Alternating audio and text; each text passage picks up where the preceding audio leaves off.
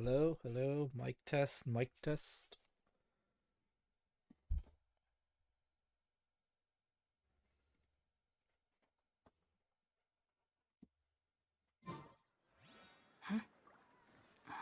Welcome to the stream. I'm Xiggi.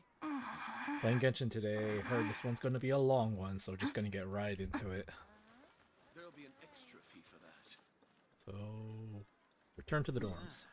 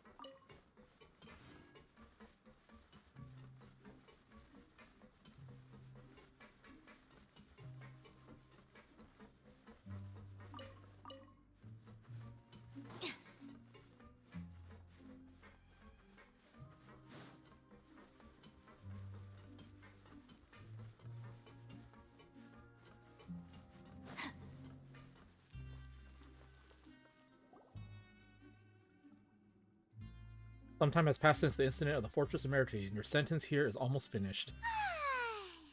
Now for a little rest after breakfast. This is the life. A little rest after breakfast? Normally you rest... Well, normally you sleep, wake up, go get breakfast, so why would you rest again after that? Wait a sec. Isn't something important supposed to happen today? Oh, today's our big day! We're supposed to leave the Fortress of Meripede! Come on, we've got to go complete the release procedures now! Our sentence is complete. Masquerade of the Guilty.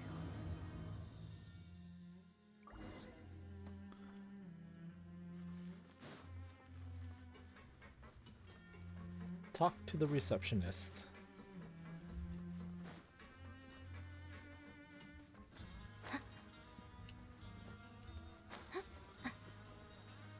This way?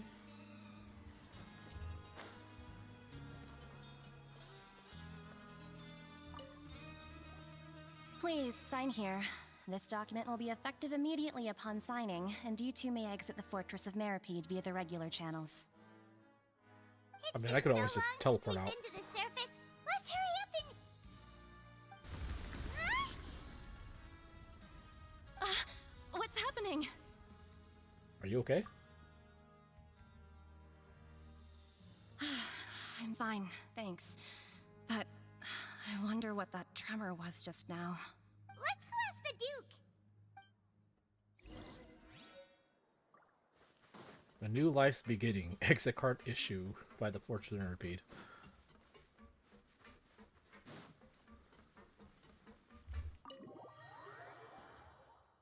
Is it bad news? Is it bad news?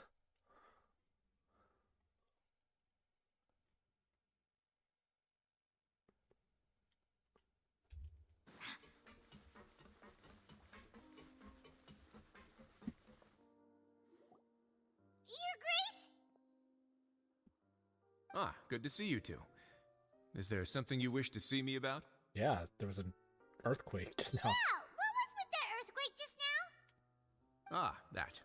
The tremor didn't originate from the seafloor. In fact, it seems it came from the surface. How do you know that? Over the years of serving as the warden here, I have developed a sense for distinguishing between what occurs on the surface and what occurs underwater. Okay. Besides, the seal that Monsieur Neuvillette set in place won't fail so easily. I mean, just because it wasn't the seal doesn't mean it wasn't something else. But So I the guess if you fortress know, is you okay? know. If you recall our last incident, if there really were a problem, there would be crowds of inmates in a panic right now. Huh, you've got a point. Okay, seems we need to get back up to the surface and ask about what happened. By the way, do you know what day it is today? I believe today is this month's pipe cleaning day. Wait, seriously? Actually, today's the day we say goodbye to the fortress. Ah, yes. Have you completed your release papers? Yep. It's you two. Are you leaving now? Yep. That's right! Today is our last day in prison! But now that Paimon says that, it doesn't feel like we were confined here. It's actually been pretty nice! A lot of people have helped us out. Oh yeah, Paimon feels fond of this place now! Then be sure to come back and visit. I'll miss you. We didn't get to know If you well you've enough. signed the release papers, then you're free to go. The guards will escort you out. You're not going to see us off? I knew you'd ask. All right, sure. Let's go. Well, you actually agreed. No worries, you must be busy. Paimon was just joking. Yeah, if you didn't want him to, you shouldn't have asked. Ah, so you do have a polite side, I see. After being down here for so long, I imagine you must feel like you're lacking companionship. Shall I come along too? No, that's all right. It's not like we'll never see. It's not like we'll never visit Don't again. worry, we'll come back to see you. Paimon really likes the cafeteria here. The chefs sure do know how to make good grub. I hope you won't be here as convicts the next time I see you. We'll do our best to stay out of trouble. Well, it seems our work in the Fortress of Mirapede is finished. That's the end of another chapter in our journey. And since Nervlev was the one who asked us to come here, we should probably go report to him now. Next up, the Palais Mermonia. You're going to see Monsieur Nervulette? Please pass on our kind regards. Will do. I'm sure just your regards will do, no? I believe it would be the polite thing to do. You're right. I've heard the Palais has been terribly busy these days. Tell him that I hope he hasn't been overwhelmed by the recent string of troubles.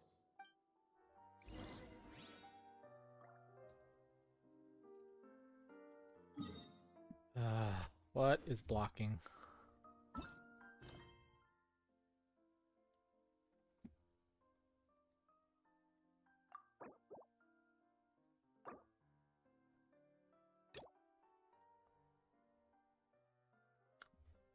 Can I just...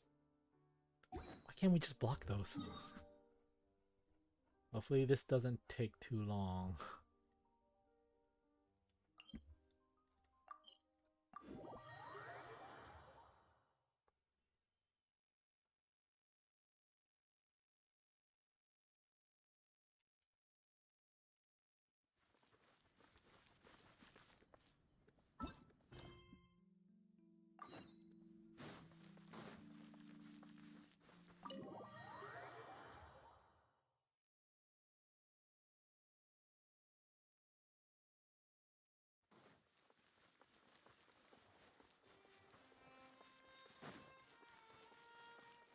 Seriously? It's not even an auto, it's just you have to talk to him.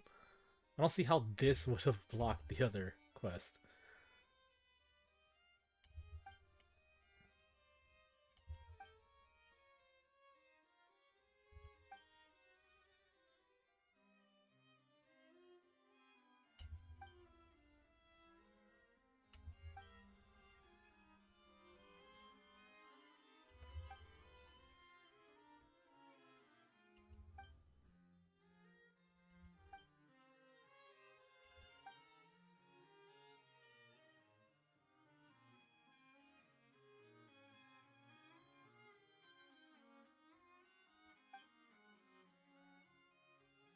Camera Club.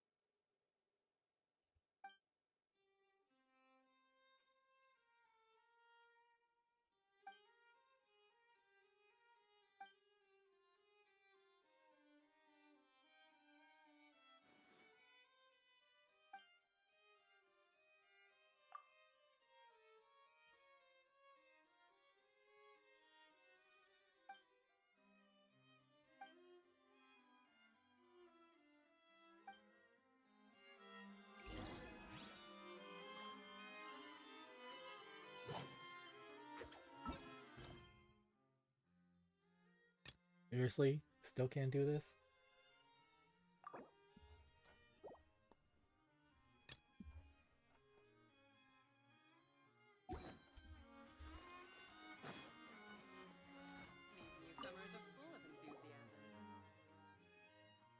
I do not understand how the Archon Quest does not have priority over this quest.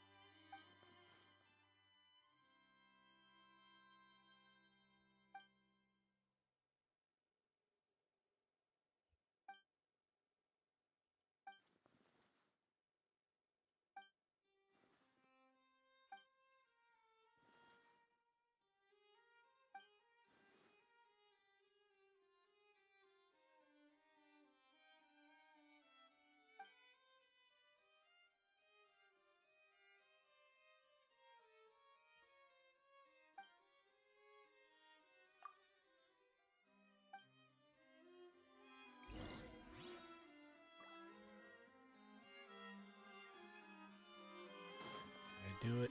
Probably not.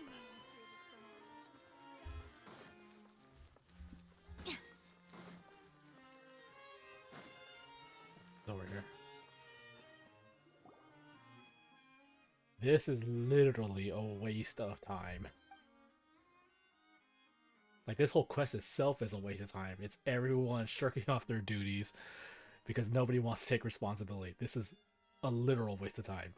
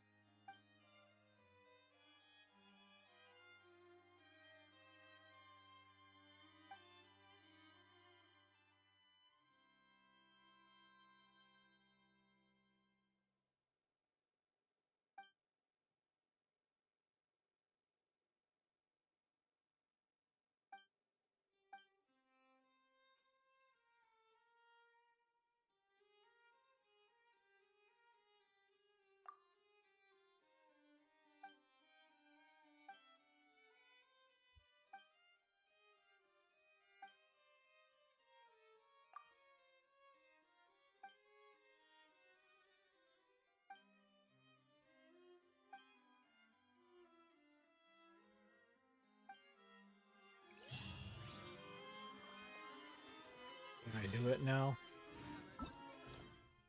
No, I still cannot. This quest.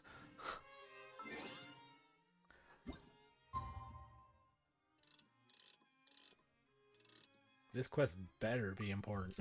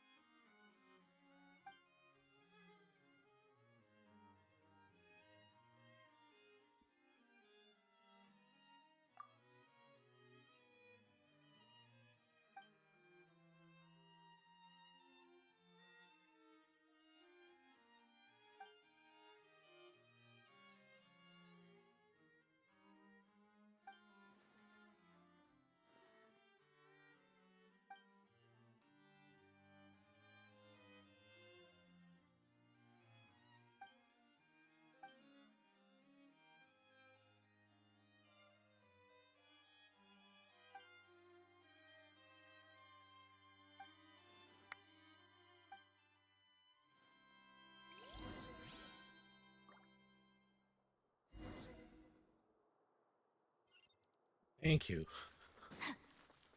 That quest is literally a waste of time. The Palais Mermonia sure is buzzing with activity today. Hoot! Oh, it's you two. Apologies. Monsieur Neuvillette did say you'd be welcome at any time. I get it, just doing your job. Excuse me.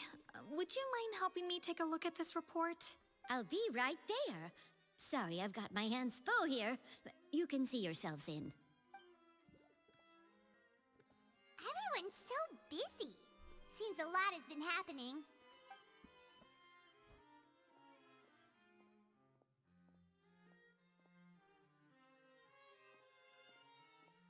Neuvillette! Hello. You've come at the right time, but you'll have to wait for just a moment, as there are some urgent matters I must tend to first. What kind of urgent matters? In the meantime, please, have a seat. If you'd like to have something to drink, let the Melusine outside know. That's all right. We just ate. Very well, then. Let's take a break over there while we wait for him to finish his work.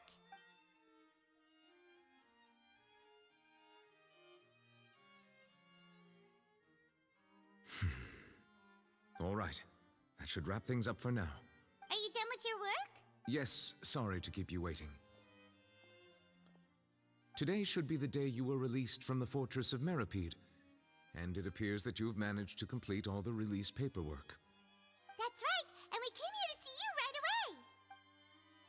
You plan to tell Nubla everything that happened since the Primordial Sea incident, as well as... A massive whale. Do you have any idea what that might be? Yeah, do you? Judging from your description, that cannot have occurred in any ordinary waters, but rather something like the Primordial Sea. A whale of that size and shape cannot usually be found in the waters of Tevat. Therefore, we can only assume that Child is presently immersed in primordial seawater. Immersed in primordial seawater? But how? Is he okay? He's not from Fontaine, so he won't dissolve. Most people wouldn't be capable of entering in the first place. I'm not completely sure how he could have gotten there myself. There's something we'd like to ask you about. Yes? What is it? What was the tremor we felt earlier? Oh, right! Paimon felt it too! We asked the Duke and he said it wasn't from underwater, so we figured you might know something about it. It turns out that I have just received a report about this particular matter. In fact, that's exactly what I was busy with a moment ago. The source of the tremor was here on the surface near Poisson. After the shaking stopped, the water levels in the Poisson area rose at an alarming rate. Ooh. The water levels rose? Oh no! What about all the people there? Fortunately, the water levels only rose for a short period of time and have already returned to normal now. However, I still have a bad feeling about the whole phenomenon. If the change in water levels is connected with the leaking primordial seawater, then the situation in Poisson may be much worse than it appears. Navia should be in Poisson, right? We need to go check on her! Yes, being a Rosula's headquarters is there. I would also like to go there as soon as possible, but I'm afraid I can't leave just yet. We must immediately formulate disaster prevention plans for the surrounding coastal areas to avoid potential catastrophes. I'll have to ask you two to go to Poisson first. I'll meet you there to check on the situation once I finish things here. Sounds like a plan. There's no time to lose! Let's get going! Please be careful. Go to Poisson.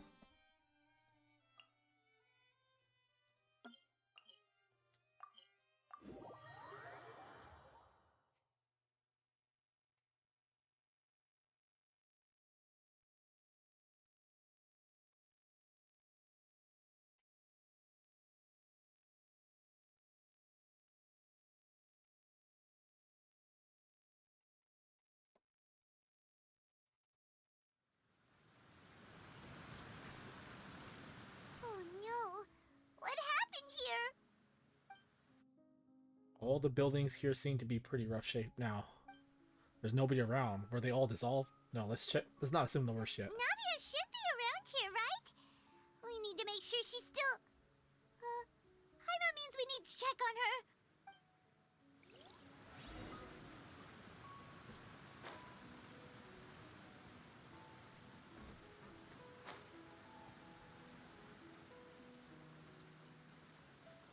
It's on the roof. Oh, that's bad. We haven't seen a single soul all the way here. Oh, this is getting scary. What will I ever do now? Look, there's Stay put! We're coming up! Watch your balance! All right!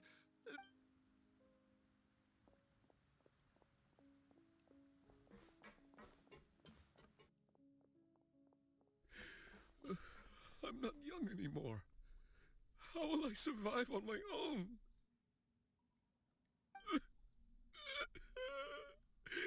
My Desiree! Oh. Oh no. He looks pretty sad. My leg! My leg! How could this have happened? It hurts! Just hang in there. Help is on the way. You can hold my... Oops.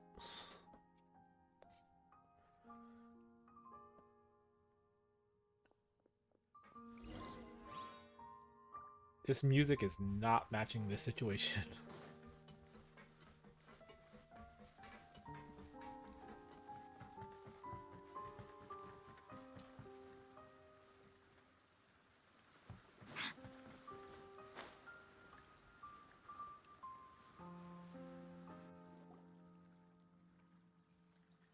Oh, it's Navia. She's over there. Hey, Navia, are you okay? Oh, she looks sad. You're here. We heard there was a situation in Poisson, so we came as quickly as we could. Yes. As you can see, the water level suddenly rose. It caused quite the disturbance, in fact. How bad was it? Demoiselle! There was a wounded resident next to a building southeast of here. We've already transported him to safety, but we've run out of medical supplies. He's wounded? How badly? He fell, so it's probably a broken leg. He's pretty shaken up. When the water level rose, he desperately climbed up to the roof. Once the water receded and he saw the ground, he became terrified and eventually... He jumped down then. Find the leader of Squad 1 and tell him to take the wounded resident to see a doctor. He should know where to go. Understood. I'll take over his search and rescue mission in the meantime. All right. You'll be in charge. I'm sorry. Where were we? The situation in Poisson? Ah, right. Allow me to explain. A little earlier, we suddenly heard a loud noise. At first, everyone thought that something might have exploded in the waterways. But before we knew it, water started pouring out from everywhere. Did the volume just get lower? The rushing water seemed a little odd, almost like the unique color of primordial seawater. Some people didn't realize the danger and thought it was just ordinary water, leaking from somewhere. Ugh.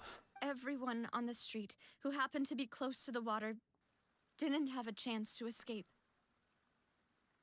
As the water levels rose, they suddenly disappeared. They were all dissolved. Oh. Oh, whoa. Those who realized what was happening started to flee in a panic, desperately trying to get to higher ground. Many were injured in the stampede, and some people fell from significant heights. The Spina di Rosula initiated rescue operations as quickly as possible, but there have been a lot of casualties. Fortunately, the water began to recede after some time, and the chaos came to an end. The water that flooded the area contained primordial seawater, so the lower levels of Poisson are still hazardous. To ensure everyone's safety, I've asked the people there to leave as soon as possible. No one knows if this could happen again. All we can do for now is try our best to help evacuate the residents. We still haven't completed the head count, but we'll have some numbers soon. How awful. And all of this just came out of nowhere. It was quite frightening indeed. I only wish that everything that just happened was a bad dream. You don't sound that lucky. Is there any way we can help, Navia? You can put us to work. Thank you for being so willing to help in a moment of crisis like this. You don't know how much it means to me. I really can't express how grateful I am. Wait, we're missing some people, aren't we? Don't say that, Navia. That's what friends are for. By the way, where are Malus and Silver? Oh no. No, don't. Demoiselle! We've got a situation here! I'll be right there. Sorry, I need to go for now. Oh no, don't tell me. And out she goes. Seems it might be a while before she can take a break. Navia walks around talking with many people and organizing various matters. Her decisions are clear and reasonable. The wounded are being tended to, and we finished a preliminary head count. More support has just arrived, so I suppose I finally have a moment to focus on my own matters. Of course, we should remain ready for anything, and continue doing our best to rescue others. I'll be sure to have everyone at the Spina di Rosula ready to render assistance. Traveler, Paimon, would you two accompany me to my father's grave for a moment? Huh? Right now? I understand. Thank you. Ooh, I'm not liking this.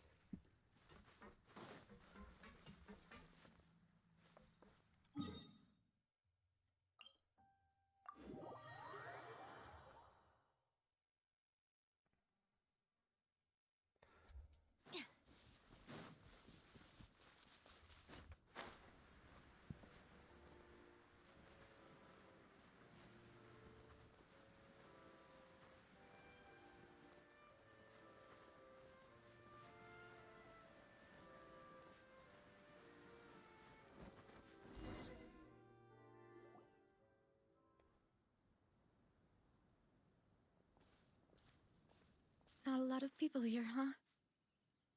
Well, given the time of day and the whole situation in Poisson, Paimon doesn't think there'd be a ton of people here visiting graves. Right. That's how things are now.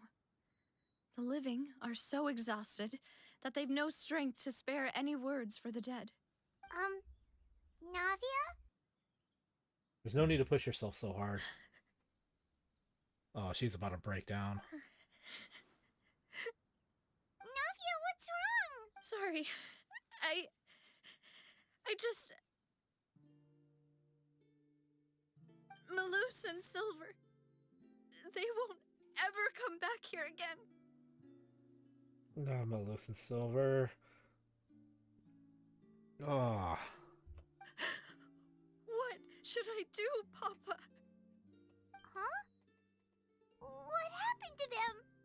I'm sorry for your loss. Everyone agreed on the rescue plan, but still, I was the one who initiated it.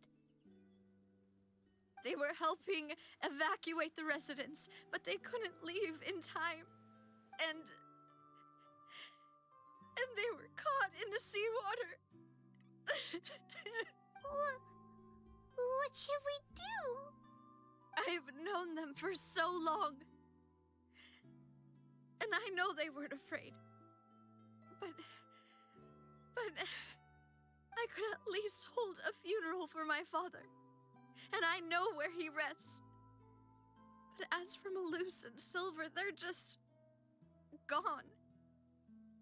I just can't.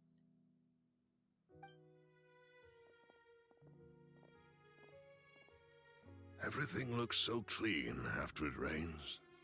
Even the gravestones.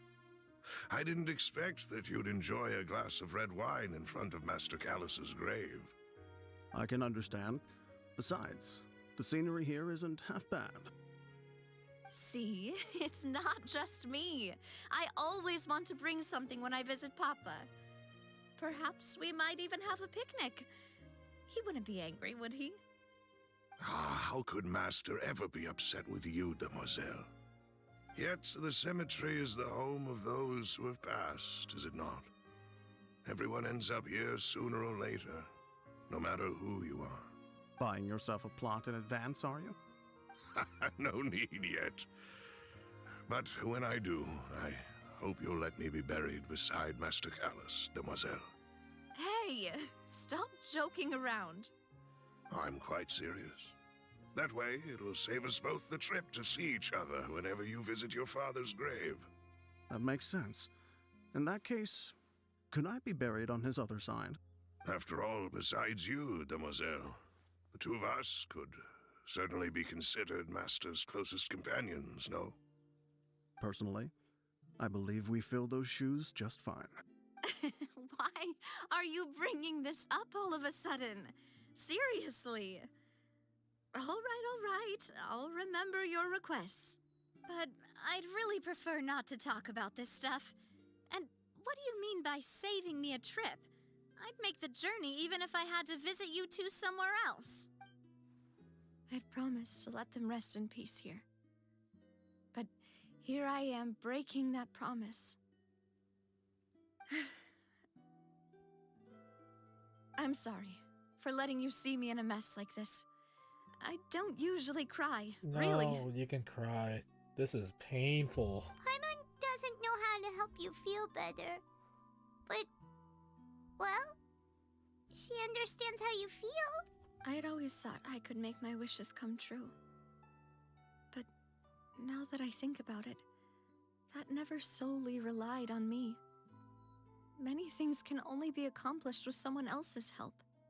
Malus and Silver have helped me so much. But by contrast, I could do nothing for them. Just keep moving on. That's what they would want. I'm so sorry. You can spend as much time as you need here, Navia. We'll stay with you. Yeah, we're here for you. Thank you. Right now, you don't know how much that means. By the way, you can have a look at this. It's a list of victims from the incident that took place here. Obena, Khan, Burnett, Giverny, Francine, Karina, Daisy Ray, Joinville, Julianne, Esson, as well as Malus and Silver. Oh, man. So, everyone else is safe. But still... It's okay. I know what you're thinking. And you're right. We lost Malus and Silver. But we were able to save more than we anticipated. The overall outcome indicates that the cost was worth it. No one's sacrifice is truly necessary. Right! Don't think that way, Navia. One person might be saved at the expense of another, sure, but that isn't something we should ever consider a trade. Malus and Silver were not the price for saving anyone. They're heroes. That's right. You're right. Thank you, Paimon. What you said just now was pretty amazing, actually. I'll remember your words. Oh, really? Seems you've become more eloquent in the time since we last met. What are you doing here? The knave? What are you doing here? Yeah, what she said. Is everything going well on your side? Wait, what? Yes, my people are carrying out the mission according to your request. All the residents of Poisson have been evacuated, and we're preparing to relocate them to higher ground. As for these supplies, we have everything taken care of. There is no need to worry. Thank you very much. Wait, do you two know each other? We just met recently. Right, Miss Navia? Usually, I would call this a coincidental encounter. But that doesn't quite fit this time. Besides, it never even crossed my mind that a Fatui Harbinger would come looking for me. Thanks to the Knave, Spina di Rosula received generous support from the Fatui, which allowed us to complete the rescue and evacuation work so quickly. Mutual aid is essential to fostering positive developments.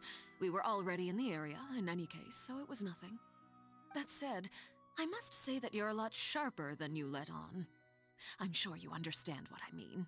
I apologize for all the ways in which I tested you previously. We've never worked with a Fatui before, and it's extremely important for us to know who we're working with. My subordinates have reported that Fatui soldiers have been observing water levels and taking head counts in various locations. I hear that they've also prepared a large amount of emergency supplies. I'm quite surprised.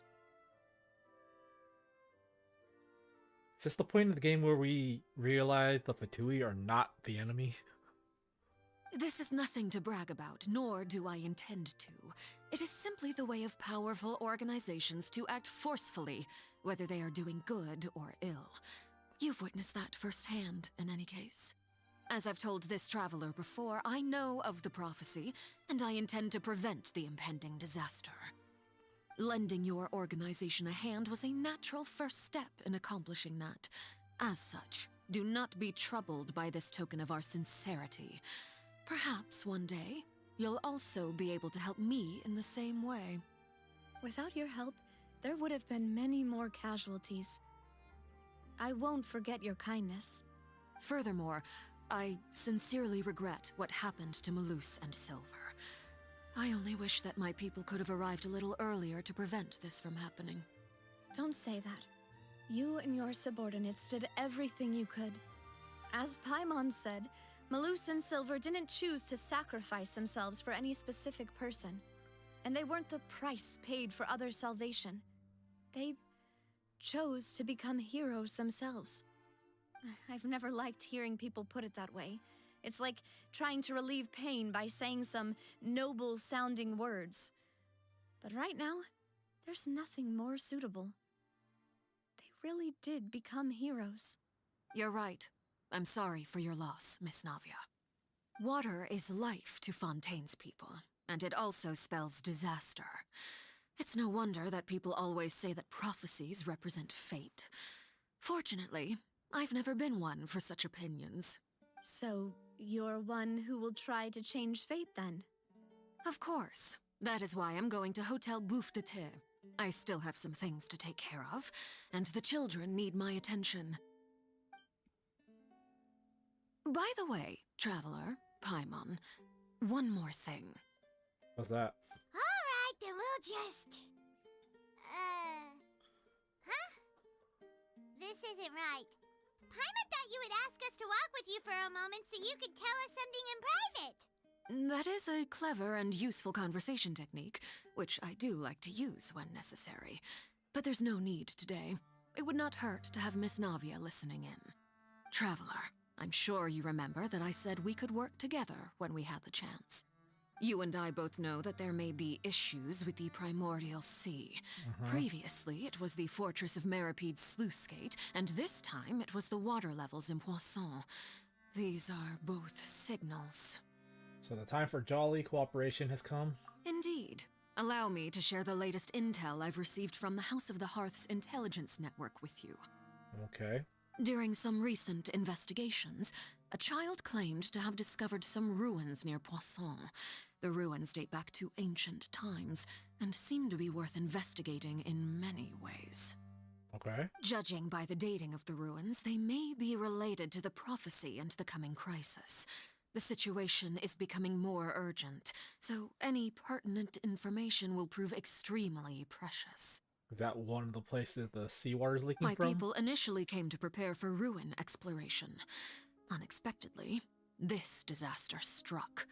And at present, we're all busy prioritizing the rescue effort. So, that's why the Fatui were already in Poisson. I wanted to take the children along, but unfortunately, Linny, Lynette, and Fremine have all been dispatched to higher ground to assist affected residents. Linny told me that outside of the house, the person they trust most is you. Which is why I want to give you this task. Are you sure this will be okay? Can you trust an outsider like me? The House of the Hearth's members see each other as family, but Linny, Lynette, and Fremine said that they also see you as such, even though you are not from the house. I'm sure you already understand how earnest they consider their friendship with you to be.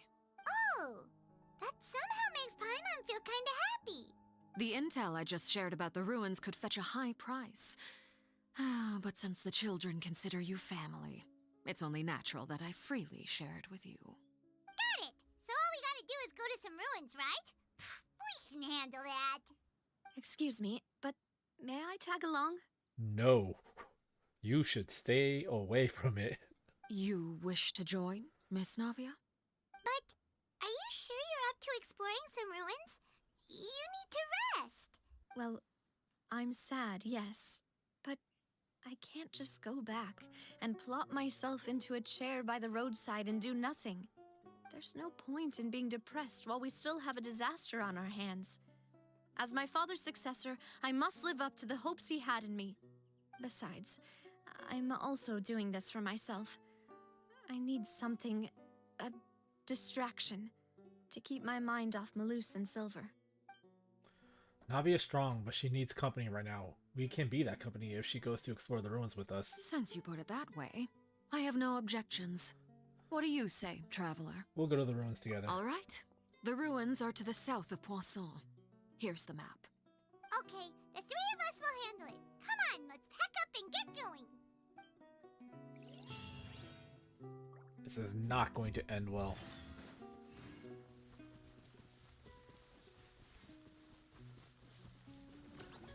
Do I have a teleport point available?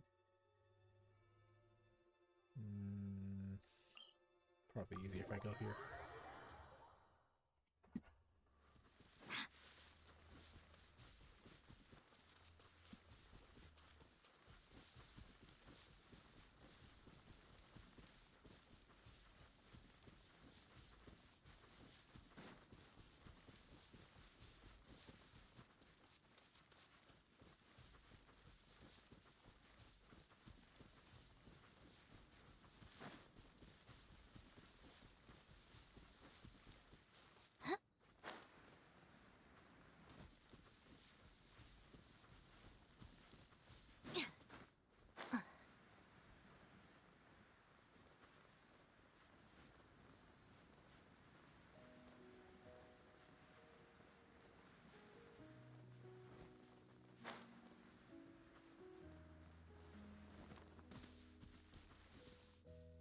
Doesn't look like I can make it to the edge. Looks like the edge is just on the other side.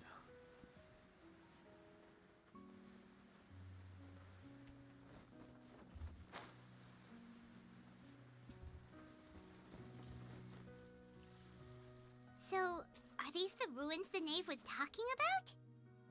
Whoa, talk about old. They seem to be pretty ancient, all right. Let's go in and have a look. Just be careful. I'm more concerned about you. If we get some water on us, we'll be fine.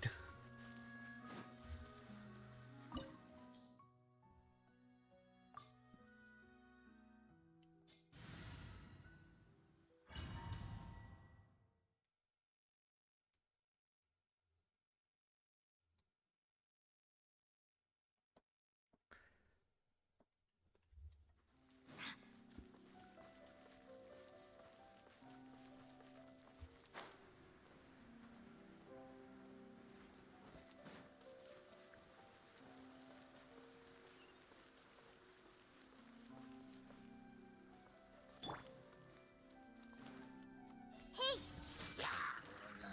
The Temple of Wisdom! Huh? Rain cutter.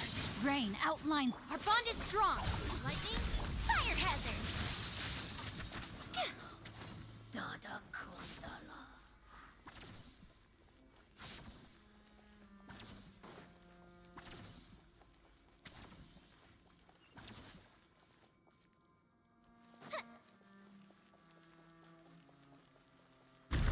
Watch it! The floor here isn't safe!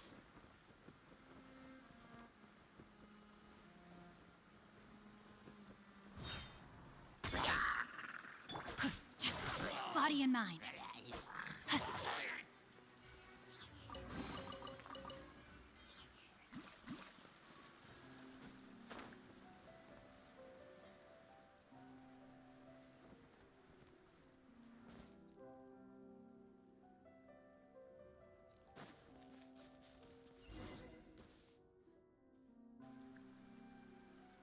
The This place has also been contaminated by primordial seawater. This was what I was worried about. You need to stay away, Navia. Yeah.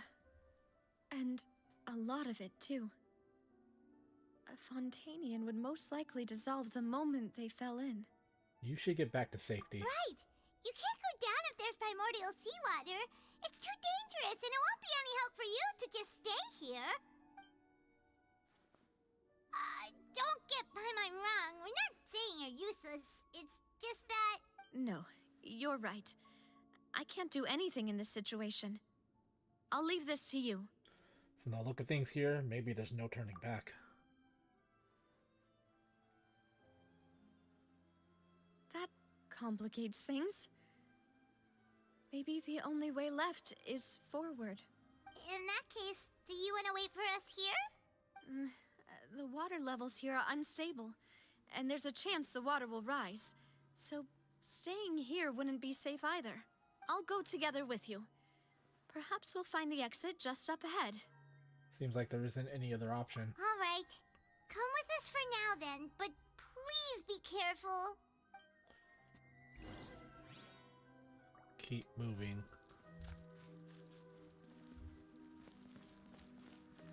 Oh no, it's a dead end! Let's try climbing over from the side. So much for a dash jump. Why is that not letting me do it? There. I don't know why it let me do the double jump there.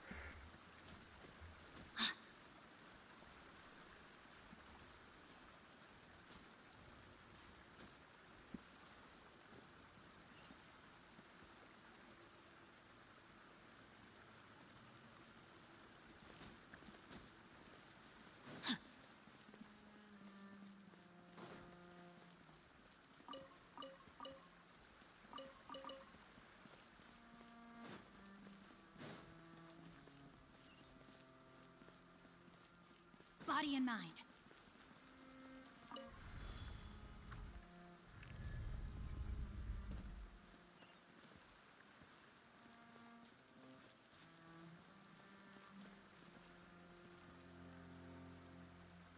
Huh.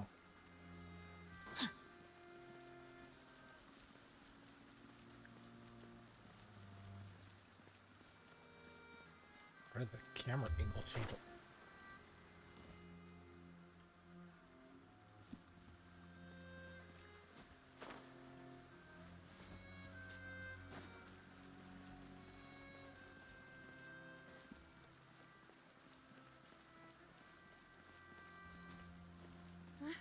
Wait, there's something wrong with this bridge. What? I made it. Fuck.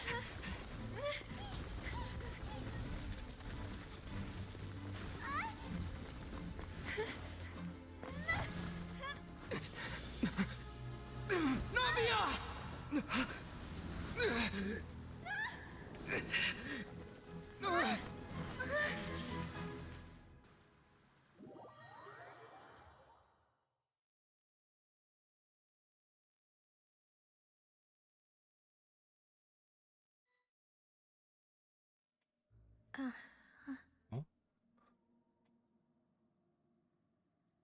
Wait. Huh? Demoiselle? Huh? Demoiselle, what are you doing here by yourself? Would you be standing here till dark if I hadn't come to get you? Maybe she just wants some time to herself, Malus. Oh, was I sleeping? Yes, it would appear so. I must be tired. That's quite possible. However, you were the one that suggested we go out for a walk. What's going on? Oh, right. I nearly forgot. It must have slipped my mind when I dozed off. I haven't had a nap today yet. Have I? This is a familiar feeling, yet something's a little strange. Is something the matter, Demoiselle? Oh, no. No, I'm fine. I was just trying to recall why we came out for a walk. Do you remember Mr. Giverny? He'd requested our help before with foreign merchants who had a debt dispute with him, and we'd resolved the matter not long ago. We were headed to see how things were going with him at the moment. Ah, right. Yes. I remember now. Oh, Miss Navia. Ah, Mr. Malus, and Mr. Silver, too. It's good to see all of you. How have you been? I've been great. Thanks to your help, those bothersome merchants finally realized that I wasn't the one they were looking for. Why, I wasn't even the guarantor for that person. They were knocking at my door day and night. Even my neighbor, Obina, was getting fed up with them. Sometimes force is required to calm someone down and get them to listen to what you have to say. That's right. Oh, by the way, Burnett, what was it that you wanted to give to Miss Navia again? So these are all people that were on the list. I assume that's why she gave us the list, so we would know the names ahead of time for this cutscene. Well, I guess this cutscene. Oh, yes. One moment, I have it right here. Miss Navia, these are some flower seeds that I prepared. Please take them. They're a very good variety, and they'll become very big and beautiful once they bloom. I don't know what we would have done without your help, so this is a little token of our appreciation. I hope you won't refuse. Oh. So did Navia fall into the water? And now she's merged with them? Because there's this water effect right here. Did you cultivate them yourself? Thank you so much. I'll certainly take them. Right there. Malus, we do still have some empty flower pots at home, And right? right there. Why, we can have as many pots as you'd like, demoiselle. Perfect. In that case, we'll swap out some of the decorative plants for some of Mrs. Burnett's flowers. Very well. Wait. Something seems to be off here. Excuse me, madam. If I'm not mistaken, your name is Burnett, correct? That's right. Is something wrong? No, it's nothing. This is the first time we've ever met, but your name seemed familiar to me. I must have heard it when I was discussing things with your husband previously. I've heard this name before. Sometime recently, I'm sure of it. And why are there so few people around here? Where did everyone go? We must mind the time, demoiselle. We still have important things to attend to today. Huh? We do? Like what? Well, now, did you forget? Miss Navia, here you are. I've been looking for you. Please, come to the Opera House. Your trial is about to begin. What? I don't think that name was on the list. My trial? Wait, why would I need to go to the Opera House? Yes, she's right, demoiselle. It's just about time now, so we should get going. Oh? All right then.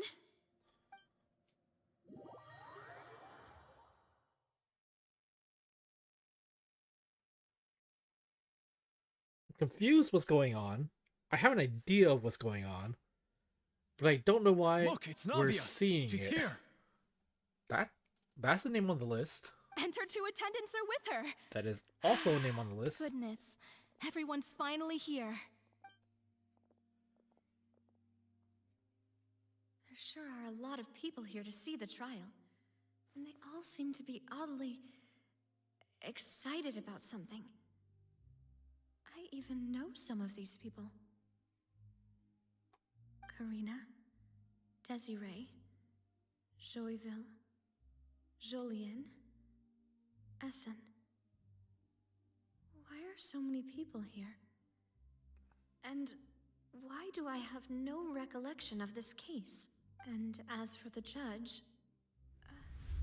huh? Where's Monsieur Neuvillette? Please sit in the defendant's seat. Don't worry, Silver and I shall accompany you. All right. But are you sure you can stand behind me? Typically, it wouldn't be allowed, but today is an exception. Hey, what kind of place do they think this is? Come on, do they have any idea what they're doing? Seriously. Enough with the whispering! Could someone please tell me where Monsieur Nervalette is? And why I'm standing trial? My dear Miss Navia, have you not yet realized what you've done? In that case, allow me to explain. As all here know, you are Master Callus's successor, the head of the Spina di Rosula, someone held in high regard by every soul in Poisson. After you took over the Spina, you treated all of us just like the late Master Callus had. If anyone in need reached out to you for help, you responded. Not only you, but your butler, your subordinates, nearly everyone in the Spina di Rosula fought for the well-being of those in Poisson. Wait a moment. Aren't you just proving that I'm a good person? Yes, correct. Absolutely right. And that is why you stand accused. You have helped so many people get through so many difficulties. You are one with us. We are inseparable. We are one big family, all of us who are from Poisson, inextricably linked. And with you being so important, we couldn't possibly do without you. Where is this going? Therefore, this fair and honorable court shall declare you guilty, and you shall stay here. You will be together with us forever. Huh? What are you saying? Everything you have said is correct. I have indeed done a lot for my hometown, and I would be willing to be with you all, but what is the purpose of having me stand here like this? What is there to discuss? Ah, well, if that's what you think, then I have no further comments. This is so weird. How wonderful, Miss Navia! Is she the only one? Well, she's not fully conscious of the situations. She's only partially conscious of the situation. I know all these people. Why are they laughing? I seem to remember now. Yes, I get it. This trial is... Wait just a moment. This isn't right! Malus? What was that, Mr. Malus? Our conclusion is very clear and unanimous. Let the court judge her now. She's guilty! Stay here, Navia! You're one of us! Demoiselle, don't admit guilt. This trial means to keep you here forever. I wish to exercise my right to defend Our Lady. Mistress Ronville, you only know of Navia's goodness, but nothing of her utterly independent mind. She was born a free and independent spirit. She has never been tied down by anything. Indeed, even the death of Master Callus couldn't stop her. Her actions cannot serve as proof that she identifies herself as part of any group. She merely acted as an individual, extending her hand to help others. Please do not mistake her actions as being otherwise. Really? As an individual, you say? Don't forget, we are all Fontainians here. This is the nation of justice, the nation of Hydro. Even if Miss Navia only voluntarily rendered her assistance, that doesn't change the fact that her beautiful soul must return to everyone. Water accepts all, blends with all. It will surely accept her kindness. Everything is measured here in the nation of Hydro, and in the end, everyone shall meld together. Thus, when a unanimous opinion emerges, that opinion represents justice. I think I'm understanding what's happening. Now I speak for everyone. Our opinion is consistent. Navia should stay. We and Navia are one. I'm confused how Silver and Malus are conscious of this, though. And no one else is. And you would call this justice? Preposterous. You are merely jealous that Demoiselle still has a chance to exist as an individual. Have you forgotten how much you all once longed to become individuals, to become independent? Do you mean to defy our justice? Creepy. If your justice is flawed, then why should we acknowledge it? As you said, we can also have our own justice. Silver and I shall defend Demoiselle. And that is how we will enforce justice. My head... It hurts. Demoiselle. Silver, it hurts. My head is spinning. All I can see is stars swirling in front of me. I remember now. Everything that seemed odd from the very beginning. Karina, Desiree, Joyville, Jolien, Essen, and Mr. Giverny and Mrs. Burnett, who we met earlier. Even Malus and Silver. I don't want to admit it, but they're all dead. Don't be afraid, and don't admit guilt. We will protect you to the very end. Absurd! Who are you to say that she cannot be judged? We are the majority, and in the nation of trials, the majority is absolute justice. We are the will of all. That is important. I'm sure of it. Don't let them escape! We shall keep Navia here with us! Mr. Malus and Mr. Silver, must you be so stubborn? What was that? How could the two of you possibly hope to stand against the collective? Do not resist. This judgment is fair and just. Navia belongs to us. Did I see that right? After all that happened, Yep, she should I not did. be left alone in Poisson. What are you saying? No more excuses! He says we're jealous. Jealous?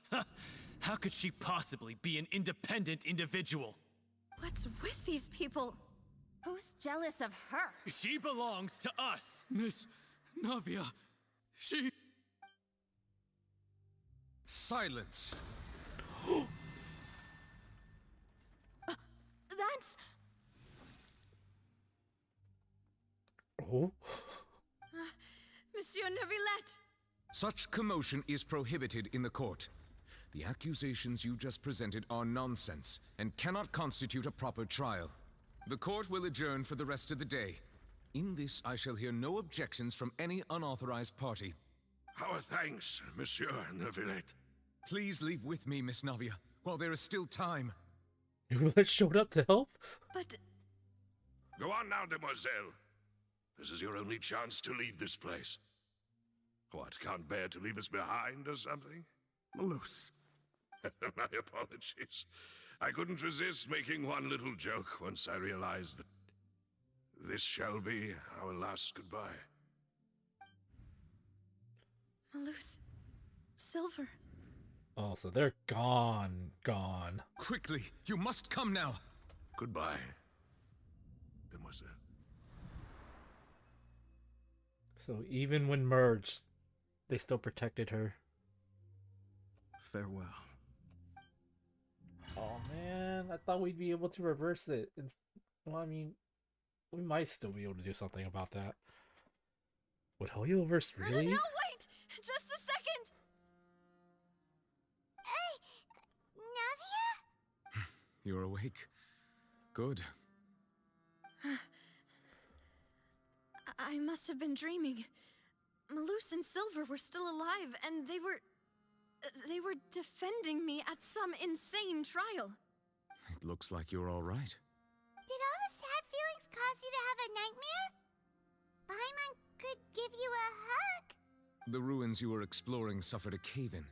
When I arrived, I found you falling toward the water.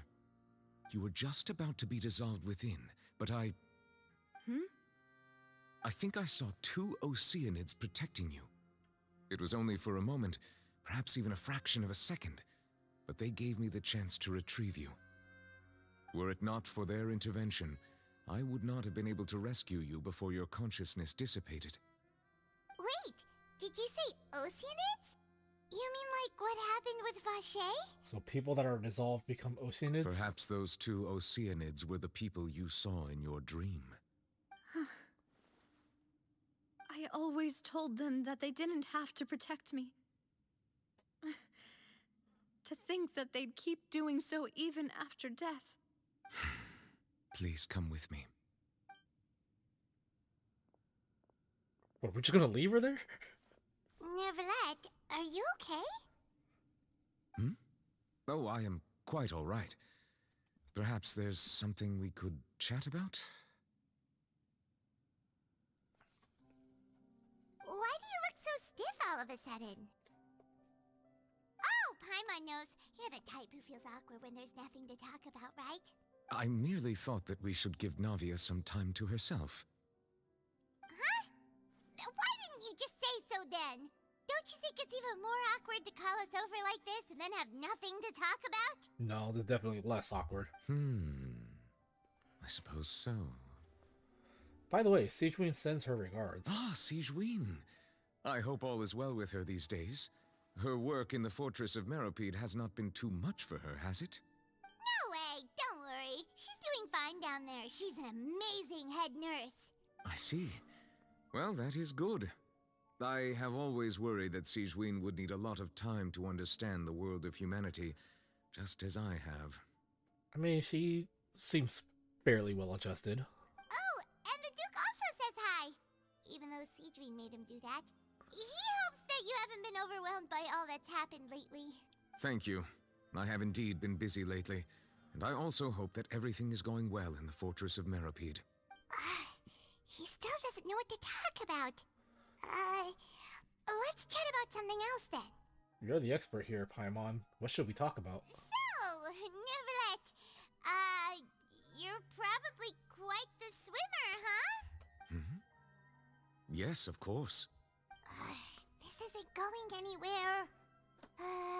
Let's try something else. How did you find these ruins? Did the knave tell you? You know, you don't have to fill the dead air. We literally could just stand here. Paimon, try being an introvert for once. Yes, in fact. I had arranged to meet you in Poisson, but when I arrived, I discovered that the Fatui were helping the residents evacuate. They had even transported a large quantity of supplies to the area. Amid my astonishment, I ran into the knave, and we had a chat. She informed me that she had asked you to investigate the ancient ruins here. Yeah, we originally planned to meet up with you, but we thought you might still be busy with all those official documents. We didn't think exploring the ruins would take very long, and who would have thought you'd wrap things up so quickly? Hope Navia can get back on her feet.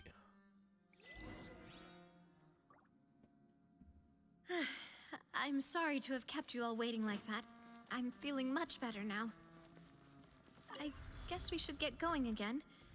Will you come with us, Monsieur Neuvillette? Yes, if you wouldn't mind my company. All right! Another one joins the party! Let's get going then! Neuvillette sounds weird right now. He sounds... I don't want to say fake, but he sounds fake. Like he's hiding something from, I'm assuming from Navia. Probably to prevent her from worrying.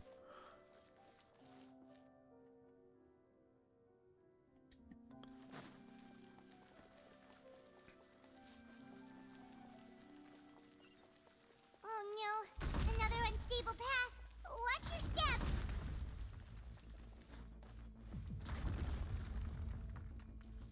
Well, it stays up long enough for you to actually do something. So what, does it reset if you fall back down? Or are you screwed if you fall back down?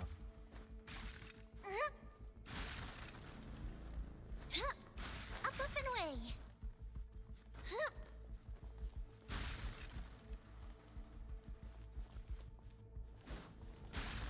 Interesting. I like this approach on dungeons where it's quote-unquote timed. There are rocks falling over here! Rain cutter, dissipate!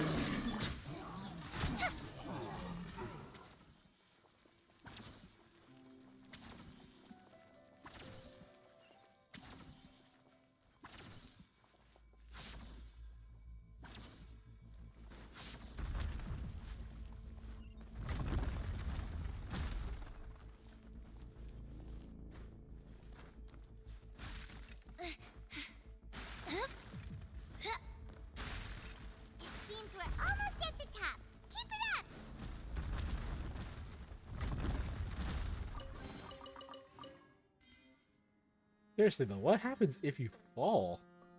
Does it reset? Does it start you back at the beginning and you reset?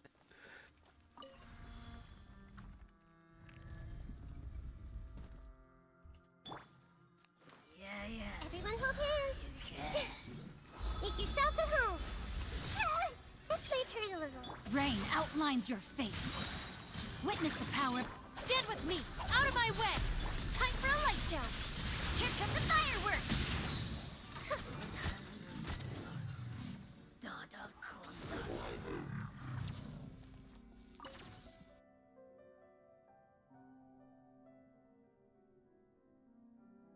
Up with this ruin?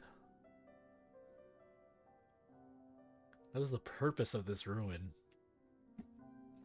And what significance is it going to have?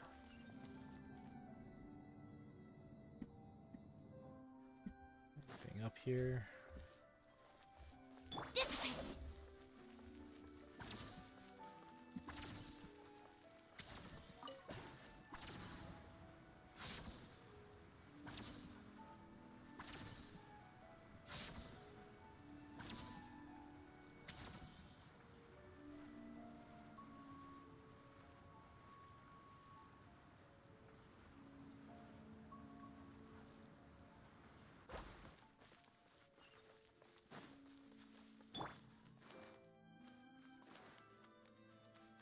Or resurrection.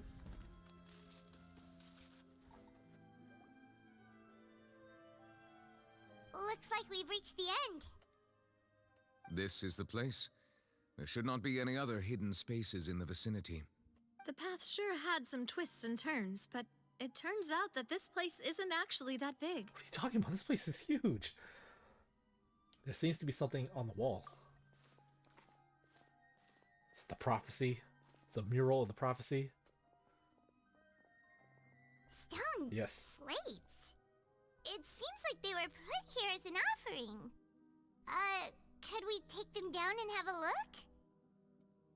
Perhaps we should just leave them be for now. There are 4 locations in total, but only 3 stone slates. The slate that should be in the first empty spot is missing. The surrounding walls also show signs of damage. There's something written below. Let Paimon see. Reason dictates that this nation be destroyed. I shall record the history of its future here in its past. Say what? Wait, is this Archon Quest going to go into the details of the cycle of Tevat? It feels like someone left these slates and these words here for a purpose. But does he mean that Fontaine should be destroyed? That would fit the circumstances dictated by the prophecy, yes. Indeed, the slate's contents correspond to it. Take the second slate, for example. There's a person kneeling here. She seems so dedicated. And there's a whole bunch of other people behind her doing the same. She's facing this... what is this? Some kind of island in the sky? Is that Celestia? And is that Lady Furina in the third image? Did the Hydro Archon fall into the water?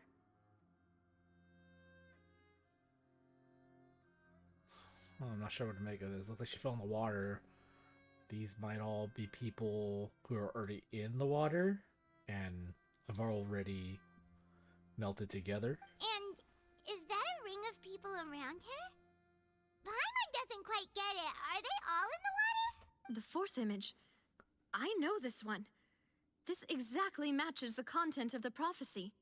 The people will all be dissolved into the waters, and only the Hydro Archon will remain, weeping on her throne. Yes, they do seem to match.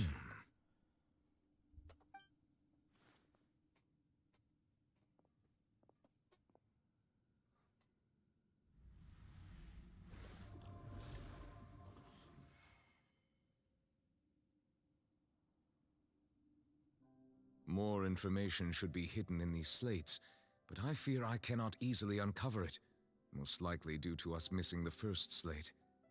I am very sorry. Don't blame yourself, Monsieur Neuvillette. Deciphering ancient stone slates isn't one of your duties. Ooh, Paimon's just getting the chills just looking at these slates. This says that it's the history of the future, right? That means the prophecy's sure to come true. I really hope it doesn't mean that. Still, Paimon feels like these images are kind of weird when you look at them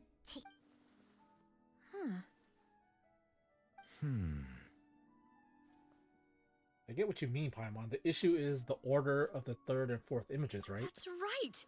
If the images are in chronological order, shouldn't the fourth, the waters drowning Fontaine, come before the third, where the Hydro Archon herself falls into the water? And yet the order is reversed here.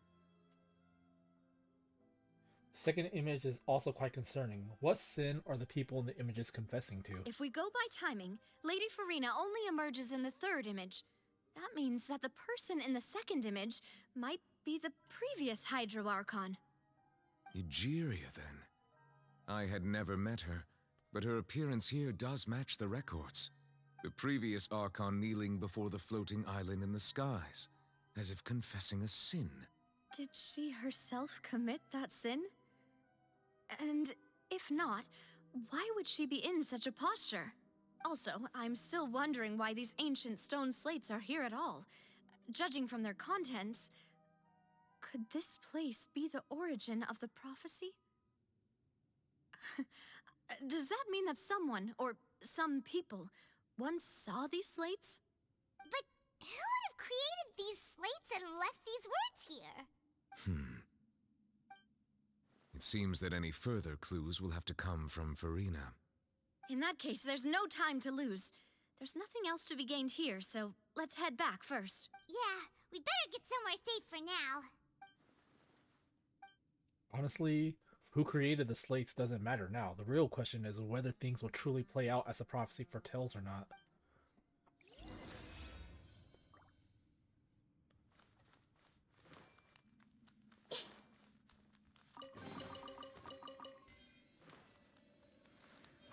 Leave domain.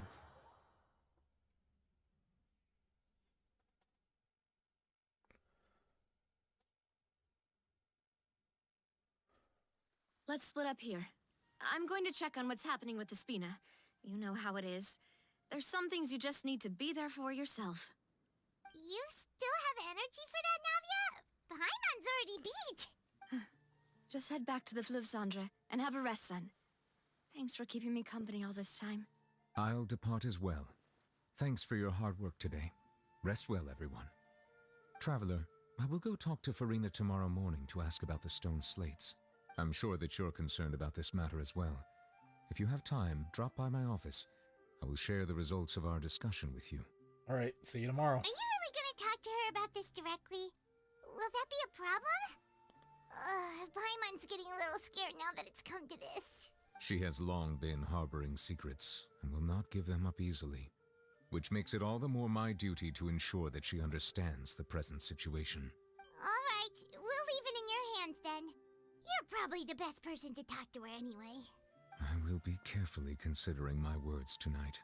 Traveler, Paimon, our safe house at the Fluvsandra is always open to you as ever, so please don't think you're an imposition. Alright, I'll be on my way then.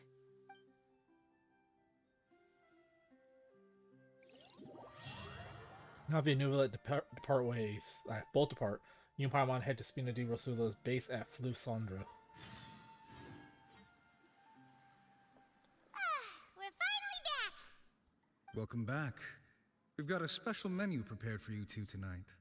Yay! And there's good food too! Navia, no, the boss is the best. You did great as well, Paimon. Ooh, desserts! Nice, these are all Paimon's! Paimon's already starting to forget what happened today. Is that? It is. Oh, that voice. Is that who I think it is? Huh? It's you two. What are you doing in Fontaine? What are you doing in Fontaine?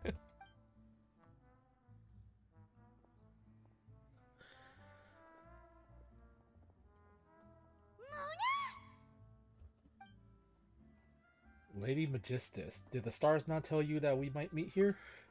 Seriously, nobody just uses a scry glass whenever they've got time to just see who they'll meet on the road. Maybe they should. Still, we didn't expect to see you here. Wait, you're not a Fontainian, are you, Mona? Well, I have some business to attend to here, so I booked a hotel in the city. I was just out for a stroll when I bumped into you. Quite unexpectedly, if I might add. That didn't answer the question. Are you Fontainian? Why did you think I was from Fontaine, though? Is that because Magistus doesn't sound much like a Mondstadter surname? Yeah, let's go with that. Well, I used to have my own surname, which was, well, some other thing. Either way, the old hag told me when she took me as her disciple that the first step to being a great astrologist's pupil was to change that name. There was nothing for it, really. She really is amazing at astrology, so I changed my name to what it is now according to her wishes. To my surprise, however, Magistus is not the name of some ancient house or clan. It isn't? Nope. Although it is used by us in place of surnames, it generally just means great. Wow! Imagine including a boast in your name. Wait, are you gonna have to put that into your genealogy as well? I reckon so. In any case, I'd give my disciple a name like this as well, if I were to take one. May I ask what your master's name is? Wait, are we really getting this right now? Astromancer Barbeloth Trismegistus. Astromancer Barbeloth. So not Barbelleth. Well, that's just pronunciation. Barbeloth Trismegistus. Huh. Just casually dropping this, by the way. Oh, that's a long one. Does it also mean great or something? My name means Mona the Great Astrologist. As for the old hag, hers is, in plain speech, the thrice as great Scholar of the Stars. Just take it as a title specific to astrologists. Thrice as great? That's so petty. I know, right? That's just how she is. She used to call herself Magistus, actually, but when she took me in, she changed her name to Trismegistus. Talk about excessive. Magistus is thus the calling card of our school, so to speak, which makes it about the same as a surname. It's all right if you don't get it. You can look into it further should you need to study astrology more deeply. How about triple strength traveler or triple appetite paimon? That sounds terrible! But anyway, you're not Fontainian, are you, Mona? You're from Mondstadt, right? Well, I was born in Mondstadt, yes. My parents migrated to Dorman Port, and I traveled with the old hag for a while, after which I settled down in Mondstadt City. That doesn't answer the question! Oh, that's a good thing then. At least we know you won't be dissolved by Fontaine's waters.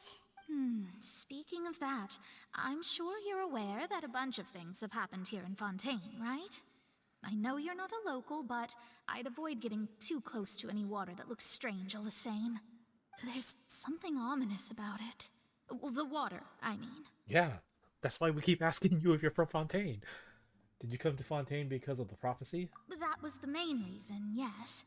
Just a while back, the Steambird invited me to take part in a panel and speak about the circulation of the prophecy as an astrologist.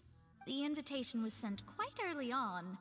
I don't think anyone expected Fontaine to be in this much trouble. What do you make of that prophecy, Mona?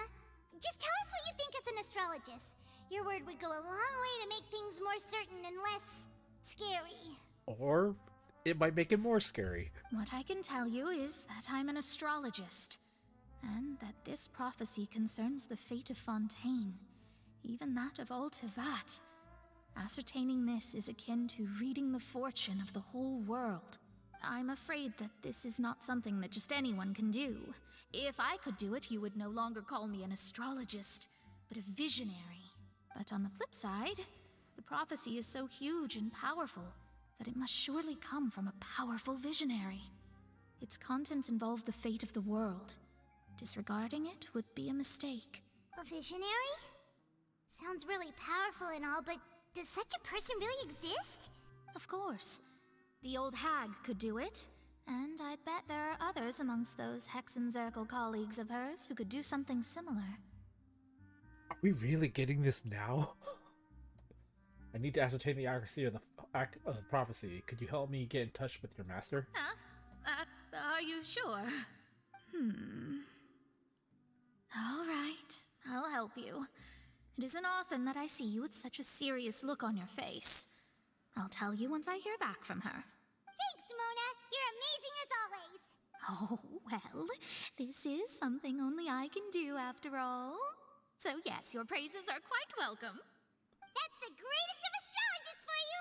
Of all the people we know, you know the stars the best!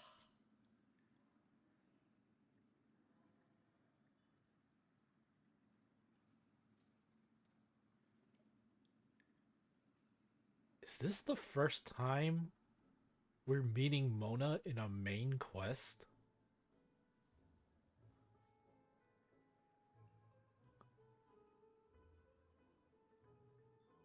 Is this the first time we're meeting Mona in a main quest?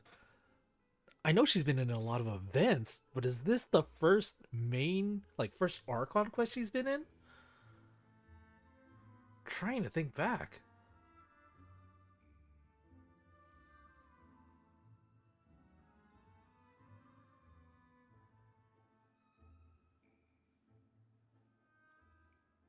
I wonder if you started a new account. You know what? I did start a new account. Well, I did start a new account. I'm playing an alternate account.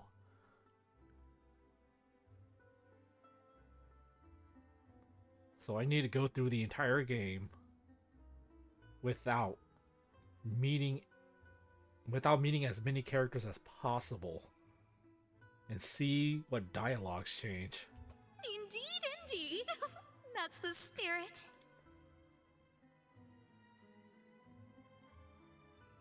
So if I never did any events and I never...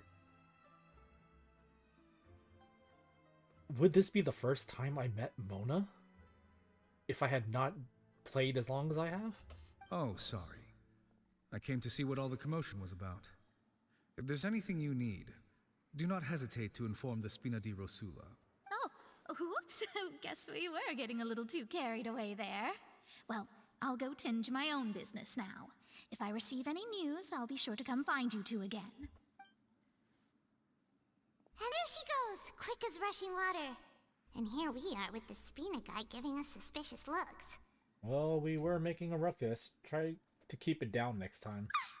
If Paimon hadn't spoken for you, it'd be you getting all the weird looks. Huh. The things Paimon does for you. Alright, thanks. That's more like it. After the conversation, you decide to get a good night's sleep to replenish your energy. Good morning. To be honest, Paimon's still feeling kind of sleepy. But it's time to get up, traveler. We agreed to go see Neuvillette, so let's pack it up and get going.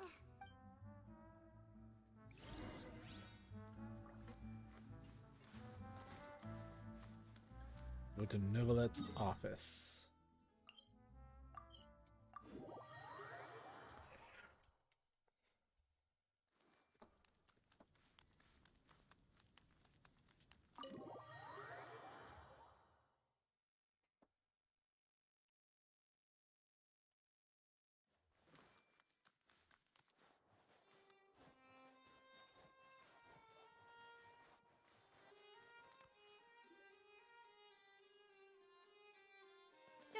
You're here! Finally! What happened? Why are you so concerned? Is something wrong? Monsieur Neuvillette and Lady Furina, they seem to have gotten into a dispute. Please go see for yourself. Fighting? Oh, that's not good. Like I said, I've already explained everything. And yet the problem has not been properly solved. There is little space for excuses between us. It is not my intention to offend you, but please, tell me where you stand. You are the Hydro Archon Focalor, are you not? Look at this. This is a list of the victims from the recent Poisson incident.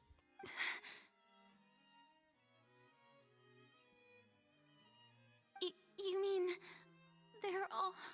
We did not arrive in time to avert this disaster, and I will not have it happen again. I will say this once more. You must tell me everything you know. Yesterday, I found 3 stone slates in some ancient ruins near Poisson. Do you know anything about those? Seriously? You're questioning me like this is a court case now. I don't know anything about that. But you found them in some ancient ruins, you say? That's correct, which is why I came to ask you some questions. There should have been 4 slates, but one of them was missing. The other 3 feature different images that seem to correlate to the prophecy. The prophecy? The second of these slates depicts the previous Hydro Archon Egeria kneeling before a floating island in the sky, as if confessing something. Do you know nothing of this either? I don't. I've never seen such slates. I'll ask you again. Do you really have no information regarding the previous Archon? Oh, he is... Ugh. My deciphering of the slates indicates that the Hydro Archon Egeria once had to confess to, or apologize for, a certain sin. If anyone would know about it, it should be you. All gods don't have the same secrets, you know. She was herself and I'm me. Is it really so strange that I know nothing? That's gonna be important right there. She was herself and I'm me. I understand your concerns, but I'm sorry. I just don't have anything to tell you. Forgive me for saying this now, Lady Furina, but I have long known of your various secret investigations into certain matters. There are several indications that you have been investigating the prophecy on the sly. This is not strange in itself, considering that you are the Hydro Archon. But it is strange that you should also claim to not know any of Egeria's secrets, as well as do nothing following your inquiries. You have never been as superficial as you have presented yourself to be, nor are you a fool. And yet, your behavior is very inconsistent.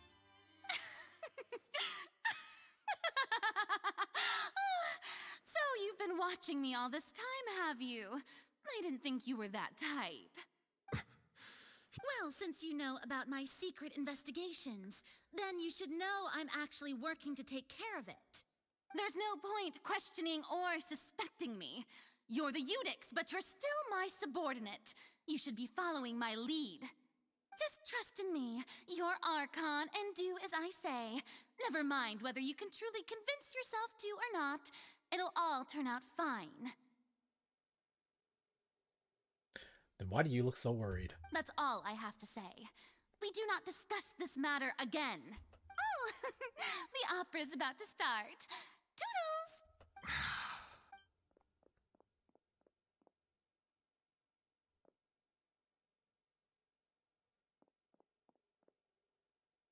Did Furina not notice us standing by the door?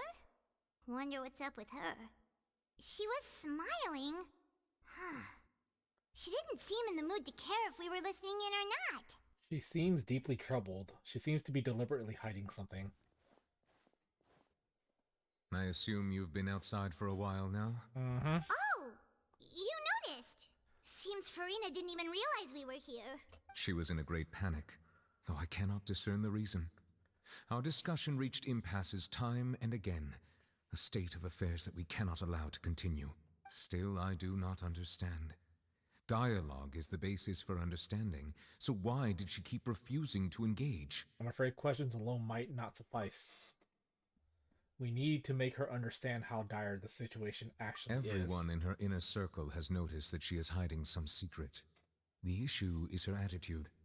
I fear that she will not reveal anything unless absolutely forced to. She has an inner circle? That's more than you? We may have to create a situation in which she will have no choice but to speak. Oh? Like what? Normally, people will only reveal the truth when standing trial. Perhaps we must have the Hydro Archon experience just such a scenario. But Furina's seen so many trials, and she's really good at dodging questions. How do we make sure that she won't just slip away at the first chance she gets? We will need to consider this thoroughly, join forces with various parties, and then do what we can. Are we going to go to Arlecchino and have her accuse Furina so that she'll stand trial? Is that what's going to is that what's about to happen? If at all possible, I would prefer to recuse myself from this affair, but we must prevent the prophecy from coming to pass. This may be cruel to her, but all Fontaine is in crisis. The information a god possesses is too precious, and so we must take a chance on this. In that case, we will need help. But who will lend us their aid to do such a thing? I think I know who to call. A few days later, on a boat somewhere in quiet Poisson.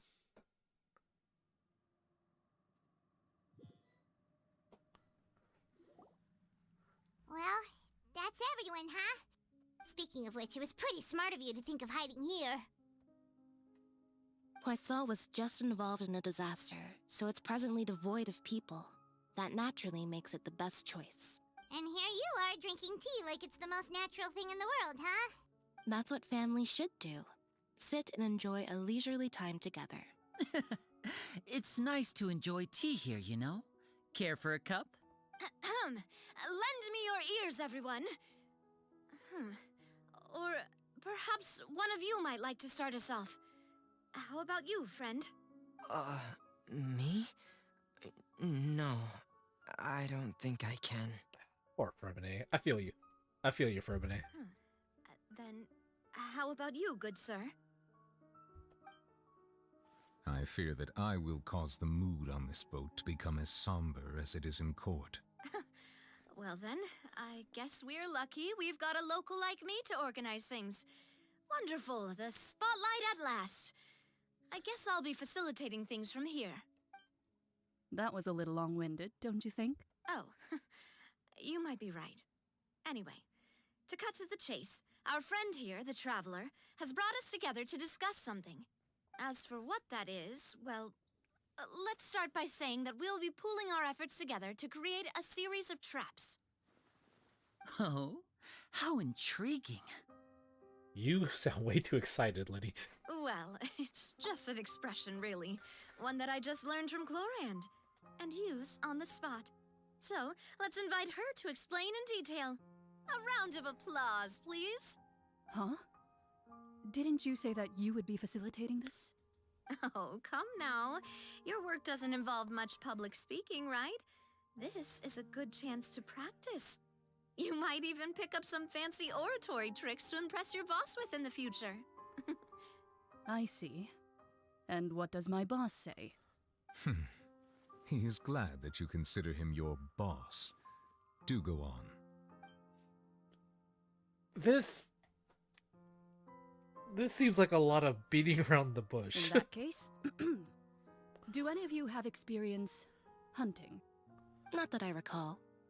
Fremine and I once used a wooden stick in a basket to catch wild rabbits when we were younger. As for Lynette, right. You were sick that day, weren't you? I've also gone diving to catch some fish before. Does that count? I'm afraid not. You may or may not have heard, but Fontaine once played host to a group known as the Marechaussee Hunters. Though that was their name, they did not hunt animals, but rather various monsters left behind by the ancient dynasty of King Remus. Really? The Marechaussee Hunters? I'm guessing they're not around anymore? Today, Fontaine's monster population has already thinned greatly, so the hunters have blended back into society, taking up arms in other lines of work. They even left a unique methodology of hunting in their wake. A trap comprises of the following components: bait, a trigger, and a containment device. Sometimes a lethal implement will also be necessary to deal with the prey.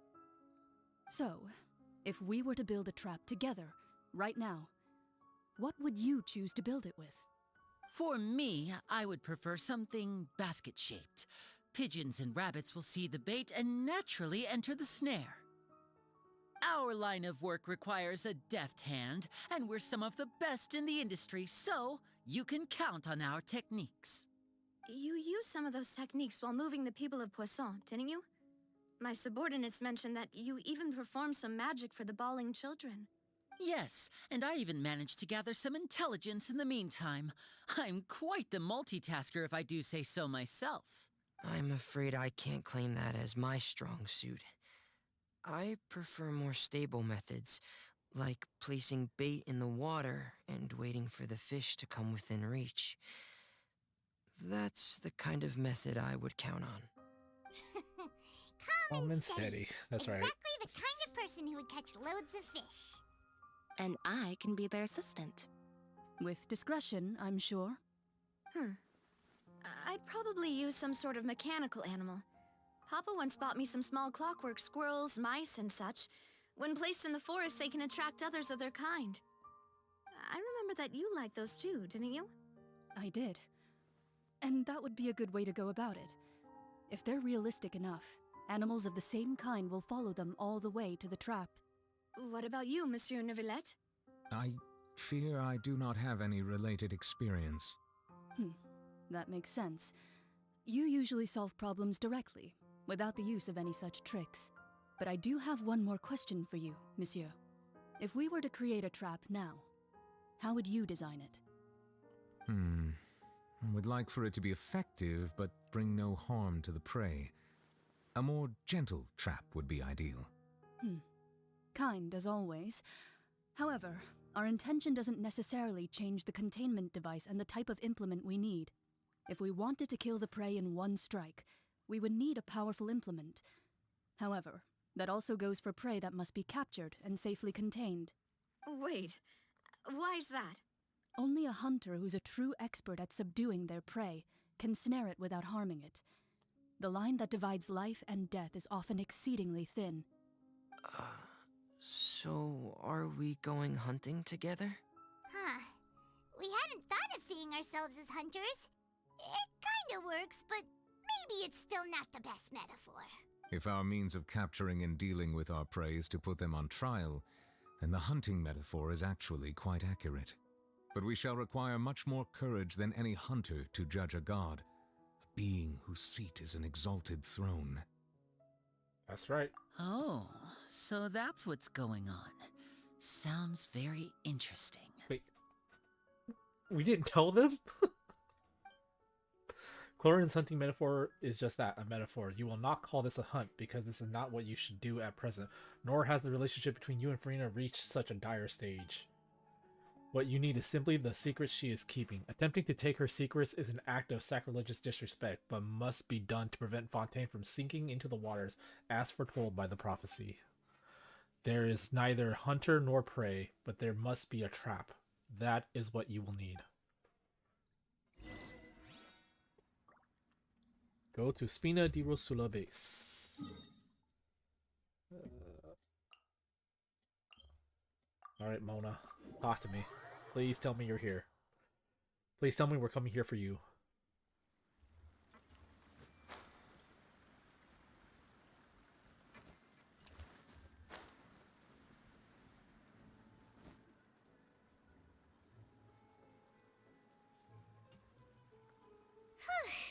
It's been a tough few days, hasn't it? So much has been happening. Those meetings sure did make me hungry. Paimon didn't think the meetings would go on for so long, but everyone seemed pretty fired up, huh? Paimon thought they'd be at least a little frightened. Well, Fremine was, now that Paimon thinks about it, but everyone else just looked a little surprised. Fremine was frightened for a completely different reason. Do you feel more confident after the meetings? Well, it's hard to say. Paimon doesn't have any experience with this sort of thing. But with you around, Paimon sure will do great. After all, you're the most reliable person in the world, aren't you? Huh? Something wrong? Did you just pour some tea? Paimon didn't notice you doing that at all. No, I didn't. Then what's that?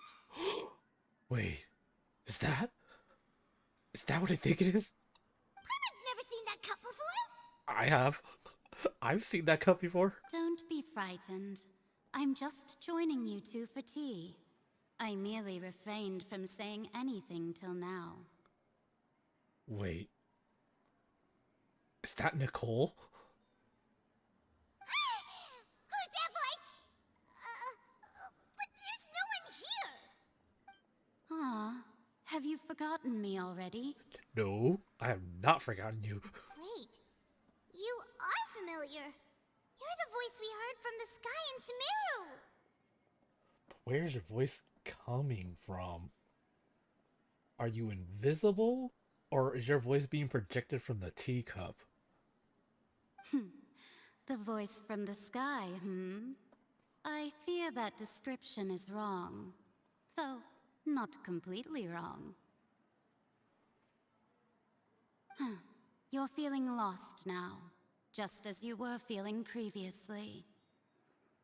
I sensed that confusion and thus came to you. Guiding people is an irresistible hobby of mine, after all. Who are you, and what do you want with us? Consider me a passerby, just accepting a commission from my friend's disciple on a whim. So it was Mona. Mona got her. Friend's disciple. So this is one of the friends of Mona's master, the enigmatic N of the Hexen Circle. Allow me to ask you, will Fontaine's prophecy come true? The prophecy.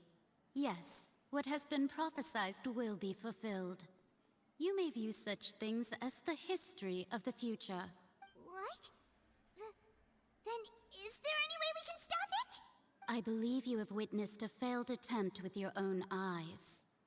Can everything in Teyvat so easily be changed? There it is again, fate. Can there really be no exceptions? Ah, so you've caught on.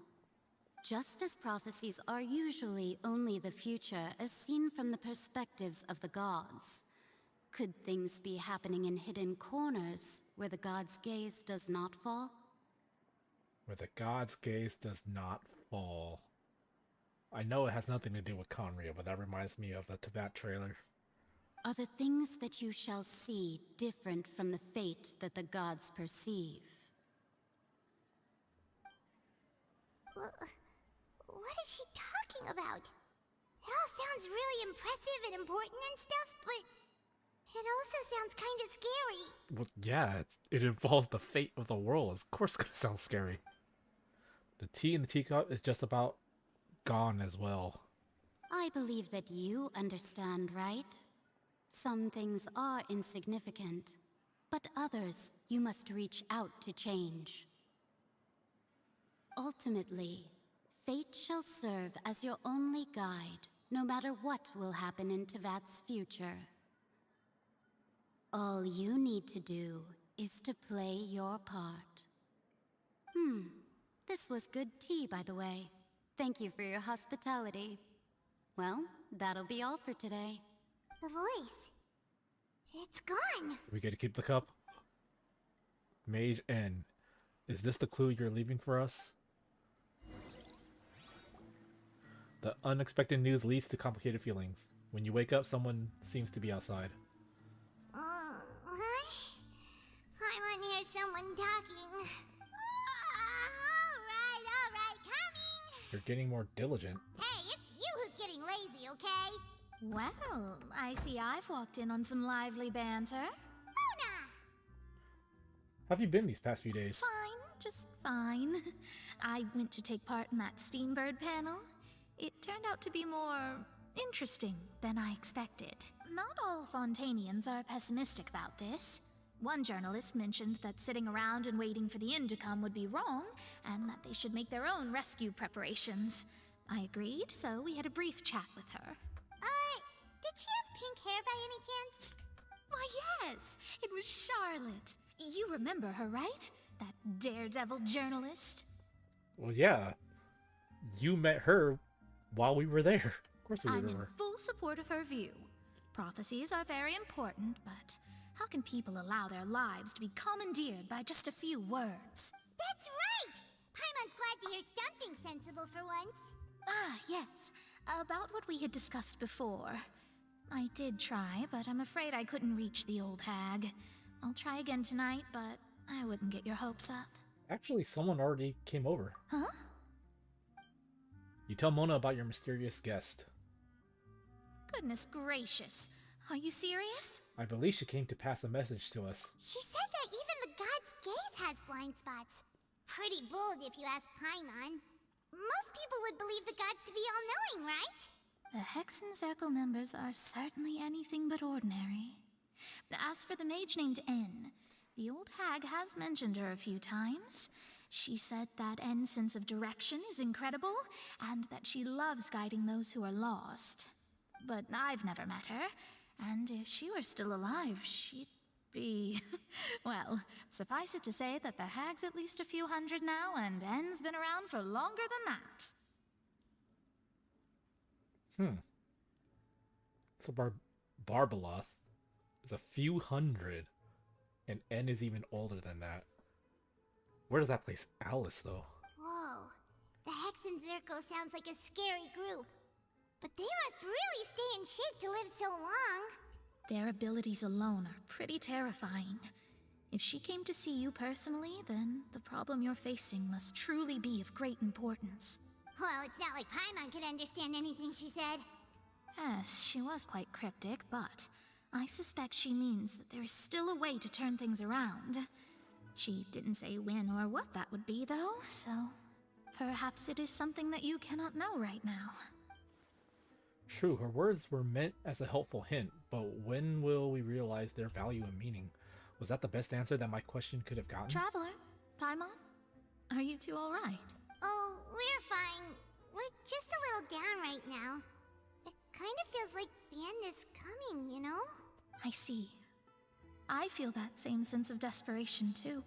I guess you could consider me someone who has often witnessed fate. So far as I have seen, it cannot be swayed. But even so, I still hope for, and believe in, miracles. Astrology is eternal and rational, but fate may not be. It is cruel, but it can also be beautiful. Perhaps that's what En was trying to tell you. Not to lose heart, and to believe that what you are seeing playing out before you is not yet set in stone. I did originally think of steering clear of all this, but I couldn't. Even if this is all futile, I still wish to help everyone. If we don't struggle to the last, then how can we face the end when it comes? Huh.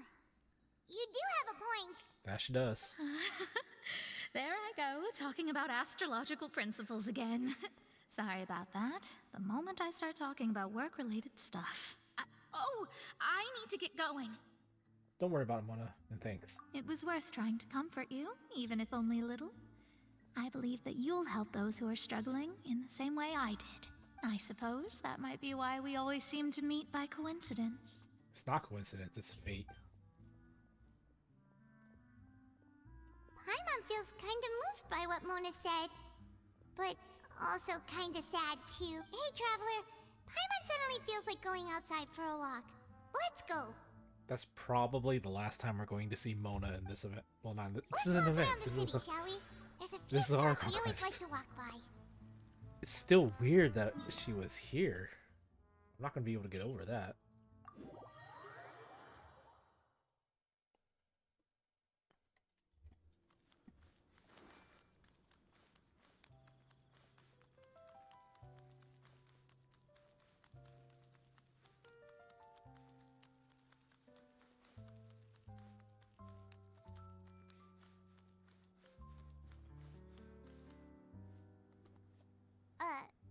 Huh? Our names are written in this newspaper. What's going on? Maybe we're famous? Let Paimon see! The underwater stronghold, the Fortress of Meripede, has continued in its noble autonomy, but that does not mean that others cannot interact with it. My recent attempts to enter the fortress bore little fruit. Huh. Guess Charlotte still hasn't given up on that. Thus, did an Outlander friend become the focus of this report? A blonde adventurer with their white fairy legends trailing in their wake. It is said that this mysterious traveler once visited the underwater fortress. So while the fortress's interior remains a mystery behind closed doors, do not fear, for the tales of the traveler contain surprises in spades. Journalist Charlotte's biggest scoop yet, the Traveler's Trail, World Walker. Huh. Charlotte took so many awesome photos of us and we never even noticed her. She hasn't been able to get a hold of anything at the fortress, so since we're easier to find, she's using us as the subject matter instead? That sure seems to be the case. Seriously? Well, fine. Those headlines and photos do look cool, so Paimon will forgive her this time. Continue moving forward.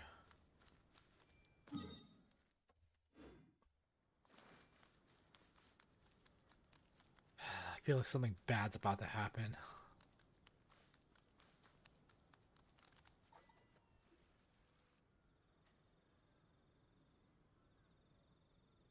We're here!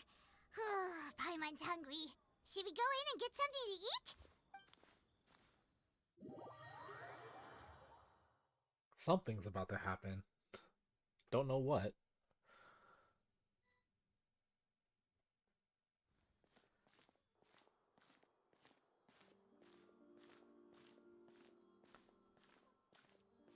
Hey, quick! Look! That's the limited edition only 16 slices a day cake! It hasn't already sold out for the It day? was so delicious the last time we tried it! Despite the tense situation we were in, let's give it another go. Paimon's sure it'll be great! Can't let anyone get ahead of us. One slice of cake, please. Someone showed up after all! Oh, wait, you're the one from the Palais Mermonia. Oh, are you here to buy cake too? It seems Monsieur Nervalette was right. You really can eat. Wait, did he really say something like that? That's right. Even he has his own preferences when it comes to food. As for me, I love the cake and coffee here. Do you come here often? Usually every day. Every day? It's part of my daily schedule, apart from work. I shall have my cake and coffee. Then what if someone told you one day that this place would be closing soon, and you wouldn't get to eat cake here anymore? What would you think? But why would it close? Well, Paimon doesn't know either, but maybe the waters will rise tomorrow. You know, like in the prophecy. Oh, the prophecy. To be honest, I haven't paid much attention to that. No, still, even if there'd be no more cake tomorrow, that wouldn't keep me from having some today. That's a way to look at it. No, it's the same for eating in general. You might not be able to eat tomorrow, but if you can do so today, then you should carry on. That's what people call living, you know. Huh. Don't be sad. Excuse me, could I have 2 more slices of cake to go? These 2 slices are for you. Sijuin said that this kind of expression you're making is what humans call being sad. Oh, you know Sijuin? I sure do. She was born before me, and she sometimes comes to the surface to teach us things about humans. She said that humans are creatures that are saddened easily, yes, and you can only lift their spirits by feeding them delicious food. So please try the cakes here. That's an interesting take. I've got something else to do, so I'll be going now. You two try to stay in a good mood after eating, all right? Bye. Something about her is a little annoying, but, you know, she's sweet nonetheless.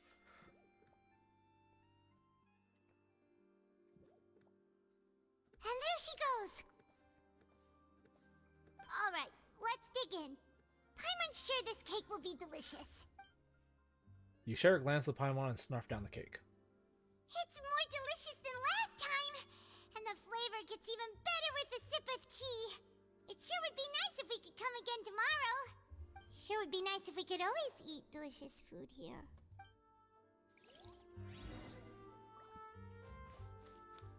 Leave Hotel de Boer.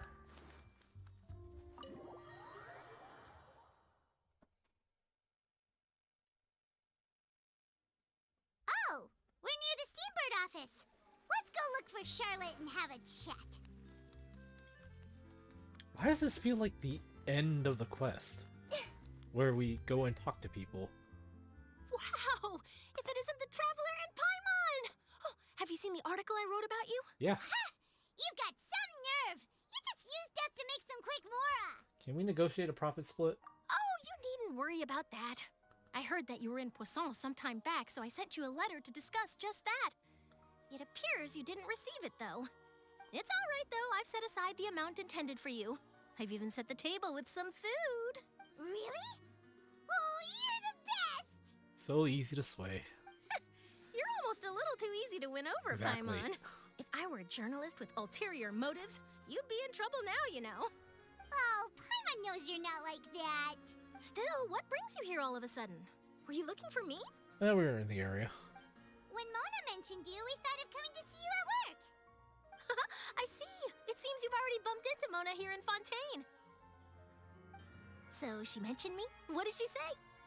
She said that you're a real daredevil of a journalist. Nice. In which case, can this daredevil journalist dare to request an exclusive interview with the legendary traveler and Paimon? I mean, we're here. Huh? So your article in the paper today doesn't count? Oh, of course it doesn't. That was more like live photography.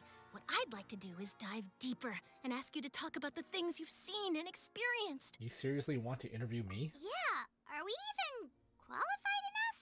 Why not? If I say you're worth an interview, then you're worth it. But not right now, of course. I'll need a few days to prepare. Oh, in that case, we'll just chat when you have the time then? Oh, so that's a yes? Ooh, splendid! I'll tell the editor-in-chief immediately. I'll have to apply for lighting, a venue, some props, and... Whew, so much to get done now. Talk to you later. Wait, Charlotte, Paimon's still got a question for you. And what's that? If, just for example, Fontaine were to be flooded tomorrow, what would you do today? Huh, that's the prophecy you're talking about, isn't it? I mean, I do hear about it often, but I've never once thought that the day could be tomorrow. If you're seriously asking, then I might try and think of a way to leave Fontaine. Oh, but I'm still a journalist first and foremost. That means I have a duty to be reporting from the scene. And secondly, I wouldn't forsake my homeland that easily. From what I've seen, most people don't know what they'd do should the worst come to pass. In truth, it might be better just to behave like normal rather than worry over such an end. So in all likelihood, I'd probably still be prepping at the office for that interview of ours. I know what you're thinking. That sounds a bit sad, but I've always believed that it's best to do what you enjoy. Just think about it. If this nation really were to be suddenly destroyed tomorrow, but I still successfully finish an exclusive interview with a truly unique person, then the story I would wind up writing would truly be timeless. And then do you know what I'd do? Well, I'd write that story, send it for printing, and use messenger pigeons to get copies out to the various nations as soon as possible. I'm not a dreamer, nor am I a workaholic, but I do love my job, and I'd be proud of leaving such an article behind. I guess you could say that I was born to be a journalist. But anyway, that's my answer. And on that note, I'll get back to my preparations. That's so nice. All of a sudden, Paimon actually kinda envies her. Anyway, let's go and take a look at the sea, shall we? I don't like where this is going. The sea breeze and scenery can be a pretty soothing combo, huh? Paimon's been thinking. Yes? If it wasn't Fontaine, but all of Tevat that would be destroyed tomorrow, where would we go and what would we do? No, Paimon should ask, if you could choose, what would you like to do? I could choose, huh? It's just like Charlotte said, suddenly trying to consider what to do is pointless. We've always been moving to the next destination, so we haven't spent much time thinking about these kinds of things. We didn't have to either, with us always being on the road and whatnot. Until that moment comes, I think I'll just keep journeying. You mean, still traveling? Yes, cherishing every single moment that I have to look upon this world. Huh. Wait, isn't that what we've always been doing? The banter goes back and forth between the two of you as time slips by. As night falls, you return to your accommodations and end this busy day. The next few days are just as calm. Charlotte comes to you, find you, and conducts the interview in the Spina di Rosula safe house at Fleuve Cendre. Navia, having finished her business in Poisson, even drops by to take a photo with the two of you. All goes well. Where is this going?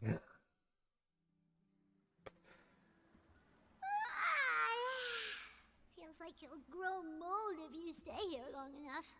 But it's still better than the Fortress of Meripede, that's for sure. It's not only damp there, but salty too. Ah, so the two of you are still here. Wonderful. Hey, it's that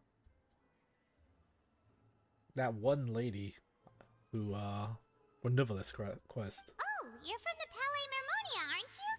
No, not from this quest. She came looking for us before in like what, Act 3? Yes, I'm Isadora. Monsieur Nervillet sent me to look for you two before. Yeah. I heard that afterward you went to the fortress of Meropide. So you are under the impression that we might be wanted criminals. Not at all. I'm well aware that you're friends of his. Actually, I'm here to pass along a message from him. Did something happen? Yes, inside the Opera House. The Maréchaussée Phantom has declared the incident a small-scale riot. A riot? Well, that said, I don't personally think it was that serious. Lady Furina was watching a performance at the Opera House, and while she was resting during an intermission, some other audience members suddenly started harassing her, loudly accusing her of doing nothing about the prophecy crisis. And before she could respond, others started to join in. The crowd continued to grow, and protests against the Hydro Archon started to break out. So people have started to put the blame on Furina. Guess they finally found an outlet for the pressure they've been under due to the prophecy. I agree. People will naturally rely on gods, as is customary. But the moment people feel threatened, gods are also the first to be blamed. So what happened after that? Is Furina okay?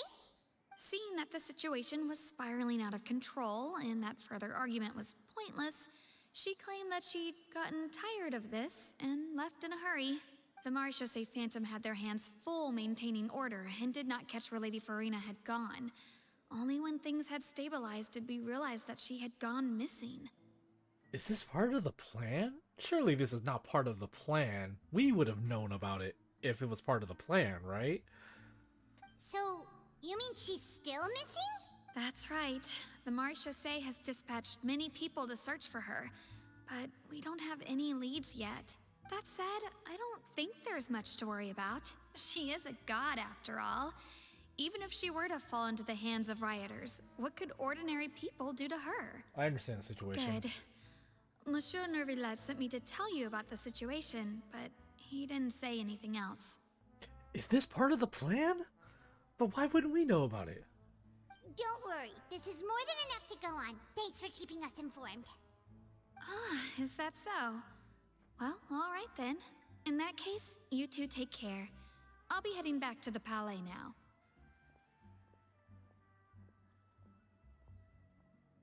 Are we the bait? Are we the bait that gets her to tell us what's going on? And that's why they didn't tell us what's going on? Am I overthinking it like I always do? Well, sounds like we should hurry over to Poisson then. You sure caught on quickly. If we know Furina, she won't try to fix things in this situation. Instead, she'll look for a place to wait out the heat. And, as we also know, she may be loud and dramatic, but she doesn't have a heart of stone.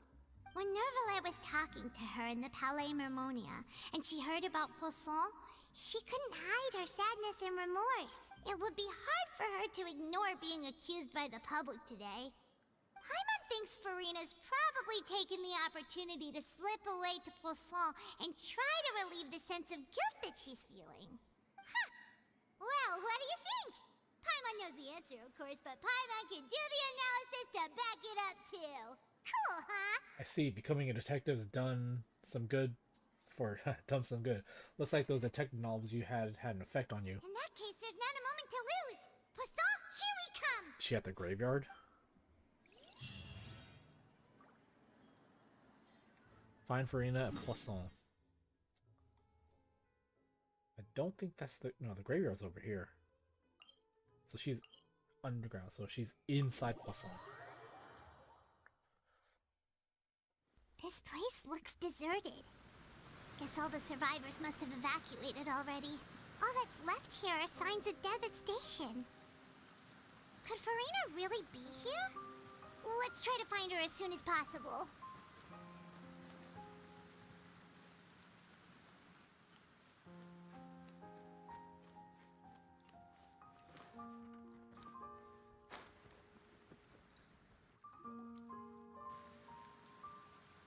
And there she is. That's Furina, right over there. She really is here all on her own. Stay quiet for now.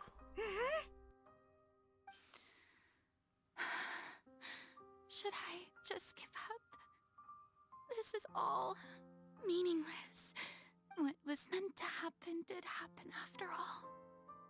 Everyone's dead. I'm sorry. I'm so sorry. Give up, Furina. There's no point in holding out. I'm sorry. But what can I even do other than to repeat meaningless apologies over and over? Furina. Who's that?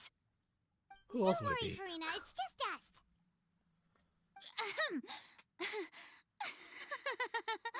So it is you, blonde traveler from another land. Why, I almost thought you were someone from that mob of my ignorant subjects, come to kneel and beg for my forgiveness. Furina, you were crying just now, weren't you? The tear stains on your face are obvious. What do you mean, tear stains? Oh, I remember. The show at the Opera House earlier this morning was so moving. I'm still trying to process it. Who did that uncivilized rabble think they were, disturbing my enjoyment of the arts? They even dare to tout their Archon. I must teach them a lesson. I can just imagine their twisted and frustrated faces once they realize that I'm nowhere to be found. Oh, and I'm sure Nouvellette and those people from the Maréchaussée Phantom are freaking out right next to them, too. Stop trying to act tough, Furina. You're actually beyond devastated right now, aren't you? Of course not. Hey, there she is! The Hydro Archon's over there! Really? You came all the way just to find her? After her! Furina, those people seem to be after you. They are? They're just some rabid fans who want to cut the line because they haven't been able to meet me in person, aren't they? That's against the rules. I can't let them get their way. Furina just ran off. Quick, we have to catch up with her.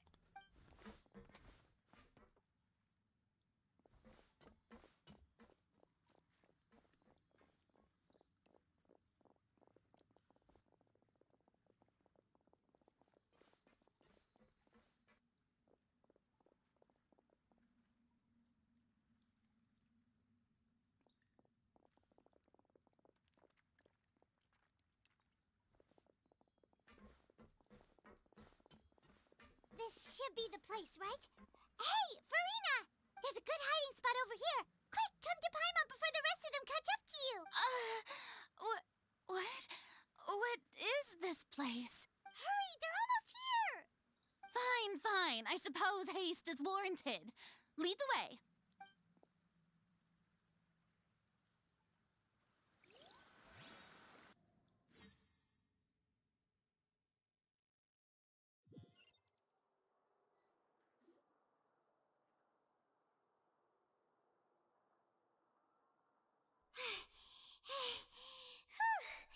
Paimon's exhausted.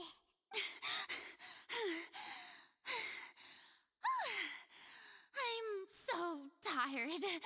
I totally thought they had caught me. No, I mean, I merely gave in to the sheer enthusiasm they displayed. This place is not what I'd call soundproof. You might want to lower your voice to stay hidden. You're right. Yep, that's a good girl.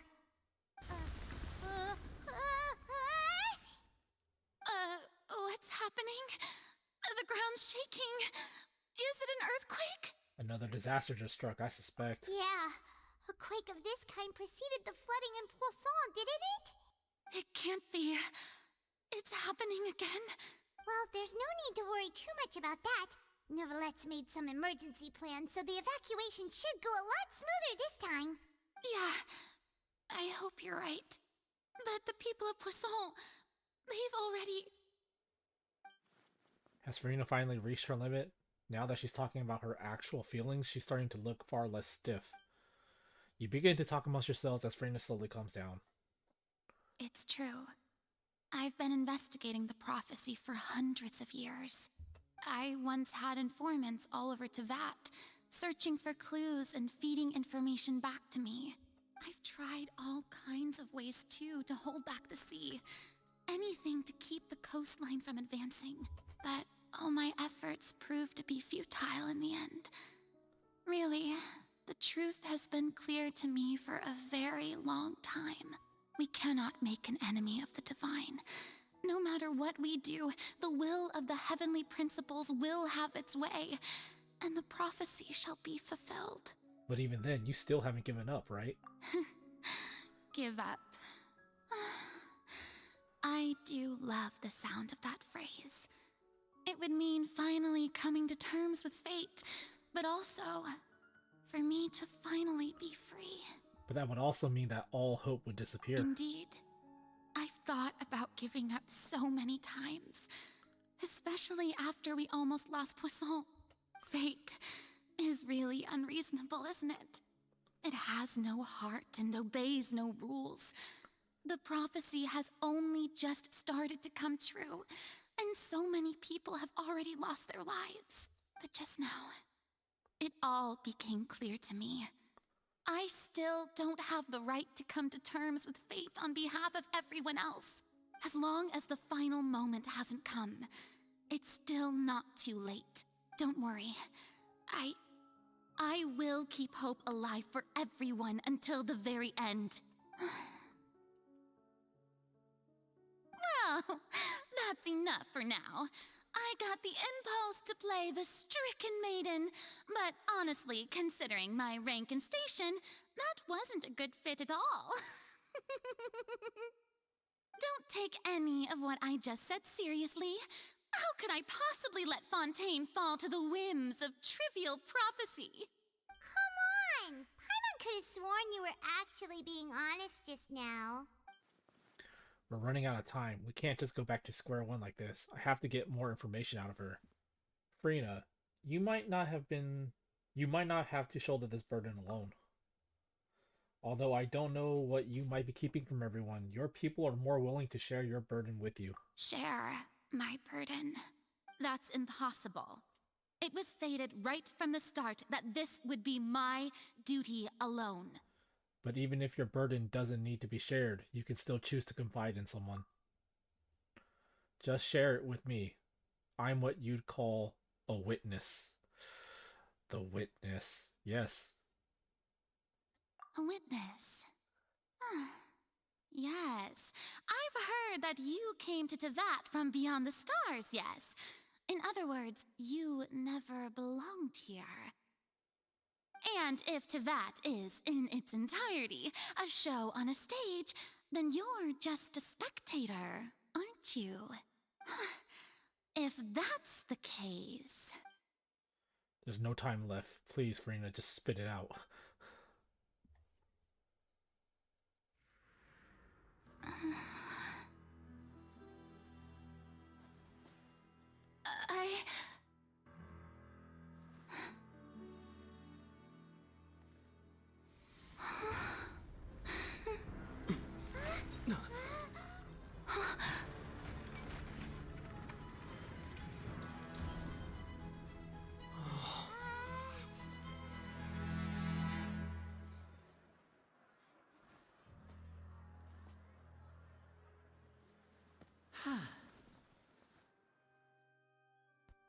So that explains the rumble. Ladies and gentlemen, this concludes my opening performance.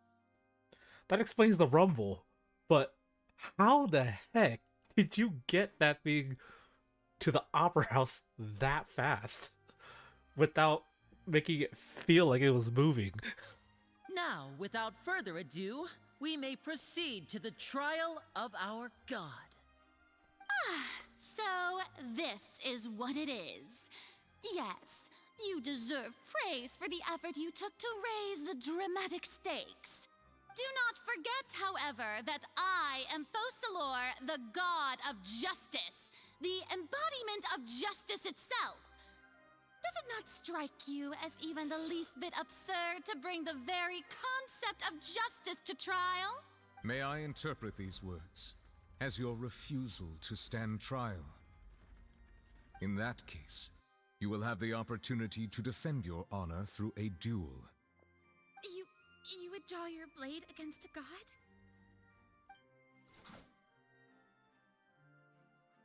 Just doing her job. I see. It seems like you have made up your mind.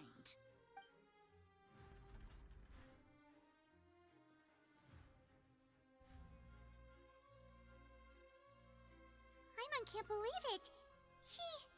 She just surrendered. What the heck is going on?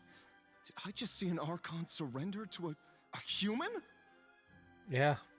First time. Wow, how utterly humiliating. Lady Furina, what is the meaning of this? It would seem that there has been a misunderstanding. To be clear, the raising of both hands is not always an indication of surrender. But it was in this case. For excuses again, huh? I raised my hands just now to indicate my acceptance of the trial. No duel shall be necessary. I will admit that I've been running away for a long time. I'm sorry, everyone. I was unable to protect the people of Poisson. It is my duty to stand trial for my crimes. You are not the only ones to be disappointed in me. I, too, am exceedingly disappointed in myself. But now, it is time for the Hydro Archon to show you her courage and resolve. I, Furina, will use this trial to show the world the true meaning of justice. This time, I will protect you. Applaud and rejoice. One of the most outrageous and fantastical arcs known to the opera epiclese is now unfolding before your eyes. Mark my words. This shall be one of the most exhilarating and brilliant shows ever to grace the stage of Fontaine. The trial of the Hydro Archon, Focalor, will now begin! Woohoo!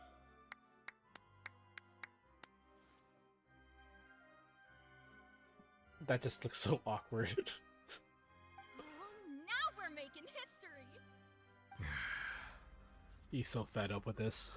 Why does it feel like Furina just took over the whole thing? Like, come on! Didn't she just get forced to stand trial for her crimes? Also, even though she's still acting super dramatic, she is taking this seriously this time, right? Alright then. Who will be my opponent in this trial? The court asks the prosecutor to please take the stand. Thank you, Your Honor. Is that so? Very well. Then please speak, witness of Tivat, my accuser and fated opponent. We were so close to getting her to tell us the truth, and it still turned out like this in the end.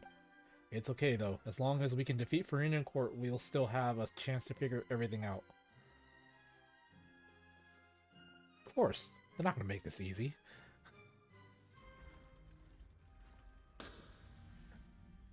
Also, please allow me to ask, as a final question before the trial begins. Just how much work did you do to force me onto this stage? Well, we did do a lot of prep after the meeting that day. I can go over the tasks assigned to the Spina di Rosula, since they were rather straightforward and easy. Navia, the president of the Spina di Rosula. Most of the people who participated in the disturbance this morning were my subordinates. Oh, okay. They changed into plain clothes and came to the Opera House as regular audience members, waiting for the perfect opportunity to incite insurrection against you. The people's resentment against their Archon has been building as more and more of the prophecy is fulfilled. A spark was all we needed to turn smoldering anger into a flame. Moreover, according to our understanding and analysis of you, when something like that occurred, you would likely flee the scene and head to Poisson by yourself. So, we arranged for a second group to lie in wait there. So, you mean the ones who scoured the settlement for me were also from the Spina? And their goal was to force you to step into the giant magic box so you may personally participate in the greatest magic performance in all of Fontainian history. That's right. That house was a magic box, rather than someone's residence. As the super ultimate version of the setup that I used when I first performed at the Opera Epiclese, the volume of the box was increased by a whole order of magnitude, and the distance it traversed was the entire gap between Poisson and Areneas. Its cargo, of course, was an Archon instead of a human. My thanks, Furina. Without your help, we could never have pulled off such an extraordinary performance. You're welcome?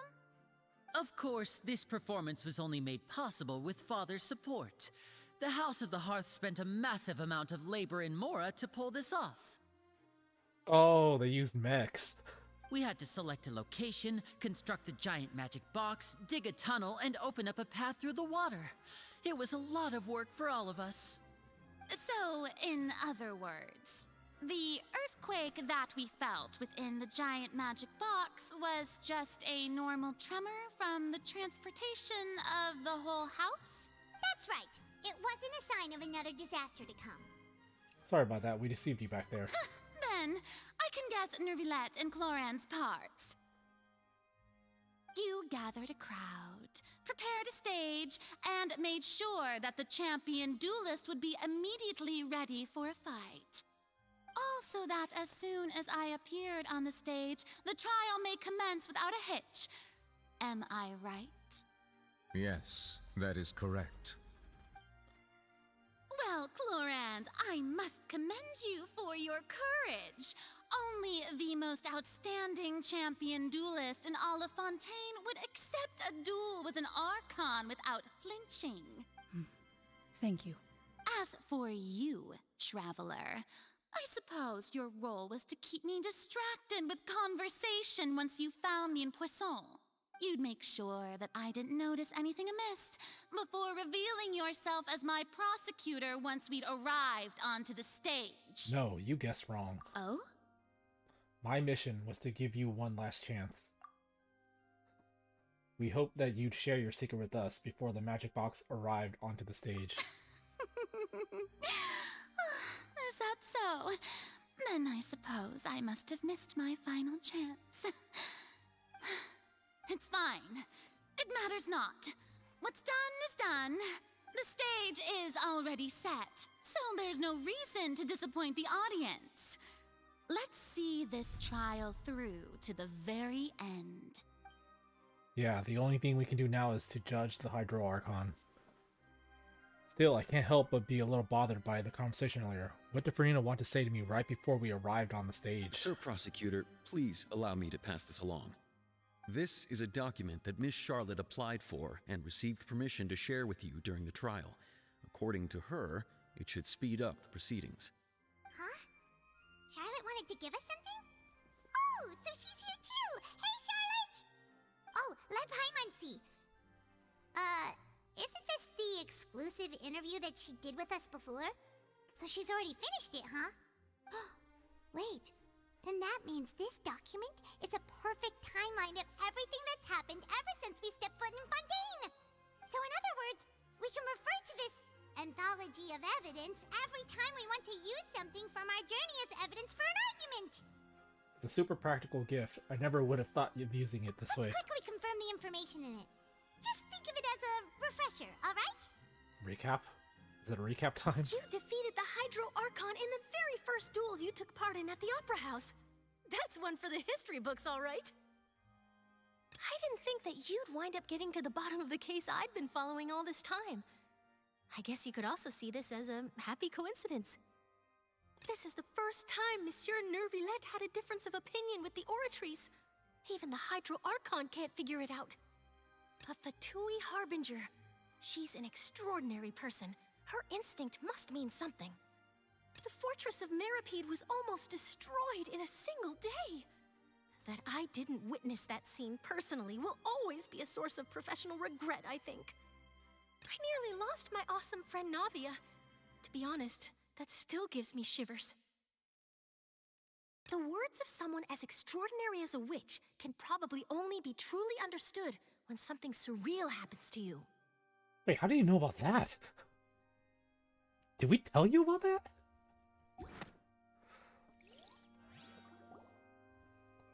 The prosecution and the defense are both in position.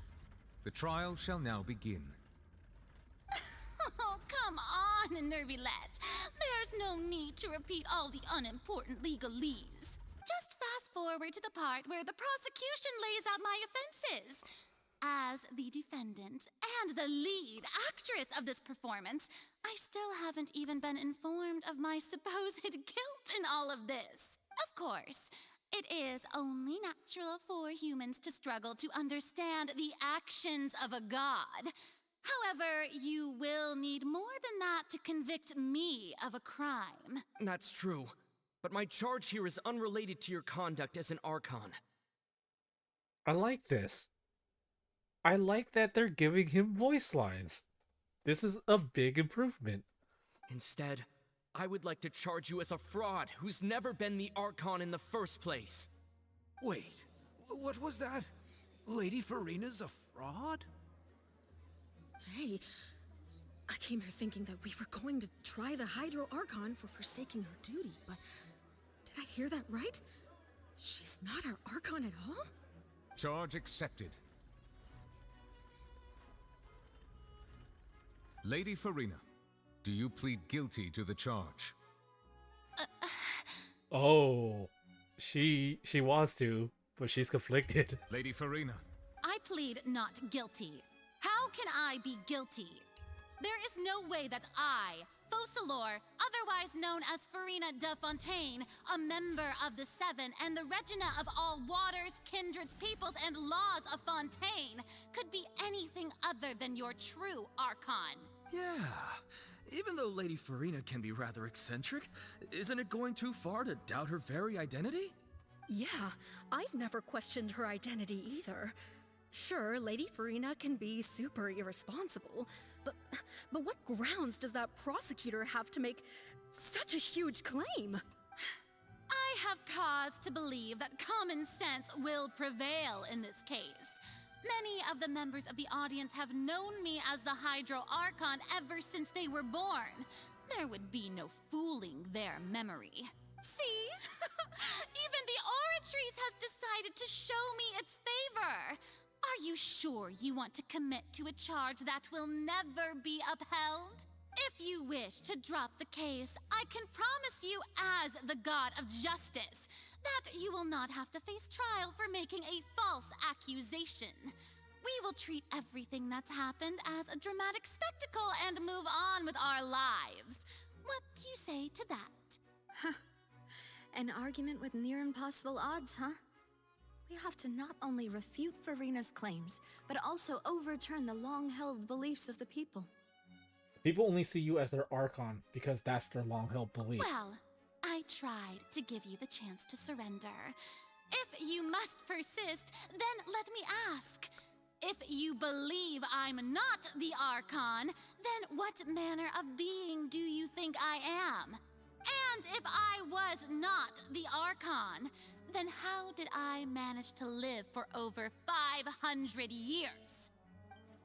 I've got to think carefully. What we do know to be special about Furina exactly.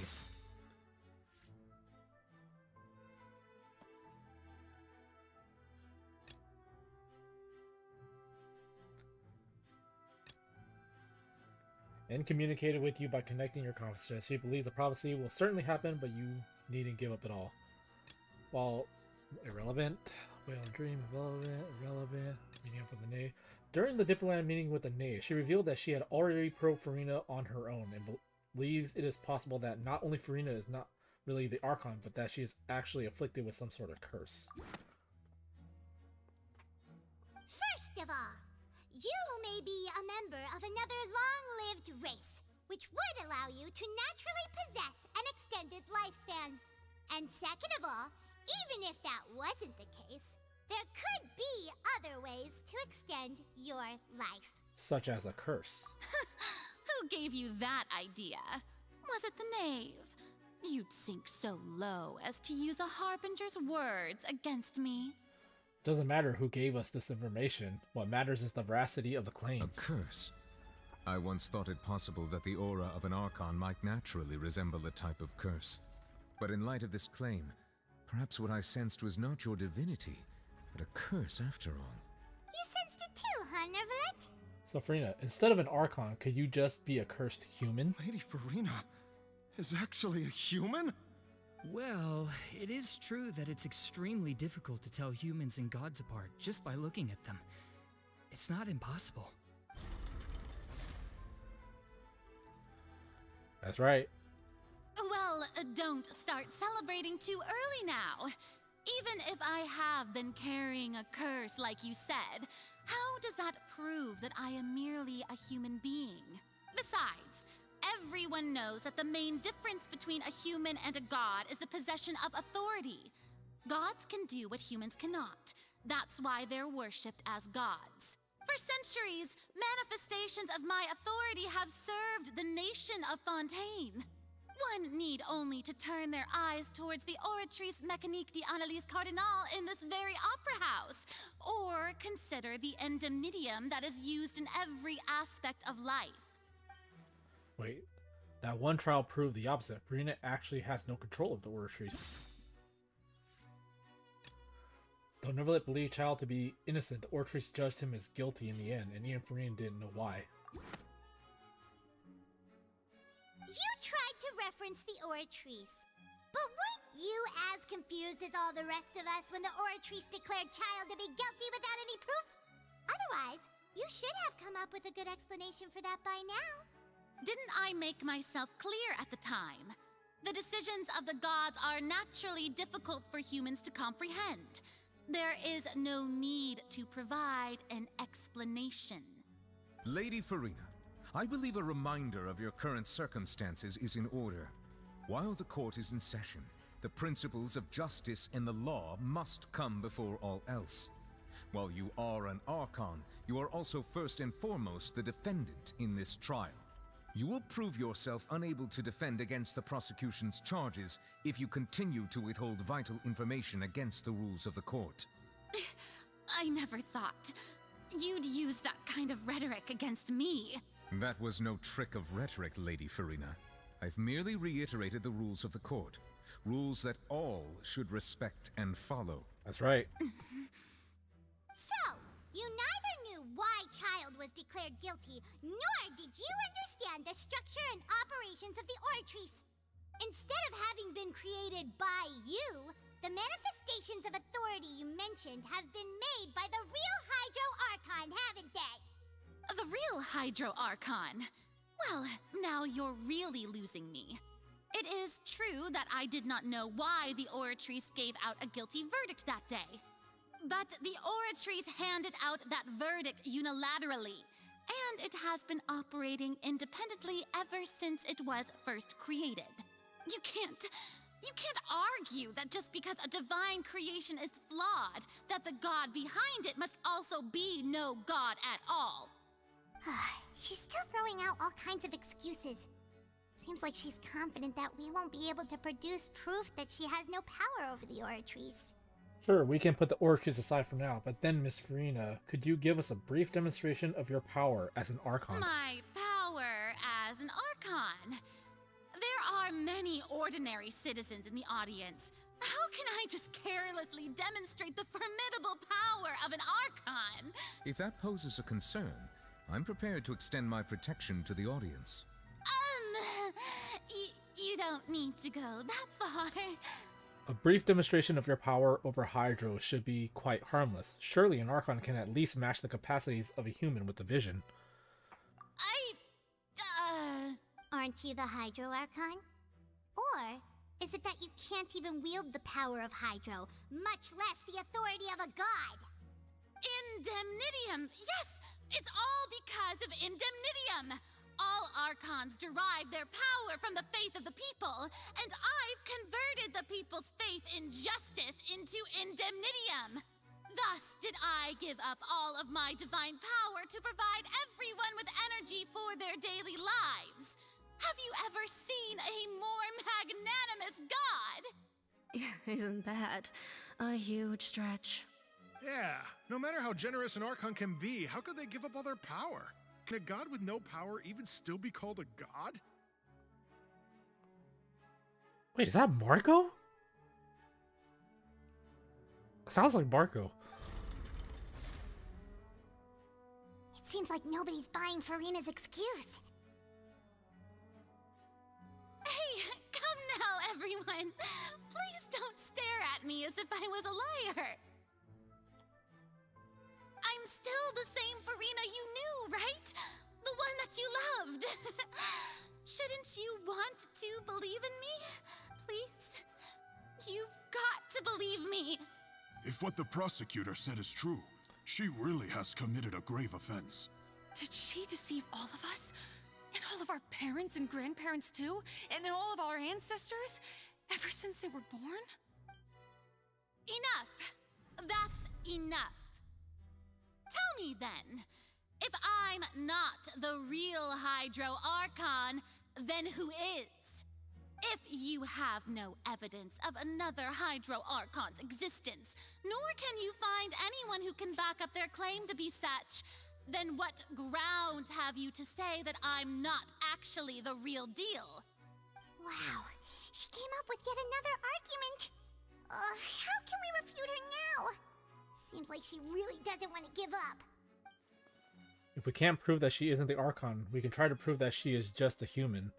And if she's only human...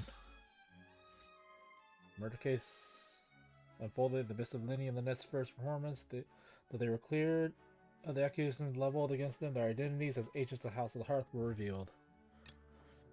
Turns out that Fontainians can be dissolved by water for permanency. Over the years, Vacher kidnapped and dissolved many young girls for his experiments to try and find a way to bring back his wife, who had been dissolved. The entrance of the Primordial Sea is sealed beneath the Forbidden Zone, the Fortune Mirror Sea, and recently the Primordial Sea has nearly broken around. It was only temporarily pushed back by Nuvolet.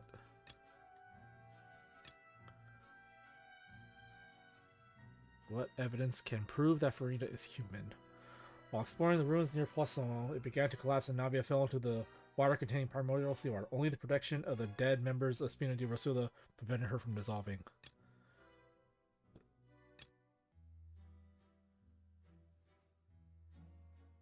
No, can't be that.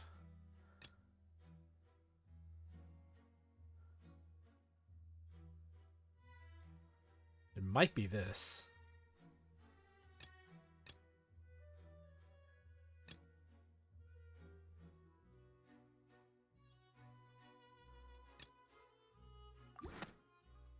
Is it this?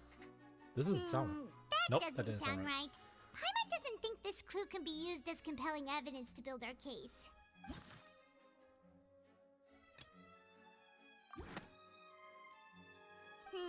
Nope. That doesn't sound... What is it then? What evidence can prove that Furina is human? They thought they were cleared accusation level against their identities.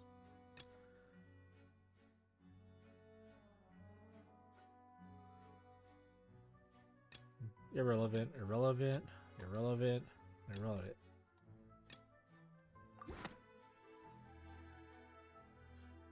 It has been established that all Fontainians can dissolve in water from the primordial sea.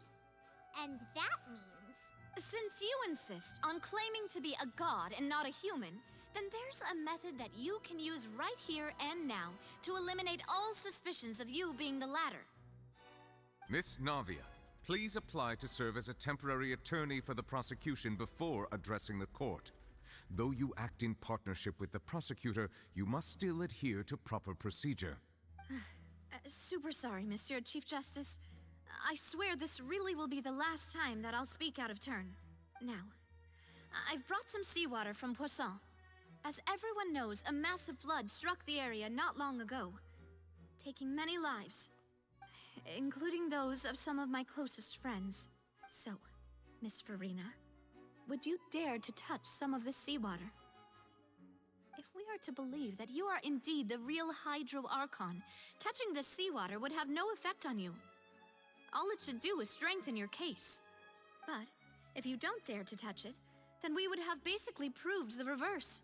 Oh, and I must remind you that after the disaster at Poisson, nobody wants to see any more people dissolve. I do hope you'll act prudently and choose the simpler path of admitting guilt. Navia from the Spina di Rasula. The Spina has governed Poisson for many years. I guess her suggestion is valid.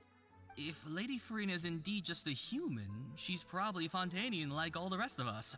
Would she really dare to try? She's going down?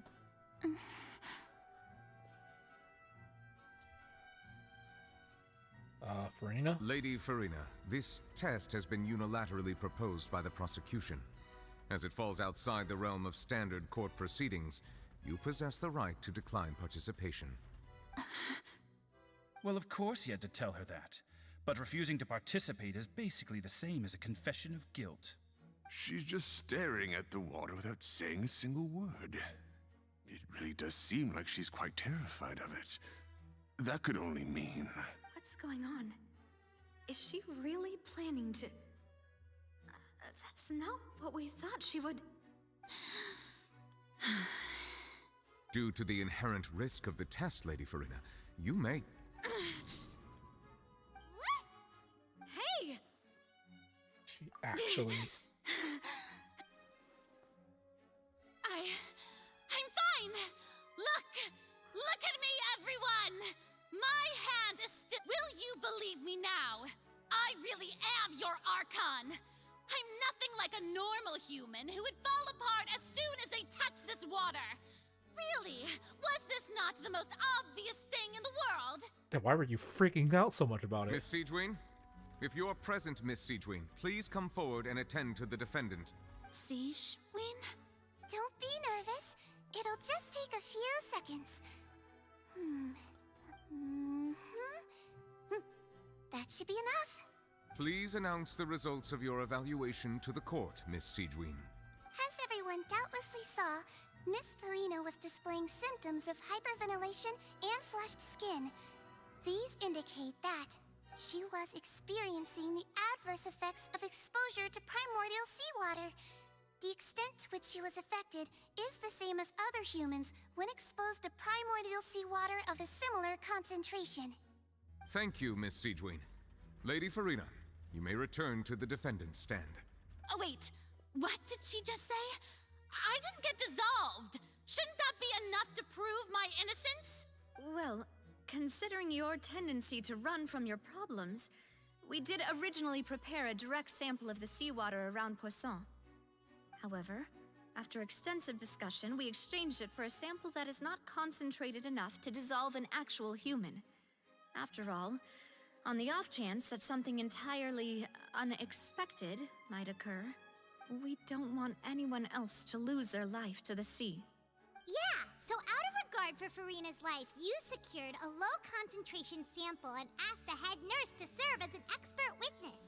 It's a great thing that the direct sample wasn't actually used. Furina could have... I can't believe... I can't believe you would do that. You did that knowing that you probably would have died.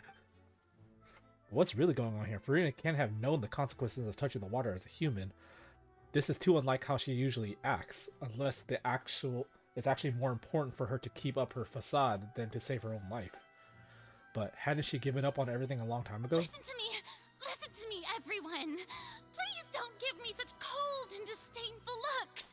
What happened just now didn't prove a single thing! Think about it! How can you conclusively prove that an Archon can't also be affected by the primordial seawater? The prophecy? Also, if I was really just a human, why would I dare to just put my hand in that kind of water?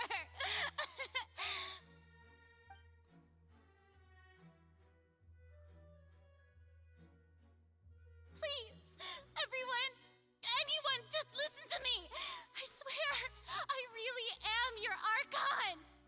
Wow, she is desperate.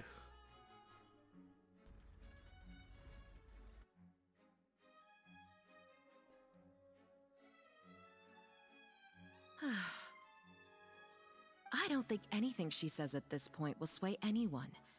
The odds are just too stacked against her now. With all the things that have been said, Paimon doesn't think there's any way left for Furina to win. I believe the time for arguments and presentation of evidence has come to an end. If there are no objections, we will move on to the final judgment.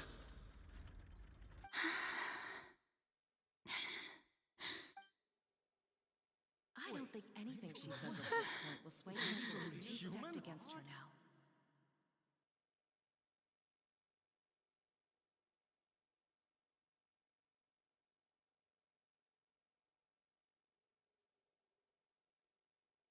In my capacity as Chief Justice, I shall now render judgment on Furina's misrepresentation of herself as the Archon of Fontaine. As a human who knowingly deceived her fellow citizens, Furina is guilty. You should have just came clean. You wouldn't be here right now if you had just come clean.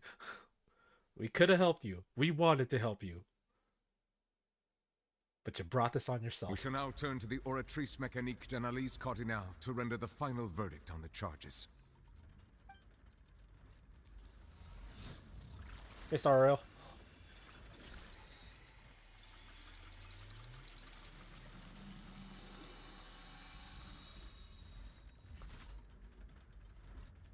According to the judgment of the Oratrice Mécanique d'Analyse Cardinale, Furina is... Well, what's wrong? What's the Oratrice's verdict? Can't be. Did the Oratrice just declare Furina to be innocent? No. The Oratrice also displays a guilty verdict. Isn't that correct then? However, the exact wording of the verdict is thus: the Hydro Archon, guilty to be punished via the death sentence. The death sentence? I already knew that was coming because of the trailer, but it still hit pretty hard. That's actually one of the available sentences? I've always thought that it was just a myth. The one and only time the death sentence has been handed out at the court, and it's been given to the very person we've worshipped as the god of justice? What an unexpected twist. Furina's been sentenced to death by the Oratrice? We just wanted to use the trial to show her the seriousness of things so she'd tell us the truth. How did things escalate this quickly? This outcome is indeed quite strange. According to Fontaine's current definitions of justice, as well as its recommendations for criminal sentences, is this sentence really appropriate for the crimes that have been committed? Yeah! Even Vacher wasn't sentenced to death by the Oratrice. You know, the real evil mastermind behind the serial disappearances case. What's more strange is, instead of Furina, the Oratrice rendered judgment on the Hydro Archon. Indeed. Not only is Furina's sentence overly excessive, the very point of our trial today was also to prove that Furina has never been the Hydro Archon in the first place. Is that how it go? But now, the Oratrice seems to have deliberately invoked the title of the Hydro Archon. What does this mean? I mean, technically... Excuse me, if I may interrupt. Alright, Fermine. I mean, if we just prove that she's not the Hydro Archon, we can't execute her. Right? Is the trial still going? Fremine! Oh, you finally made it. I assume this means you've completed your mission? Mm-hmm. Any mission Father assigns to me will always be top priority. With some help with the other Fortuity, Fremine brings a stone slate. Is that the first prophecy slate? How the heck did you get that? Huh. So the knave privately arranged for Fremine to try and find the missing slate. But wasn't that in Oh, wow. I looked everywhere and finally found it at the bottom of the sea. It took me a long time to get around some dangerous stretches of water. But has the trial already concluded? Then doesn't that mean I've come too late? Oh no. Father will be disappointed in me. Don't worry, the mystery hasn't been resolved yet. It's still not too late for you to shine. Thank you for your hard work, Mr. Fremine. Please allow me to review the record left on the slate.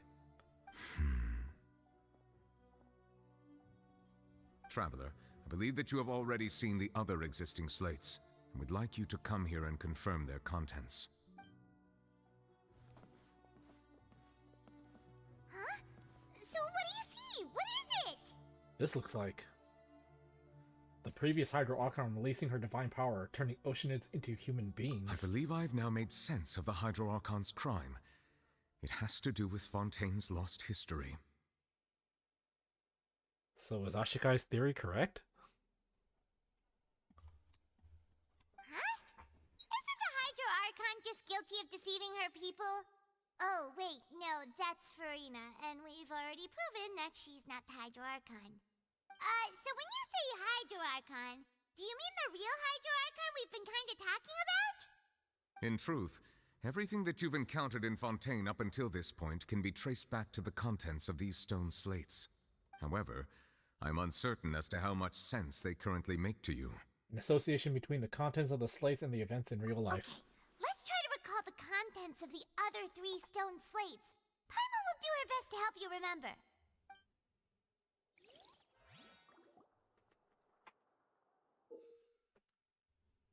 Select to check the description of the stone slates to extract key information from them. You can find scenarios related to the stone slates contents in the incidents recorded in the interview notebook. There you can verify said content.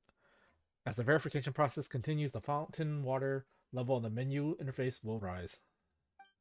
When you have finished verifying all the stone slates, the truth behind the prophecy shall be revealed. The real events related to the prophecies on the prophecy slates. The first stone slate describes what you just said. It seems to show the previous Hydro Archon using her divine power, and then the Oceanids turn into humans. Does that mean that Fontainians are transformed Oceanids?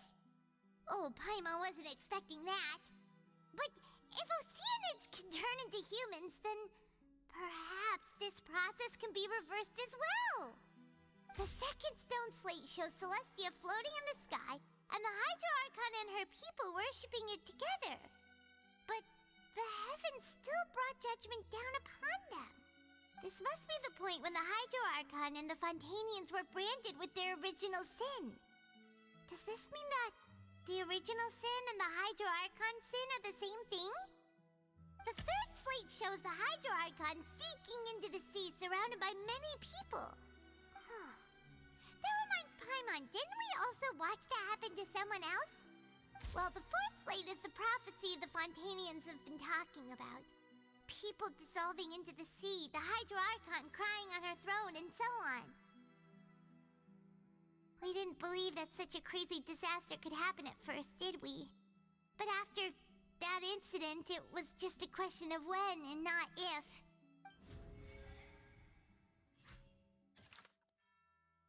Real events related to the prophecies and the prophecy slates. It seems to show the former Hydro Archon using divine power to turn Oceanids into people.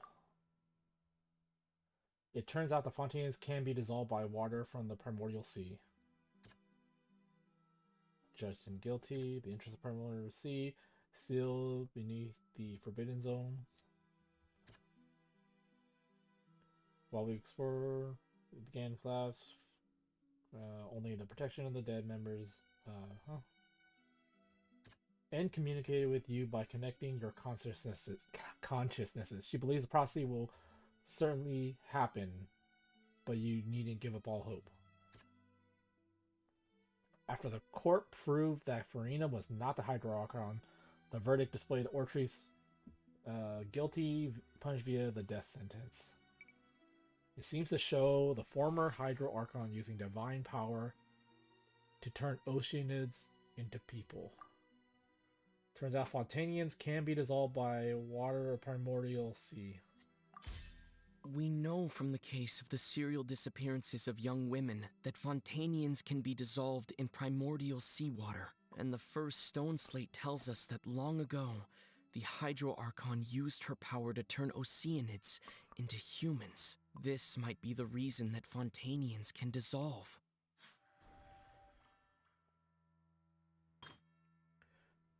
Shows Celestias floating in the sky, and the Hydro Archon and her people worshipping it together, but the heavens still brought judgment down upon them.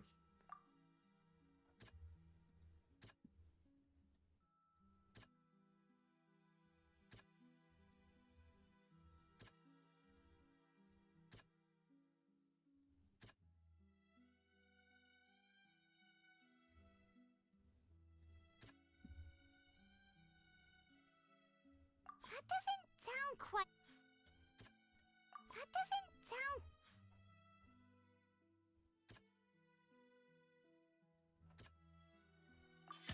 Perhaps what is about to take place has all happened before. The true sin of the Hydro Archon that Nervalet mentioned, and the original sin cast down on the people of Fontaine by Celestia, as recorded on the stone slates.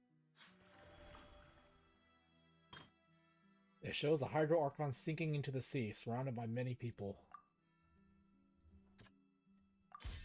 It's not as simple as falling into the sea. When Navia fell into the sea, her consciousness was subjected to judgment. The stone slates show the people gathered around the Hydro Archon in the sea.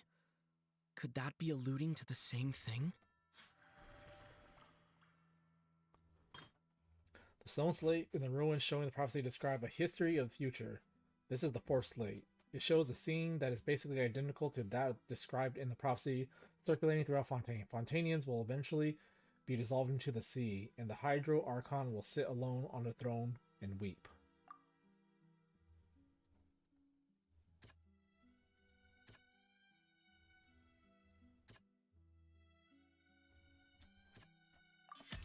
The prophecy from the stone slates found its way into society, but not many people believed it at first. The fortress of Meropide was nearly flooded with primordial seawater, which we know can cause Fontainians to dissolve. It seems increasingly likely that the prophecy may come true. If we hadn't dealt with it in time, things could have gone very badly. They'll dissolve into the primordial sea but won't cease to exist. Their essence will flow in the seawater, converge, and take the form of an Oceanid. The Hydro Archon was sentenced to death in court, shocking everyone present.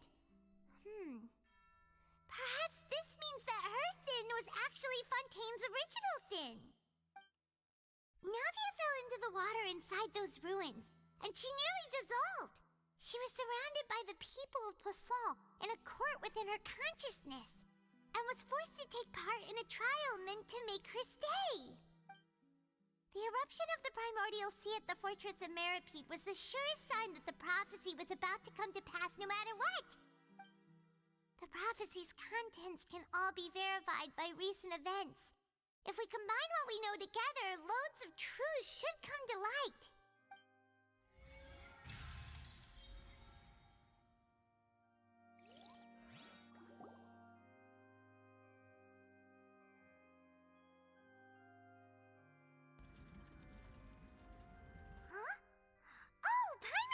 Now, so that's how you can make sense of it. But then it feels like we're going to have to share some truly shocking revelations. Let's hear them. First slate reveals that Fontainians are not real humans. Incredible. Linny, did you hear that?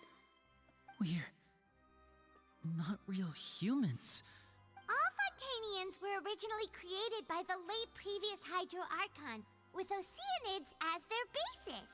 The evidence for that can be found in how only Fontainians could dissolve in primordial seawater, and how all the girls Vacher dissolved were also turned into Oceanids. Oh, and according to Navia, when she was about to get dissolved, she also saw everyone gathered around for a trial, all of them in the shape of Oceanids. Indeed. Second slate reveals that the crime of the Hydro Archon was her creation of Fontainians from Oceanids. And it follows from the content of the first slate that she probably angered Celestia. Hey, Potential. Thanks for stopping by. Yeah, she is a fraud. Furina. Okay. Follows from the content of the first slate that she was probably... That could also explain why the Oratrice judged the Hydro Archon to be guilty. It's to account for that ancient sin. The Hydro Archon's true sin was creating us? Yeah, how do you feel about that? And yet, after many hundreds of years, the Hydro Archon's creations have turned around to try to judge the Archon within the Opera Epiclese. The twists of history are often the most unexpected of all. As for the third slate, I'm still convinced that it should come after the fourth slate. Yeah, isn't the image here just like when Navia fell into the sea? So wouldn't it be trying to show the image of the Hydro Archon also falling into the sea once the prophecy has been fulfilled in the fourth slate? The fourth slate depicts the fulfillment of the prophecy as it's already widely known. In the end, the people will all be dissolved into the waters, and only the Hydro Archon will remain weeping on her throne. Only then will the sins of the people of Fontaine be washed away. Did Paimon get all that right? You've made some keen deductions. I must say, given how much you still don't know, it is impressive that you've already managed to connect so many pieces of the truth. However, while you were able to decode all the information on the slates, they've also been etched with an additional layer of hidden information using a different power source. Well, what kind of power source? When we were at the ruins, I tried to decipher the hidden information recorded in the slates. But since we only had 3 slates at the time, I was unable to come to a full conclusion. Yeah, what was he doing at that time? Now that the slate collection is complete, I shall make another attempt to decipher the narrative recorded within. If everything goes well, we should finally be informed of the unadulterated truth.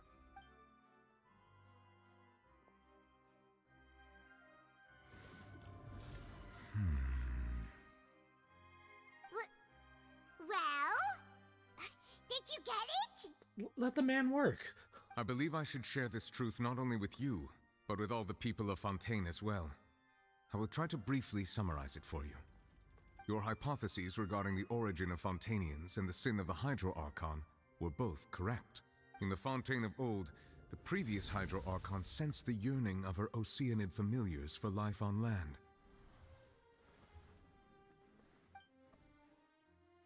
The Oceanids were enamored with the beauty and romanticism of human beings, and wishing to have those experiences for themselves, expressed to the Hydro Archon their desire to become of a similar kind. However, even though water as an element is intricately linked with the power of life, the Hydro Archon, as one of the 7, did not possess the authority to create a new form of human life. Not one to give in, she eventually found a way to create permanent humanoid bodies for her familiars by appropriating the power of this planet's primordial sea. She poured primordial seawater into the Oceanids' blood vessels, creating humanoid mimics in the process. But if Fontainians were to ever come into direct contact with water from the primordial sea, the power within their bodies would escape these artificial restraints and return to the sea. As a result, their forms would collapse, and they would be reverted to their original forms as Oceanids. Of course, the Hydro Archon never received permission from the heavenly principles to create a new human race. And thus, the Hydro Archon and all of her creations came to shoulder the original sin of appropriating the power of the primordial sea. That is the true history of how the people of Fontaine first came into being. So we were all Oceanids before we turned into human beings? That's way too much information for me. I think I'm just going to pretend that I never heard a single thing. Wait, but if that's the truth, we can't let the Hydro Archon be sentenced to death. After all, her only sin was creating us. This really might be too much information for your regular Fontainian, but it does answer a lot of our questions. It does. Alas, your hypothesis regarding the 3rd and 4th stone slates was inaccurate. The slates' respective positions are, in fact, correct. So they are in the right order. What is the 3rd slate supposed to represent then?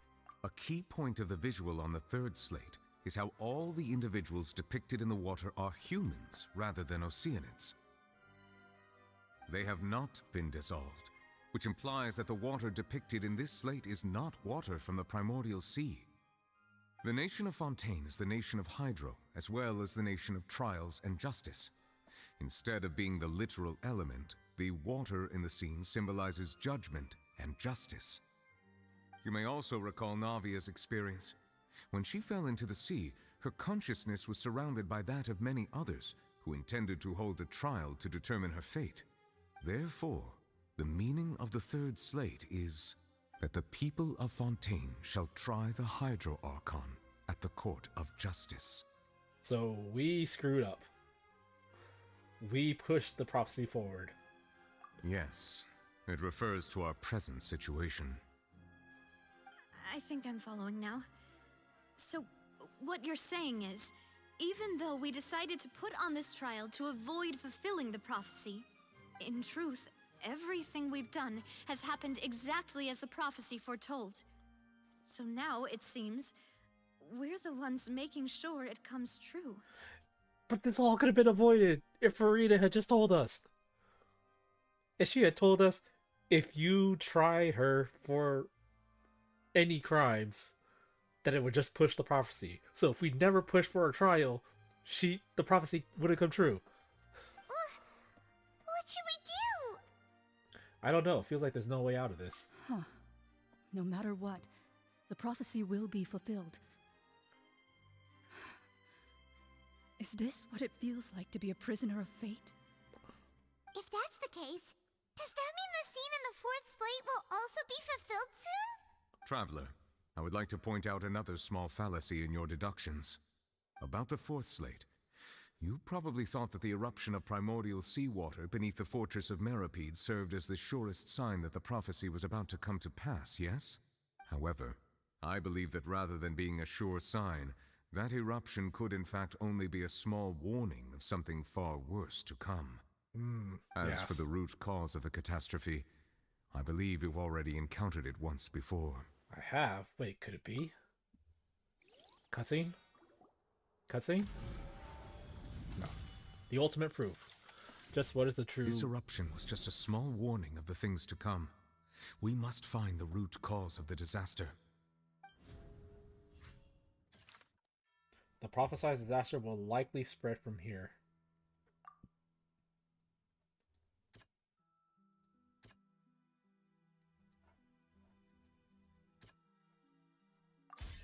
It was both dream and reality. If we're talking about a true culprit, that could only be that thing inside the primordial sea, right? The truth, the original sin, the trial, and the root cause of the disaster.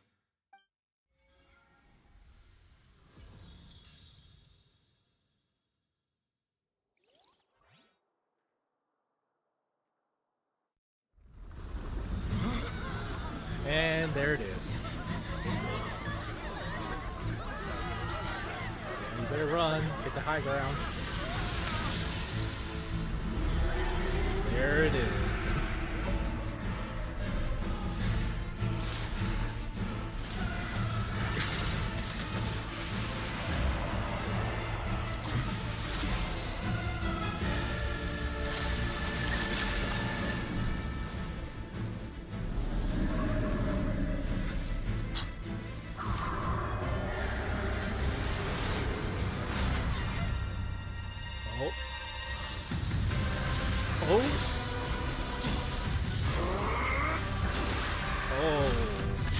Wait, why is he fighting you?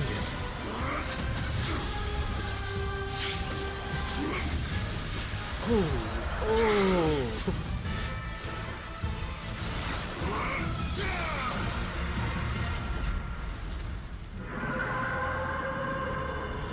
I don't get why he's fighting it though.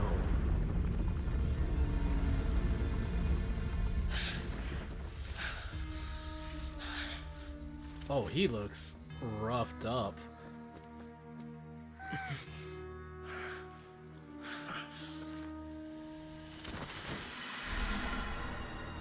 Oh, come on. We gotta jump in there after you now? That was way too close! How did that thing just burst into the opera house? saw in your dream? That's right. I wager that's it also the one that child saw when he was young. So we've met it at last. I understand very well why it has chosen to make an appearance here. That whale does not belong to Teyvat. It is a monster that has traversed the stars, weeping all the while. It has been greedily consuming the energy from the planet's primordial sea, using it to grow. That is the main cause for the rising sea levels. And once it has finished consuming all of the energy contained within the sea, its next step will be... You said that when the Hydro Archon first created Fontanians out of Oceanids, she filled their blood vessels with primordial seawater. Precisely. That whale finds the blood of Fontanians nigh impossible to resist. Oh, so that's what's going on. Therefore, when it left the primordial sea, it decided to make its next stop a packed opera house full of food. Food in the form of Fontanians. We just barely managed to push it back, right?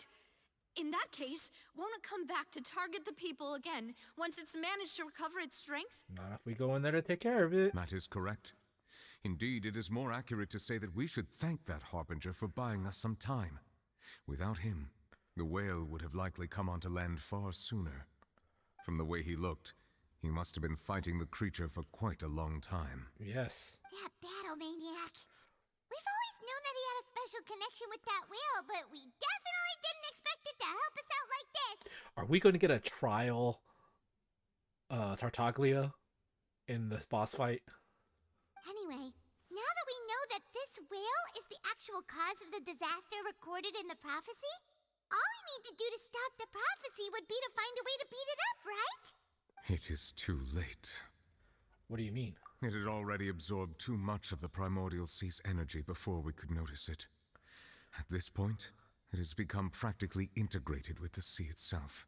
Even if the entirety of Teyvat were to be destroyed, it could still survive and swim off towards some other world. That's not something I will accept. We've already done everything we can, and we even found the true culprit. We've come so far. You can't just tell me that the last hurdle is some impossible foe. I mean... That's just not fair. It's not about being fair. If that's the case, that's the case. There's nothing you can do about it. Indeed. That's not how a grand performance should end. This isn't a grand performance. I'll fight it to the end. No matter what. I mean, you're gonna have to. So the prophecy will be fulfilled no matter what, huh?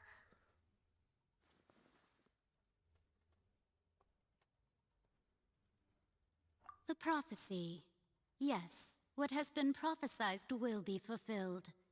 You may view such things as the history of the future.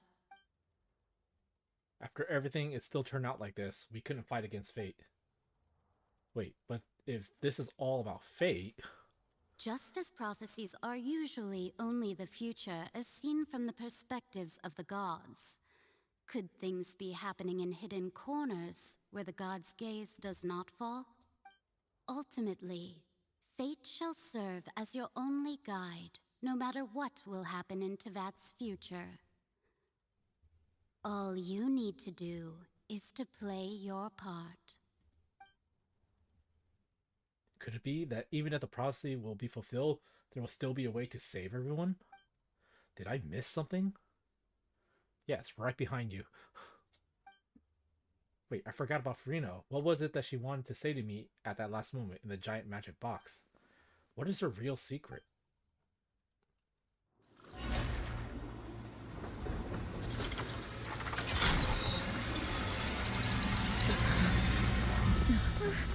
What's happening with the Oratrice?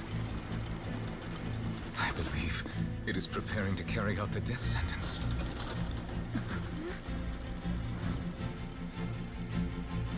Furina!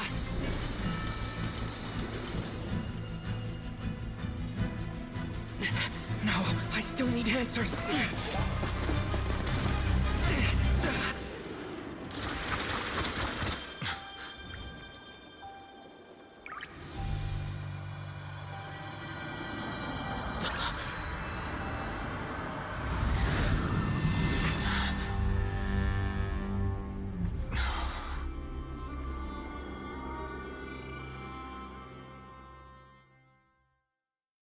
Ah, yes, the Twitter spoilers that I could not avoid.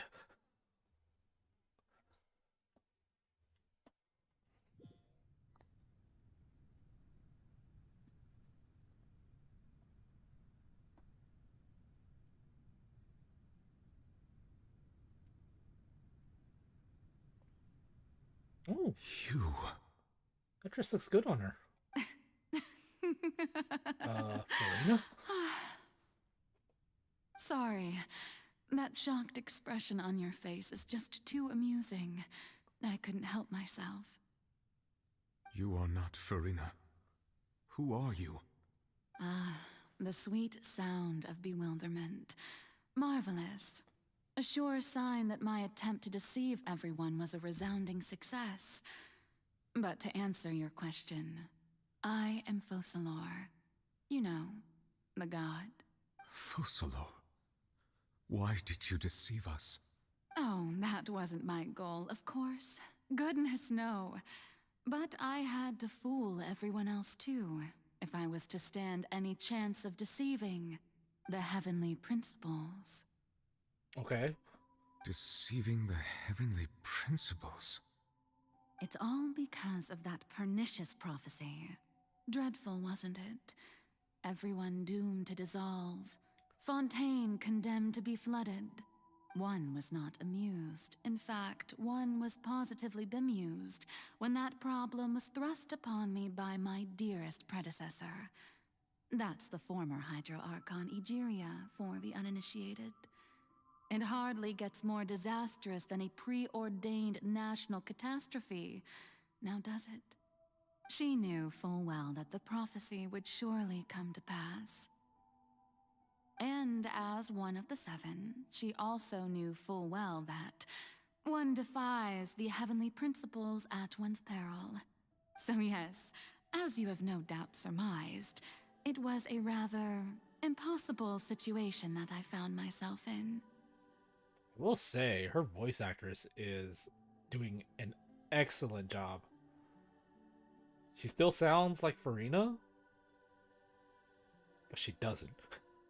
I spent a terribly long time mulling it over, alone on the ocean floor. And I was almost growing barnacles by the time I finally realized there was only one possible solution to this confounding conundrum. I had to outwit the heavenly principles, allow the prophecy to be fulfilled, ostensibly at least, while saving everyone at the same time. I'm a genius, I know. I can only assume that's why Egeria chose me as her successor. Okay. Although, looking back now, it was hardly the inheritance one dreams of. Between the task of saving the nation, the quotidian duties of the Hydro Archon, and not to mention the original sin of creating a new race of humans, I dare say she left me quite a colossal mess to clean up. I've never even heard of that word. But one can only play the hand one is dealt. I did not choose this, any more than I chose to be one of her Oceanid familiars. So you were also once one of the Oceanids, transformed into a human by Egeria's hand? Yes, I was. I always dreamed of becoming human. And I still do, even now. In my eyes, to be human is to be part of the greatest opera ever known. After becoming a god, I separated my divinity from my body and spirit, leaving behind only a self that was as naive and bewildered as my past self on her first day as a human being. The me you see before you now is that divinity. And the human counterpart I left behind, I named Furina.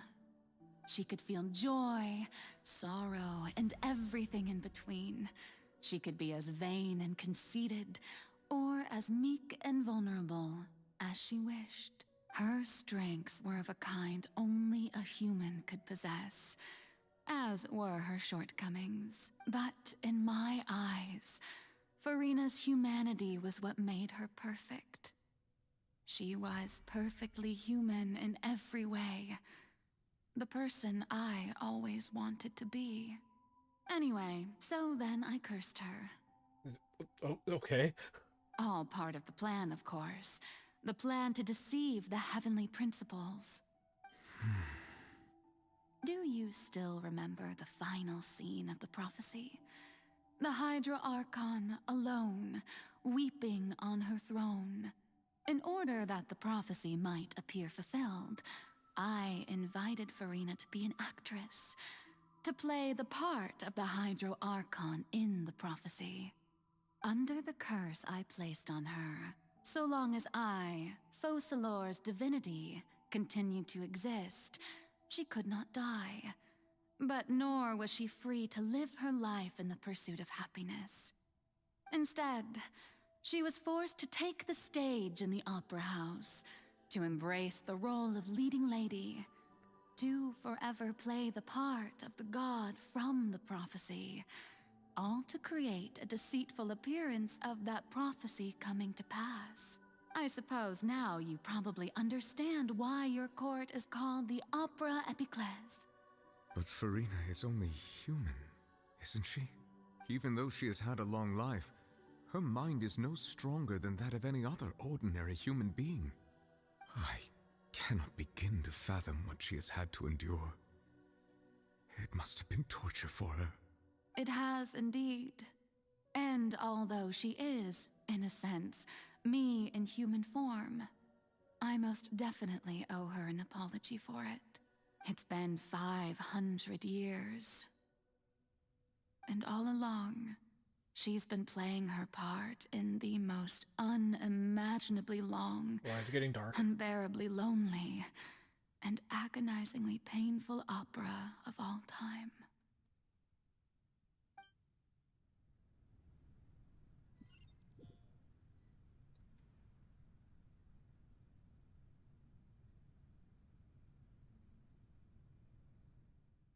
I came into contact with Furina's tears. If I remember correctly, tears often contain a being's strongest emotions.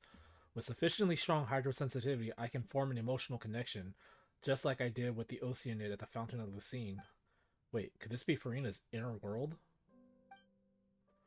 Furina, what is she doing on stage? Wait a minute, that's probably isn't Furina. It's likely a reflection of her inner self. If I can directly speak to that self, I might be able to easily get what I wanted to know. I came here for answers. Either way, this opportunity is not to be missed. Let me try talking to her.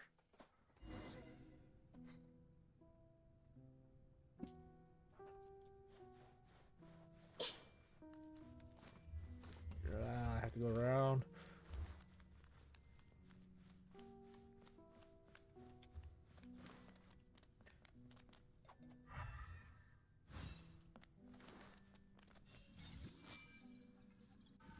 No, it won't work, but I have to try. I see everything. Come on, why does it only work as Sumeru?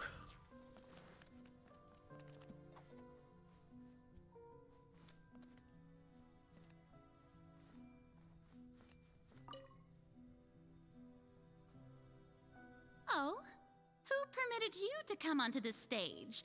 Now, I understand your admiration for my august self, but I must ask you to keep to the rules. Come on, it's me. All right. It is not my intent to reprimand you. Don't look at me. There is no Don't need to look state at your me. name. Just be off with you.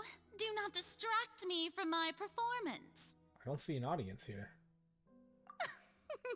Oh, Just let the do stage not lights go off, jest. please. Can you If not only for feel 1 it? second. So I'm guessing these are her inner thoughts, and this is just her mouth moving. I am Focalor. The eyes That way I of can countless become Fontainians myself are again. upon me. I must, at all times, display the utmost elegance and nobility. Something's off. There's no getting through to her. Even in her heart of hearts, she's still playing the role of Hydro Archon. Does the Traveler see that? Like, does the Traveler hear that? Or is that just something the player sees? What sort of resolve must she have that even her inner self and subconscious would have such an impenetrable defense? I have to find a way.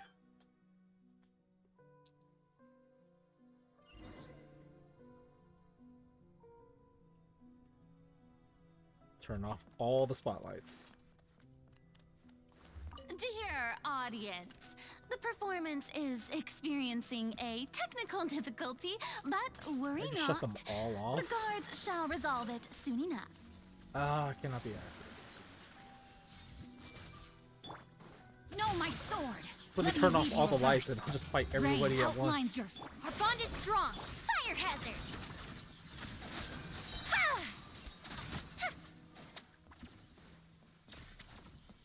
Hey, what gives? The audience is still watching me, you know. Guards? Wait, where are the guards? Guards! Rain outlines your dissipate. Lightning terrifies the fuse is lit.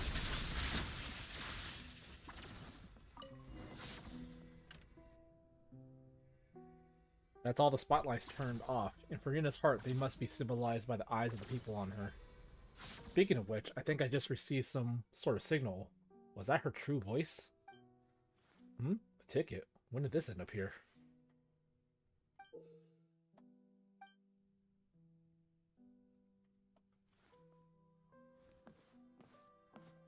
Either way, looks like the show is about to begin. In that case, show me how you truly feel. Scene 1. Before a mirror. Furina.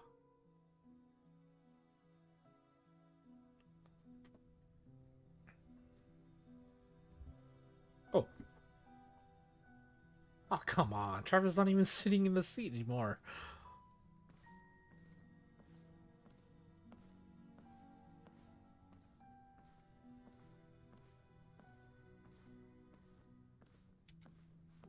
Oh, this is her in her, I don't even remember the word. Her dark form. Furina. Furina. Huh? Who's that? Who's calling me? Where are you? Be not nervous. Be not afraid. I am before you. Wait a moment. You're mirror me? How can this be? Mirror you, huh? You know what? That's not bad. Let's go with that. Person in the mirror. Mirror me. What do you wish to say? The prophecy. Have you heard of it? What prophecy? Wait. I know. I think. I don't know why, but it's in my head somehow. The people will all be dissolved into the waters, and only the Hydro Archon will remain, weeping on her throne. Only then will the sins of the people of Fontaine be washed away. Oh, very good. You know it well. What's going on? I can't seem to remember anything clearly. The only thing I know for sure is this prophecy. Will it really come to pass? Yes, it will. And that is why I've come to you. Disaster will come to Fontaine sooner or later. Things will develop just as the prophecy declared. There is no escaping it. But doesn't that mean everyone will die? I'm a Fontainian just like them. Will I dissolve too? Oh, don't worry. Magical meetings exist in this world precisely to give people a chance to turn things around. It is the reason why you met me today. I will tell you how to save everyone, but you may have to suffer somewhat. Oh, so there's still hope after all. Goodness, you frightened me. You spoke so much and with so much certainty. As for the suffering, well, I will admit that the first thing that came to mind was, why do I have to be the one to suffer? But if the prophecy will come true, I'll also die anyway, right? So if I've already met you as my magical meeting in this world, if there were scales, with all the people of Fontaine on one side and my pain on the other, is it not obvious where the scales should tilt? You truly are the perfect human. My ideal. I suppose this would also be the justice that belongs to you. Huh? Don't worry, it's nothing. Listen well. Fontaine has just lost its Hydro Archon. I need you to play a role. That of the new Archon. Play as a god? Yes, because the Heavenly Principles would love that. That's right. You must begin a never-ending masquerade. You must never let anyone suspect your identity. That makes a little more sense. If you can keep it up, then I shall have my way of defying this prophecy. But should your identity be revealed, then all hope will be lost. But why? But how will I do this? A human assuming the role of a god without being exposed. Don't worry. What you must do is not to turn yourself into a real god. You simply need to play the role of a god as humans imagine them to be. Being a human yourself, I'm sure you already know what such an entity would be like. Remember, your true challenge will not be pursuing divinity, but contending against humanity. I'm still not sure I understand, but I'll try. I'll try to do this. So, how long am I going to have to play this role? To accomplish this mission, you will have to stay on the stage for many, many years. You will endure and not grow old until your task ends. But I promise you, all will eventually end in a magnificent and dramatic trial, and everyone will be saved. A trial, huh? How exciting. I'll be looking forward to it. Scene 2. A session speech. A session speech? Or ascension? I don't know. Who am I to English?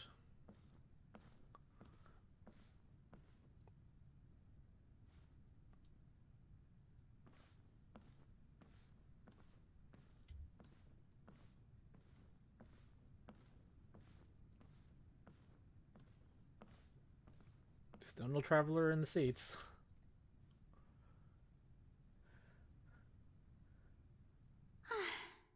The Maison Cardinalise has announced my accession, but this is my first time facing the people.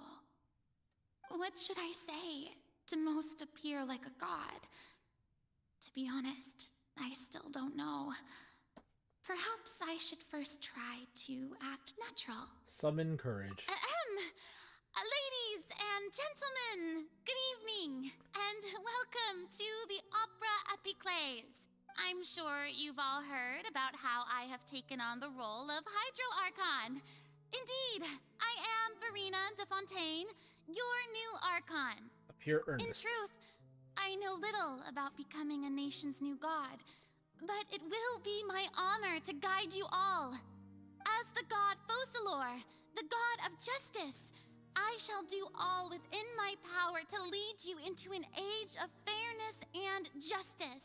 Close politely. Once again, thank you all for coming.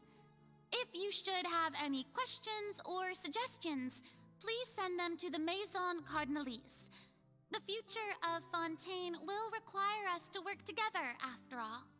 This should do it. I thought I might stammer, but thankfully, I was able to convey my thoughts just fine. Okay, and next. That's the new Hydro Archon. Is this some kind of joke by the Maison? I would have thought that a being that surpasses humanity would be a bit more assertive. Hey, Did you hear that? She even told us to send her suggestions there at the end. Shouldn't gods be all-powerful? She's being so modest. What's the difference between her and an ordinary person, then?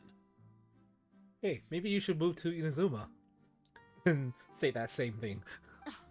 If you ask me, perhaps the succession didn't actually happen. She might just be a maison-back puppet. Wait, what's going on? Why is everyone suspecting me of being a fake? Oh, this is bad. If I get exposed here, there'll be no saving the people from the prophecy. Right. Mirmi said that I just need to play the role of a god as humans imagine them to be. Calm down, Furina. Think.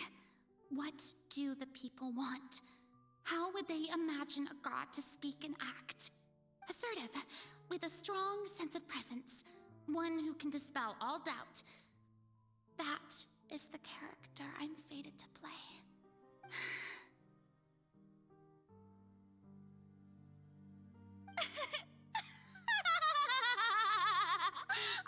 Oh, very good, my people. Only ones such as you are deserving of my rule. Now, I was wondering if some weak puppet were to one day come onto the stage and claim ownership of this opera house, would the children of Fontaine follow them? Well, it seems that you would all see right through them. Having passed my test, you are qualified to witness wondrous trials alongside my august self, here in this opera house. So basically, Furina is only annoying because of Fontainians. You may consider my previous act a door gift of sorts. I thought it was a debut that suited the atmosphere. Now then, let us be reintroduced. Ah, so that was just a performance. How could I have forgotten that we were inside an opera house? Wow, that's all it took? Personality? It's quite shocking, to be honest, but I suppose it's a better look than before. Such a fascinating and bold deity. How wonderful! Our future may yet be bright after all. It seems I've turned them around. Best follow this flow and restart my accession speech. Resolutely with conviction. My dear people, whether you acknowledge me or not, whether you trust me or nay, I say to you, keep faith in your ardor for justice. We have heard it said that this nation's sins can no longer be washed away.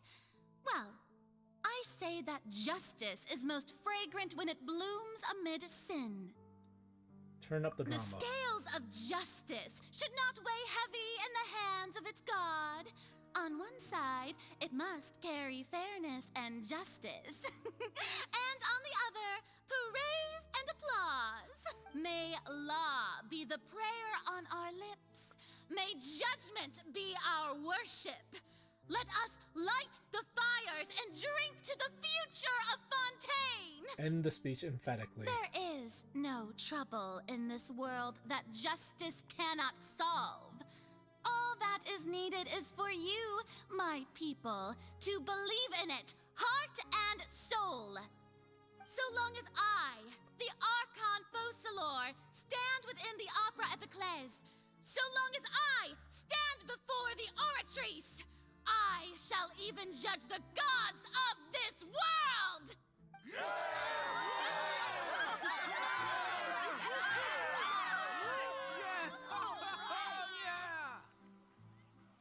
And this is what happens when you let the people around you influence you.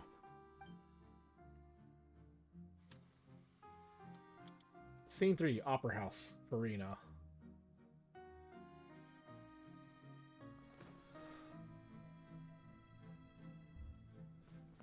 Oh, I can run now.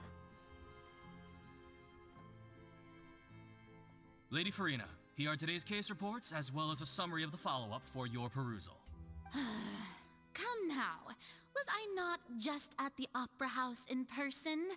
Leave these kinds of things to Neuvillette. Besides, none of these trials were the one that I'm looking forward to the most. If I may be so impertinent, what kind of trial are you truly looking forward to? A magnificent, dramatic, and wondrous trial. A trial to end all things. How could you hope to understand?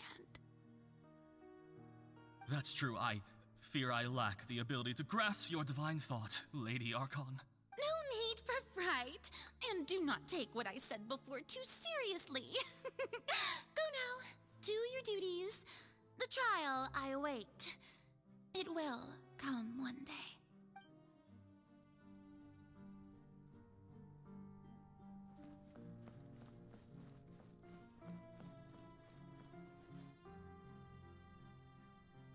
Lady Furina, I don't know what to say.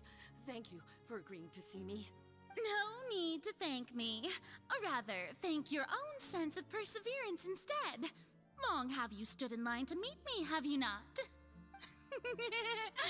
Oh, I'm afraid that's just an inevitable consequence of my divine charm. All right, Deuteria, is it? How is your son's illness? Deuteria. You remembered me, and you knew of my family, too. He is doing much better now. In fact, he is far more of an ardent believer than I. He was the one who forced me to seek an audience with you, and to bring your words back to him.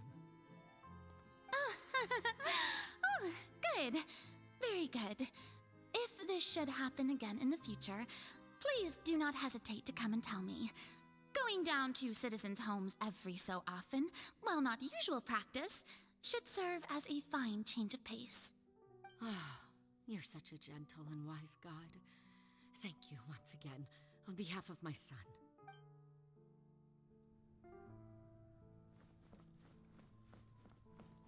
There's a bed over here. Assuming that's the last one I'll go to.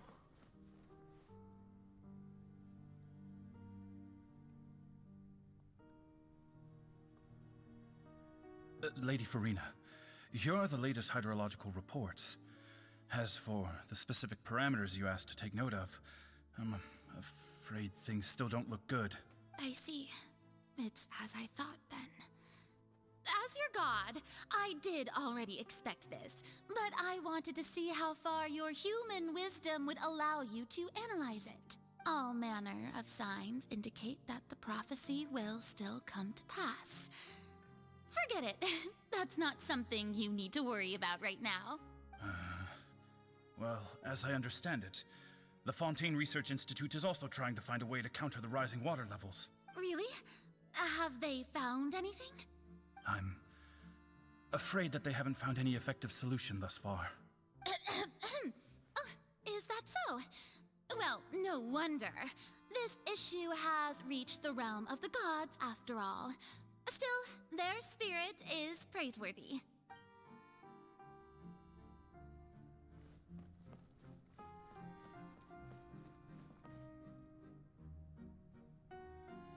The day is finally over. I haven't had a moment to breathe this whole time, but it's good to see that everything's getting on track. There are no longer any voices of suspicion. Maybe this is fine. I just need to keep going, and everyone will be saved. All right, Furina, don't think too hard about this.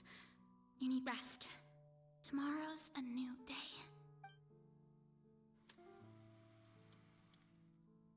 Scene 4, Opera House. Lady Furina, here are the new trial reports for the latest cases, as well as a summary of the follow-up. There'll be no need for that. I've seen them already. There's no need to go back over scenes I've witnessed in person before. Lady Furina, I've waited so long for this chance to see you in this manner. Indeed, my dear, loyal citizen. This joyous moment is an honor for us both. Lady Furina, we're detecting significant hydrological anomalies near Poisson. Understood. Keep monitoring. Keep me informed should anything come up at the Institute.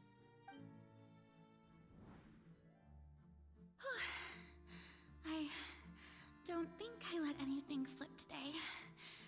I must show the people that there is nothing to worry about. So these are the measures she's been taking. I just don't know when these days will end. I feel utterly exhausted. Best to rest early today, too.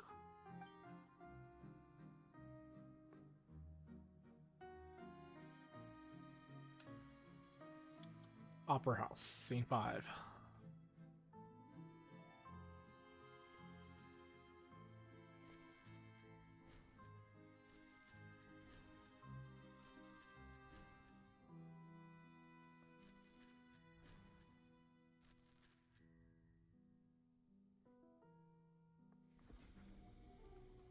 That is a lot.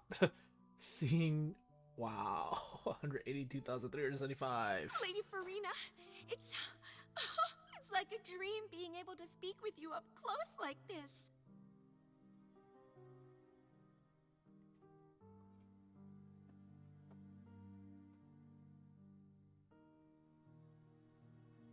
Just a moment.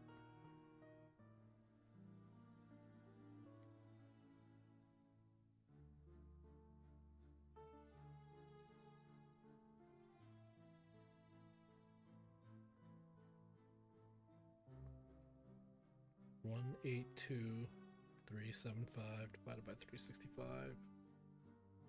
Oop, not multiply. 182,375 divided by 365. 0.25. 499.3 years.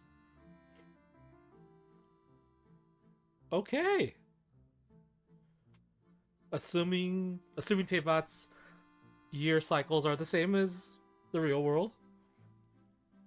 She's been doing this for 499 days, 499 years and about 4 months. 499 years and 4 months. That's how long she's been doing this, according to that. I've heard that the first member of our family who was honored to receive an audience with you was Madame Deoteria, almost 20 generations ago. And what a fine family yours is indeed. It brings me great joy to meet such a faithful believer, a descendant of a line most ardent. She sounds like she's about to cry. Surely you exaggerate, Lady Furina. My lady? What is it, good citizen? Oh, it probably is. Are you crying? Uh-huh. Oh, really now? I didn't even notice. It's all part of her suffering. This must be the overflow of hydro from my person. Well, can't quite help being the god whose dominion is the waters, can I? No wonder. No wonder. A manifestation of your power, then. Oh, Archon, I am honored to have witnessed it. Honored indeed.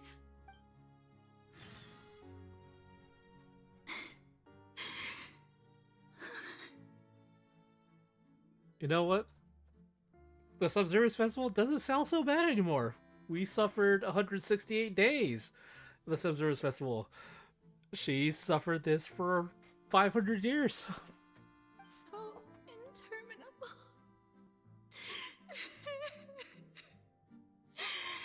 So lonely. Just how much longer? There's the line from the fountain. Hundreds of years must have passed by now. Perhaps the show must go on for hundreds more. That's not from the fountain. I never imagined that it would hurt so much. Have I reached my limit?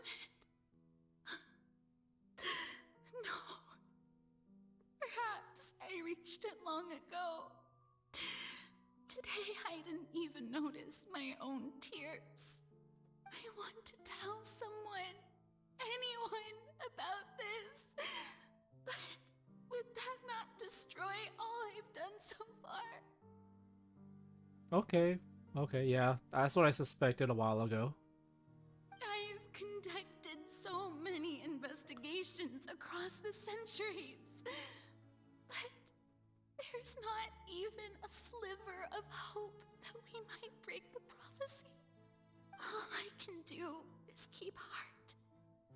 I must maintain this act. It is the only way to save Fontaine. Please, mirror me. You have to succeed.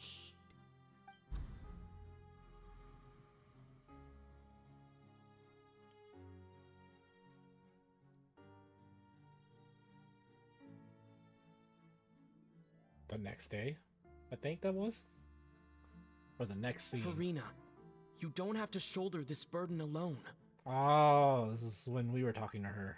Although I don't know what you might be keeping from everyone, your people are more than willing to share your burden with you. That's my voice. Is this scene from when we were within the giant magic box? This is great. I didn't think that this scene would replay in her inner world. Surely I'll find out what she wanted to tell me this time. Share my burden. That's impossible. It was fated right from the start that this would be my duty alone. But even if your burden doesn't need to be shared, you can still choose to confide in someone. Just share it with me. I'm what you'd call a witness. I'm so happy that this is voiced. A witness.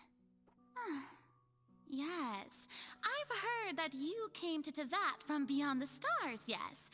In other words, you never belonged here. And if Tevat is, in its entirety, a show on a stage, then you're just a spectator, aren't you? If that's the case... He's right. I could confide in him, couldn't I? But if things don't play out as expected, the people of Fontaine will be the ones to pay the price. No, Furina. You shouldn't be selfish. But what if it's really alright? Furina, you've worked so hard for so long. Surely it would be okay to put yourself first for once. Just this once. Is it such an outrageous thing to do anyway? To find someone in whom you can confide your frustrations and sorrows? Surely it could not hurt. If you let this opportunity slip through your fingers, it might never come by again. Think about it. Long and hard.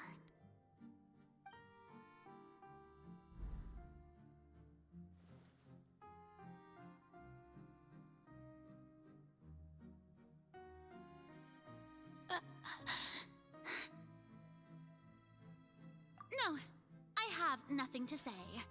I am Furina, the Archon of Fontaine. Everything will surely get better. All you need to do, dear spectator, is to witness my performance until the curtains fall.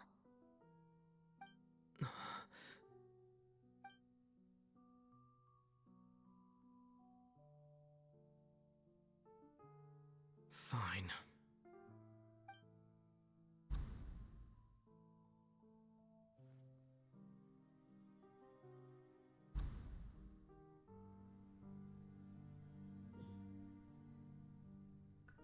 So even Furina doesn't know the truth?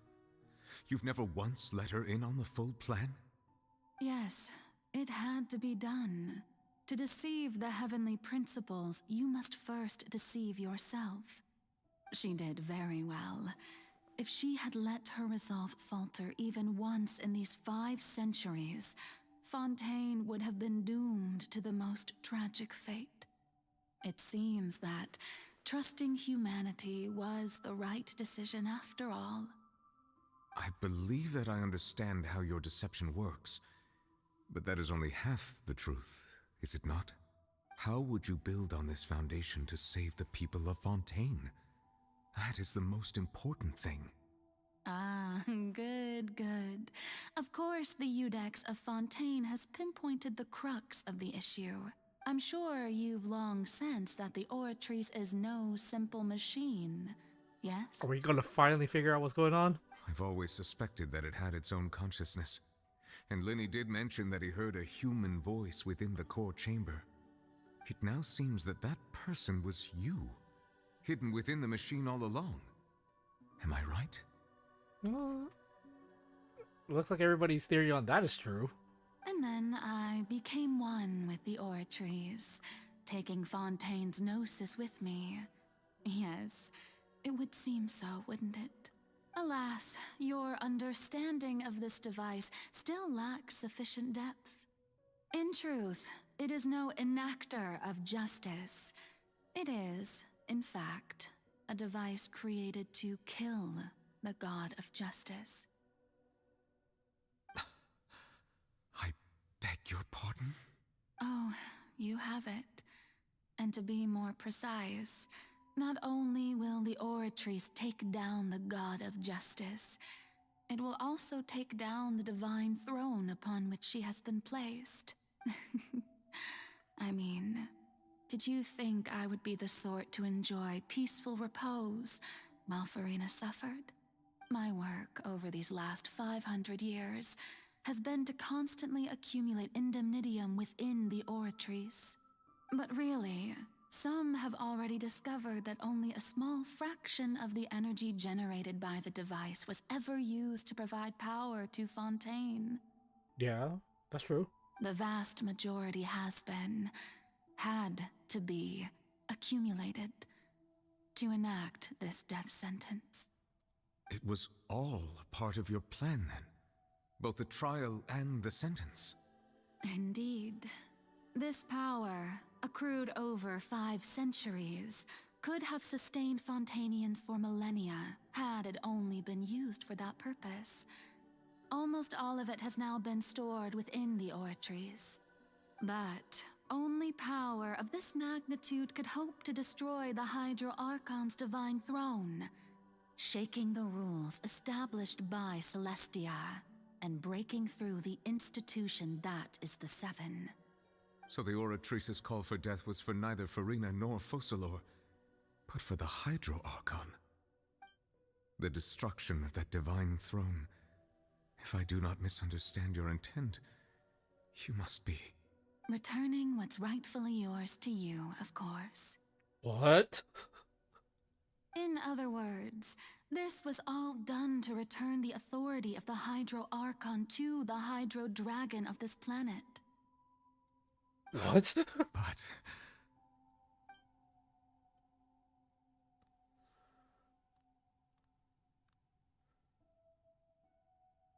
Oh, what? Getting sad again, are we? The authority of the ancient dragons shall soon be yours once more, O Hydro Dragon Sovereign. And this is the face you make. All you've done throughout the years is just so you can sacrifice yourself at the very end. I've never quite seen it that way, you know. Even now, I'm quite pleased at how well my deception worked.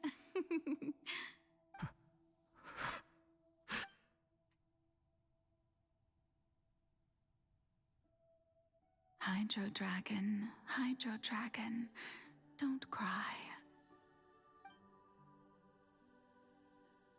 I must say, had it been within my rights, I would have loved to judge the heavenly principles themselves. Were they not guilty of essentially the same crime? Egeria stole the power of the primordial sea, and the heavenly principles stole the power you ancient dragons possessed.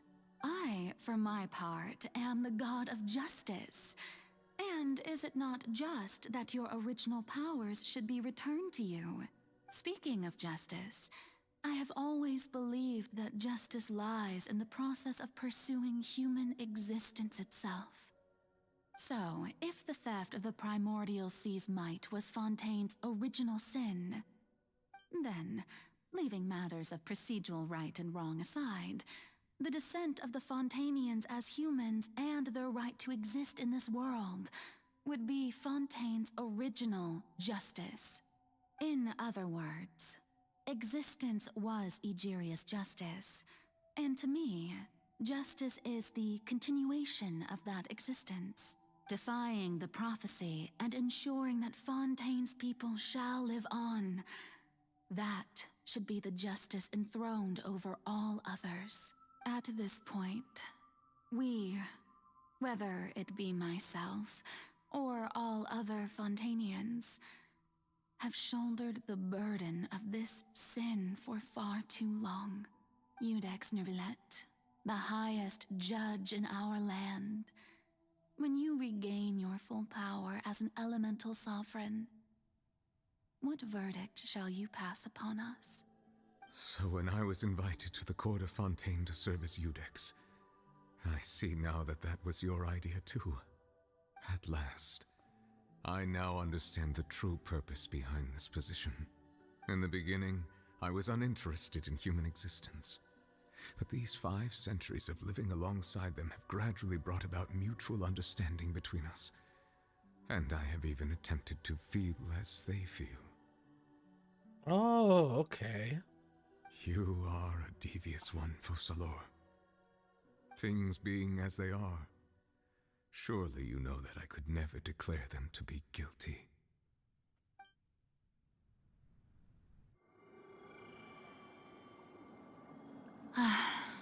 The hour of my execution is almost here.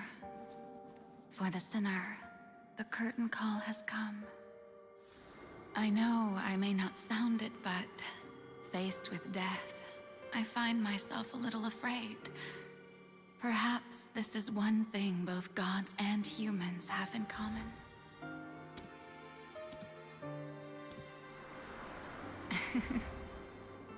Farewell, Neuvillette. I hope you've enjoyed the part you played these 500 years.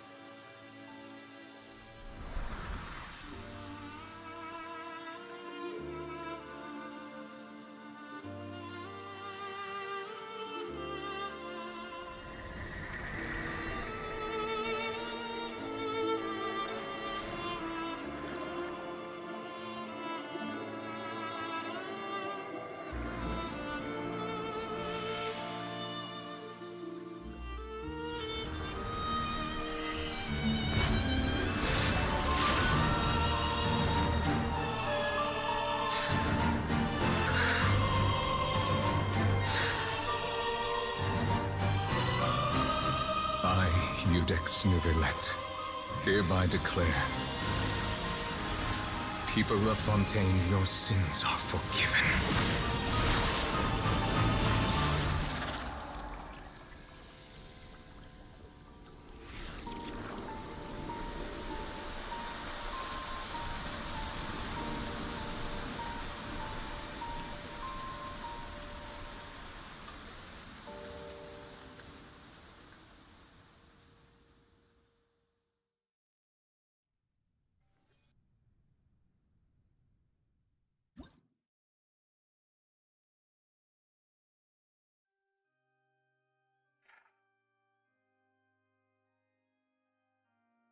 music from that scene just made it so much more powerful. And after all that, being greeted with this just pulled me straight out. Kind of wish I didn't have this right now. Welcome Moon just pulled me completely out of that cutscene. Oh, such a good cutscene.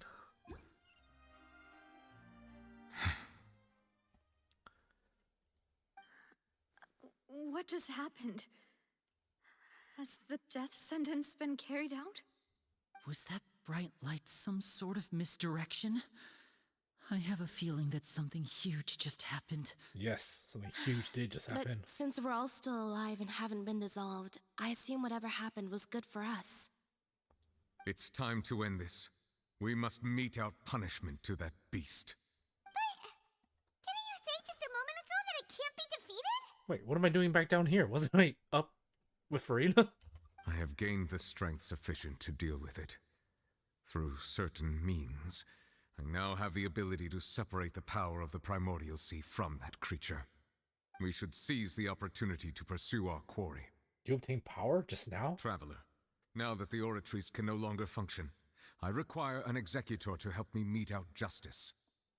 You mean me? The root of the calamities befalling Fontaine.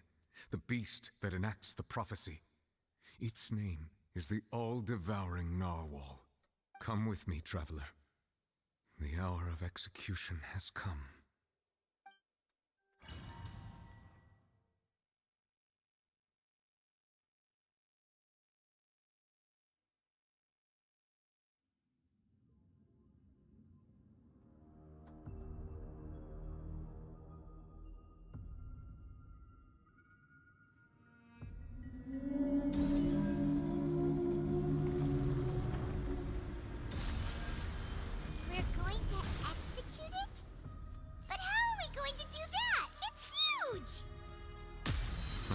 Done my best to separate the power of the Primordial Sea from the whale.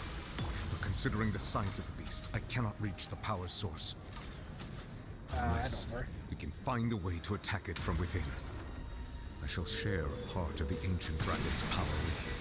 We shall look for an opening together.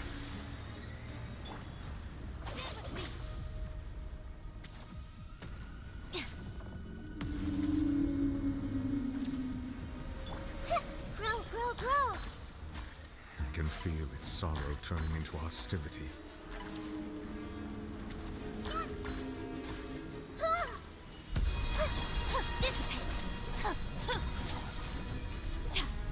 Time for a light show.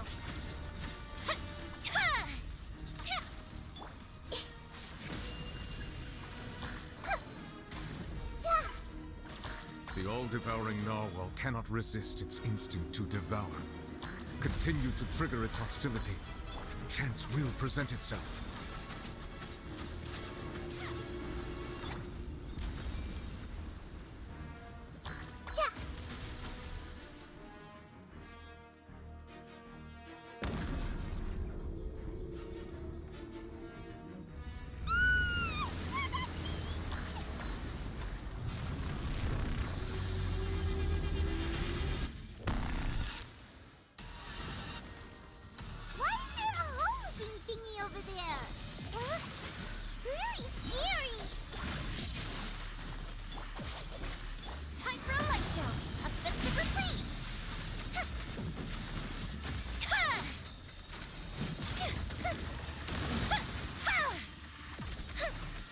I have granted you my protection. Do not fear. Seize the moment and use my power to suppress its root from within. Rain, outdid with me! Out of my way! Fuse is lit! Goldfish ship down!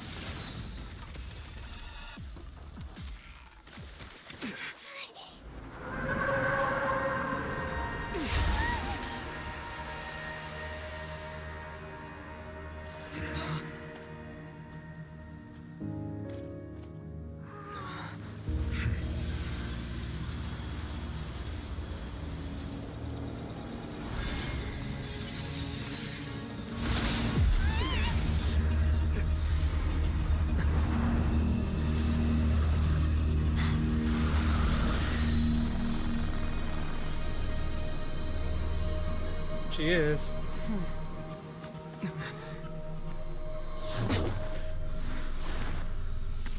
Why would you throw him in there too? All right, start talking. Thanks for helping with the cleanup. It should have been my job, but oh well. It was just supposed to be a short private training session for me. I didn't think that my disciple and my master's pet would start brawling in the meantime.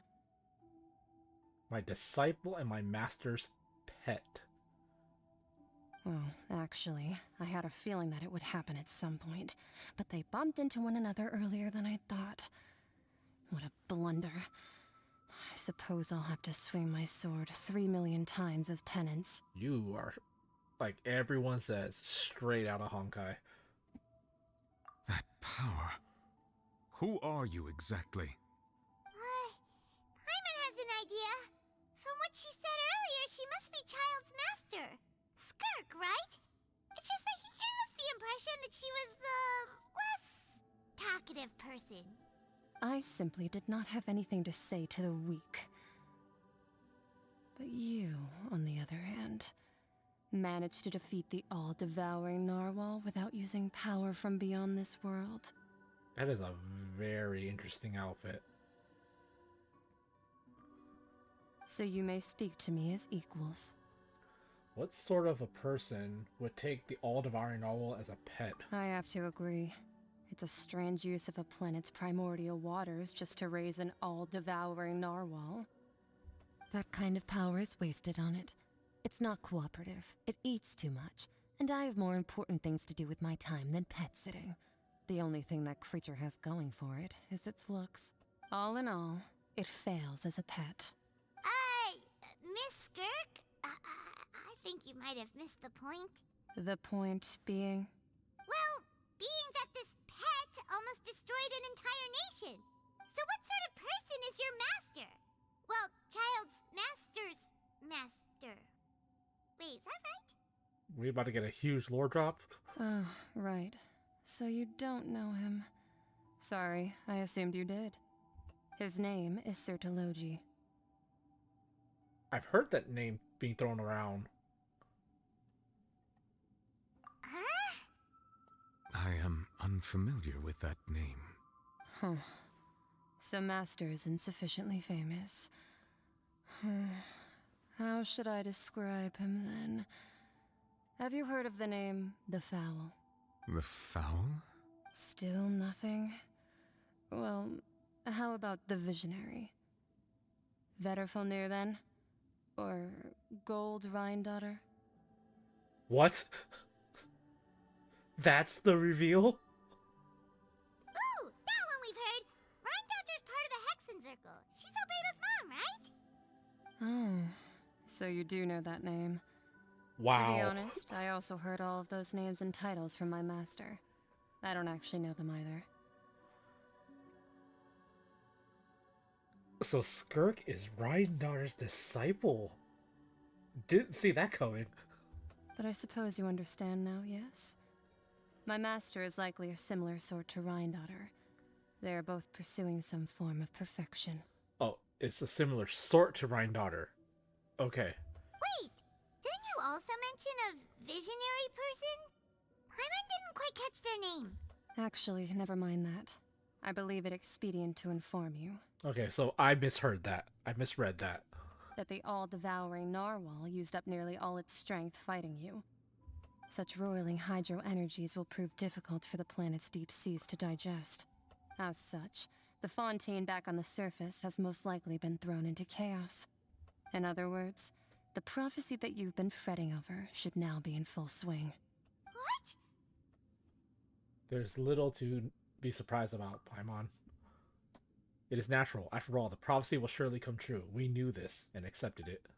However... Not to worry. Focalor has already managed to deceive the heavenly principles.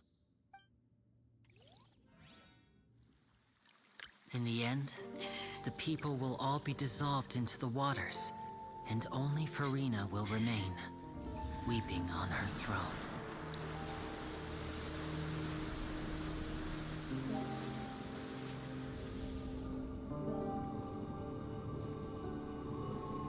Only then will the sins of the people of Fontaine be washed away.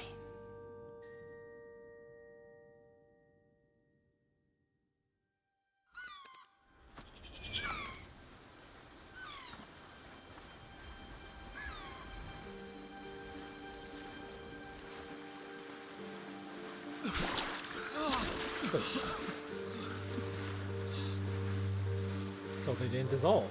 Hey! Help! Over here!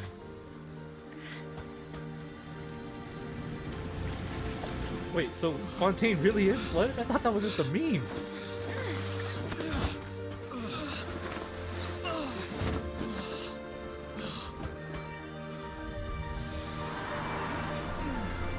I think you're gonna need more boats. Oh yeah, I forgot.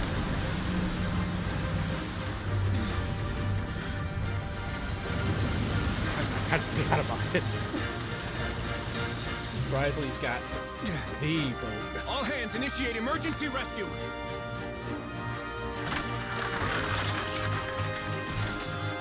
Oh, it's Frankie. Hurry!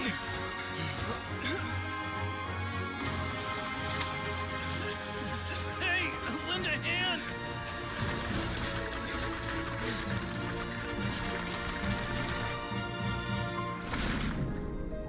Fremine! Love Fremine.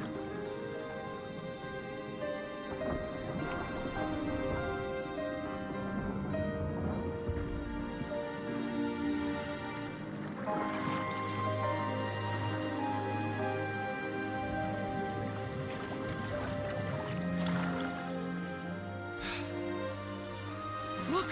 The water's receding! Oh, water is receding, okay.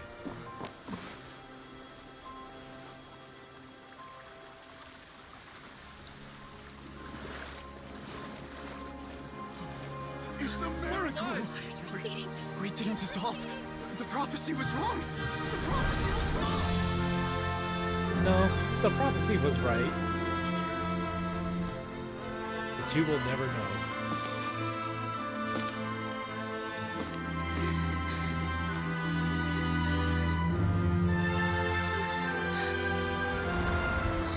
Are you alright? We're safe.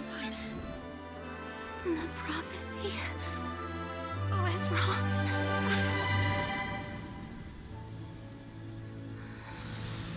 No, the prophecy was right. But you will never know. Unless Niblette tells you.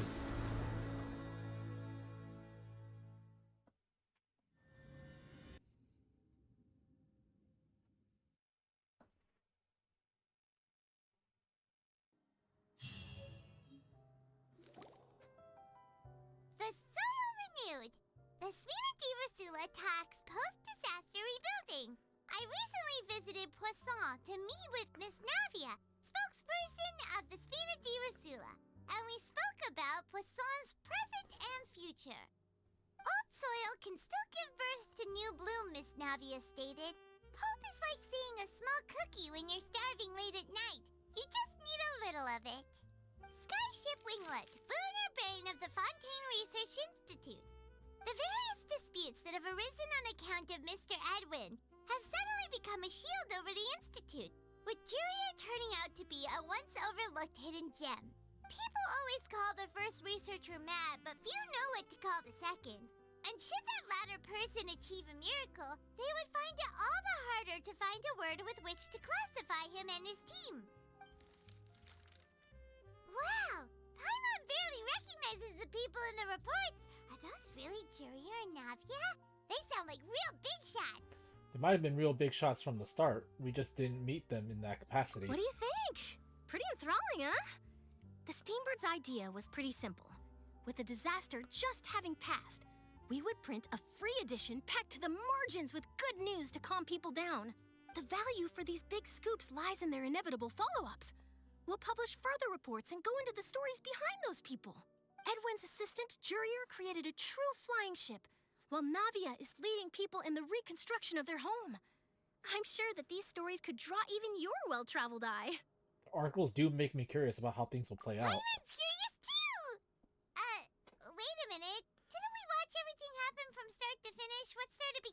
about. And that's exactly why I'd like you to come conduct interviews with me. You're the best incubators of news, if you haven't noticed. And also, with you around, I'm sure I'll get to see that Duke.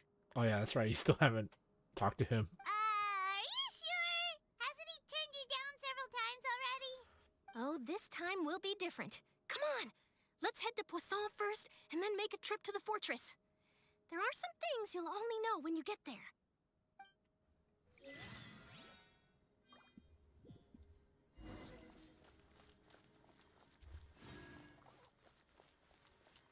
And everything looks normal.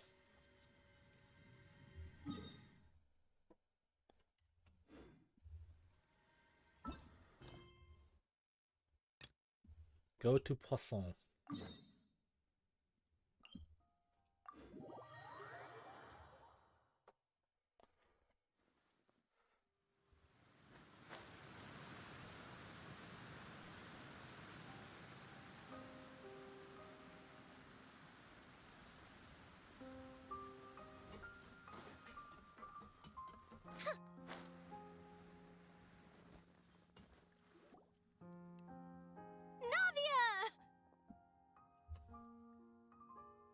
Oh, it's you. What brings you all here? Hey, we're just having a look around. Is this person going to be important? I'm here to update myself on how things are going here. Oh, the Fatui are here too. Let me introduce you. This is Mr. Garunt Snezhevich. He represented the Knave in sending us a large amount of supplies, and is helping with our work. And he doesn't have a mask. Our residents are hard at work as well. Thanks to everyone, work is progressing nicely. We've lost a lot of people, but we're moving forward. That will have to be enough. Hello, Miss Charlotte. I'm a big fan of yours. I especially like that article you wrote last year about Fontaine's stray cats. Huh? You're not a dick? But if you don't mind, could you not emphasize our role too much in your report? It's not charity we're doing here. We just happen to share the same interests as the Spina. I get where you're coming from. I'll keep it as simple as possible. Or would you be willing to feature as friendly neighbors? That would be fine. Thanks. Oh, you're back too. How are things? Are we supposed to like this guy? Is this guy going to be the guy who helps us get into Snezhnaya? We finished laying down the construction materials. It'll be another hour before the workers are able to go over there. Huh? You're here too, Clarant? Well, her reputation's greatly risen after that whole duel business with Miss Furina, so she's here in Poisson to wait out the heat. All right. She really came here to help me out. There's too much to consider in the reconstruction of Poisson. The Spina has need of more decision-makers. And, well, I do already happen to be connected to Mr. Callis. Oh, wait just a moment. Do you mind me asking a few questions? You know, about how you felt before the duel, about what it was like facing down a god. There's lots of exciting material there, I bet. Forget it. I'm sure you can find a better theme than that, Miss Charlotte. I see you're the same as always. Couldn't you do me a favor, for Navia's sake? Well, if we're talking about doing things for my sake, you might as well just take a few more photos of me. Or of the Traveler. It's better than wasting time persuading Chlorand, at any rate. Of course I will. I'm not gonna let him off that easy. All right, then everyone who wants to be in the photo, gather up. And smile.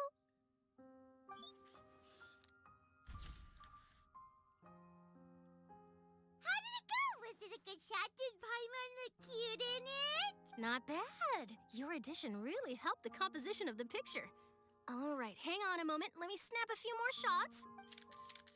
Probably takes more pictures of Poisson by clicking shutters. All right, that should do it. I'll be back here later anyway, so let's call it a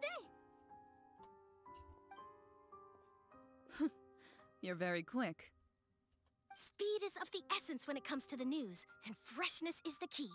Also, not to brag, but I'm pretty good at building connections.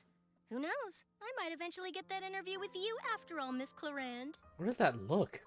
Wow, you really do have that never say die spirit. I'm impressed.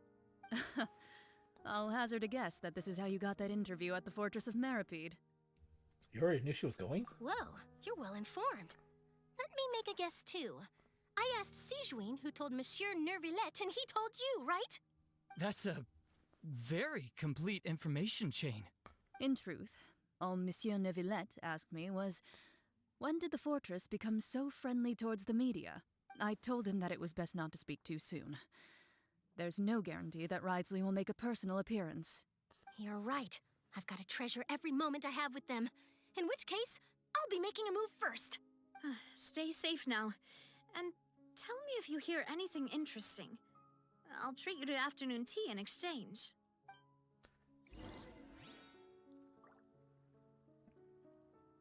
Go to the Fortress of Meripede. So this looks like it's the wind down.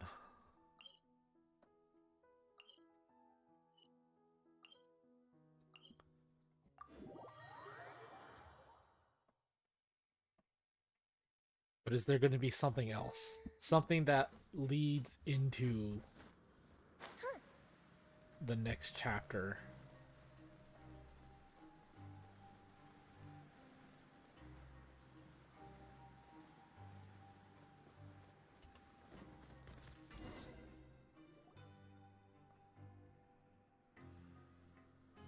Wow, guess we're here again, huh? There's a real nostalgic feeling to this place. Looks like you've been missing us. Oh, hey, he's already here. Duke! Did you come all the way to the entrance to greet us? Of course. I'm here to welcome you and our dear Miss Charlotte, whom our good head nurse recommended to me. It's an honor to finally meet the much-rumored Duke. Thank you for consenting to my visit to the fortress, sir. No need to thank me. But that said, I shouldn't be the focus of your interview. I trust you recall our agreement? Of course, of course. All right then, this way.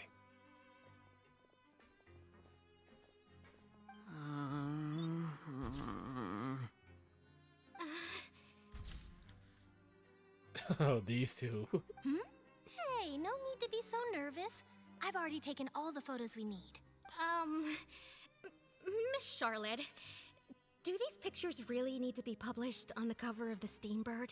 It would seem that Miss Lorvine doesn't want her face to appear beside that of Mr. Jurier, Sir, please don't say things like that. But it looks like dear Mr. Jurier denies it. Might this interview be very important to you then? No, I just... This is my first time being interviewed, and I'm very thankful to the Steambird for... Now, I might not look it, but I actually did meet Mr. Edwin once. And I'll be honest, I enjoyed chatting with you more. You've definitely got more of that genius vibe going on. The boat that brought about a miracle, the ark that saved the people. Why, you recreated a myth back there, like an emissary of legend. Still, if I might ask, where's that flying ship now? Huh! Looks like Charlotte's trying to get herself another exclusive scoop. I have to apologize, but that ship is presently in the bowels of our factory. I'm afraid it won't be easy for you to get a shot of it. Really? Well, then in that case, could I have an interview with you to make up for that loss?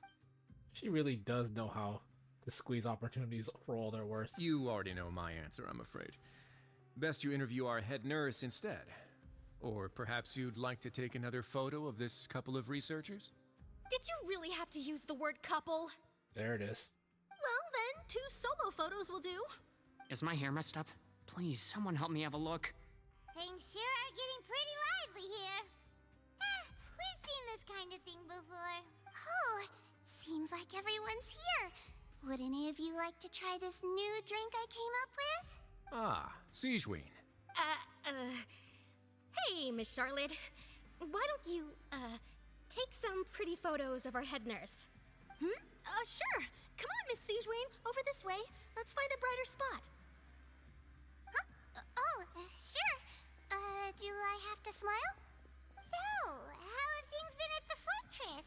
Yeah, how are you doing? Same old, as you can see. Fontaine's undergone some changes, but this place is still more or less the same. Other than that flying ship, it got a tad too much attention, I think. That's why I decided to let the interview go through. We should direct more public opinions toward the behind-the-scenes heroes. Am I right, Mr. Jerrier? Miss Lurvine? You're too kind, sir. I believe that you too should have your day in the sun. Not that you would want that, which is a pity. I'll just leave the spotlight to you two. He really does sound like D-Luke. I see. Lots of things happened that day, huh? Anyway, regarding that Harbinger, I'm not sure you remember, but his 3 young followers are still waiting for his return. He sure did win them over, huh? I'll tell them that there's good news and bad news.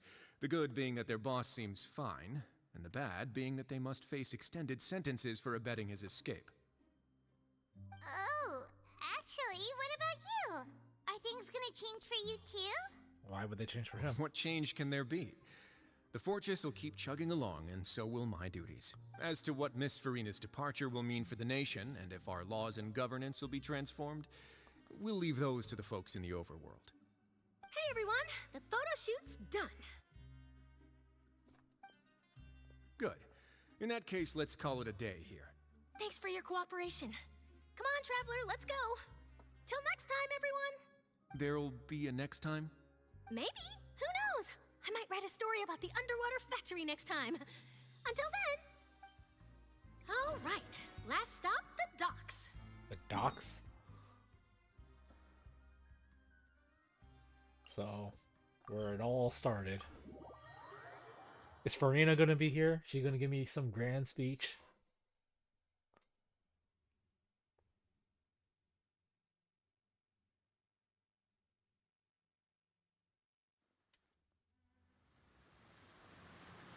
Other way.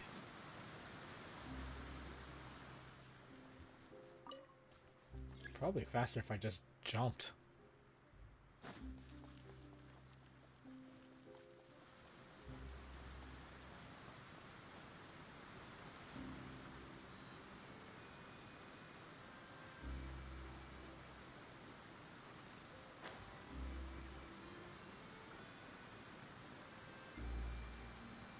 Who is that? Is that Lynette? Yeah. Lynette and Linny.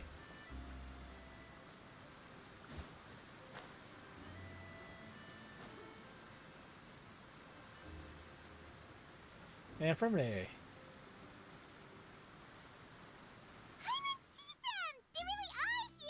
Navia mentioned that she stayed in touch with Linny and the others after working together. Apparently, they've been at the docks distributing these strange pockets the whole time since. Traveler, Paimon. Ah, and Miss Charlotte, too. Would you like a magic pocket? Sure. What sort of gadget is it? It's a wondrous bag that can be used to carry many things. The water level has returned to normal, but if you see any of your things floating around, you can use this to carry them. Or you could trick a friend into doing it for you. Trick a friend? I wonder which of my friends would fall for that. Really? You could just make a friend like Fremine here. Isn't that right, Fremine? Why would you call it out like that? Is this what you meant by, I'll help you make some more friends? To be honest, that sounds pretty sweet. Could I have your contact, please? Sure. Please, write down my address. You sure are working hard to help Fremine socialize. He was the one who proposed doing this. He even wants to assist in our magic shows. Sounds like this would suit him. Yes, I was planning to first introduce Pear as an assistant, and later Fremine himself. In the future, I think we can leave underwater escape magic to him too. Pears. I think I've That met Pears. said, would anyone want to see a diver escape underwater? Oh, it'll work out. Every journey begins with the first step. He'll become a part of our show eventually. Lynette, could you come over? Miss Charlotte says she wants to take a picture of us. Got it. My, that Charlotte is rather perceptive. She got rid of everyone the moment she realized I had something to say to you. So, how have things been, Traveler? I'm doing all right. Father says that you did a great deal during the latest events. She's very grateful for your contributions to Fontaine. arrived, we were more than happy to help. So, what's she doing now? Oh, I guess you haven't heard. Well, after Lady Furina left, Father and Monsieur Nervilette opened negotiations, during which he gave Fontaine's gnosis to her as a diplomatic gift. Wait, what? A diplomatic gift? A gnosis? Yes, I was quite surprised at first myself. But when I thought it over, there were actually a number of things going for it. It could have been done as an apology for the incident with Lord Child, or as thanks for his help in tying the all-devouring narwhal down. Furthermore, Father did also lend significant aid to Fontaine and Poisson. Well, that's true, but this is a gnosis we're talking about. Doesn't this seem a bit irresponsible? I would agree, but I've also heard that it seems that Monsieur Nervilette has had a significant change of heart regarding the matter. So there's some reason for this that only Nervilette knows about? Is he going to tell us? I suspect you'll have to ask him about that yourself. Ah, yes, speaking of which, I did see him strolling around the entrance to the Fortress of Meripede a while back. Isn't he real busy and stuff? Paimon didn't think he'd have the time for that. But back to the topic. The gnosis was given to the knave, right? What about Child? They say that he's returned to Snezhnaya to recover from his wounds. I hear that the recent disaster really did a number on his health. Wait, he's back to design? Didn't Skirk throw him into the abyss? Well, I guess I can now call him one of my war buddies. That's true. When you think about it, we've had loads of run-ins with the Fatui. To think we'd be allied with them this time. Hopefully that's a change for the future. I actually wouldn't mind being allied to the Fatui. So shocked by such a simple switching of sides?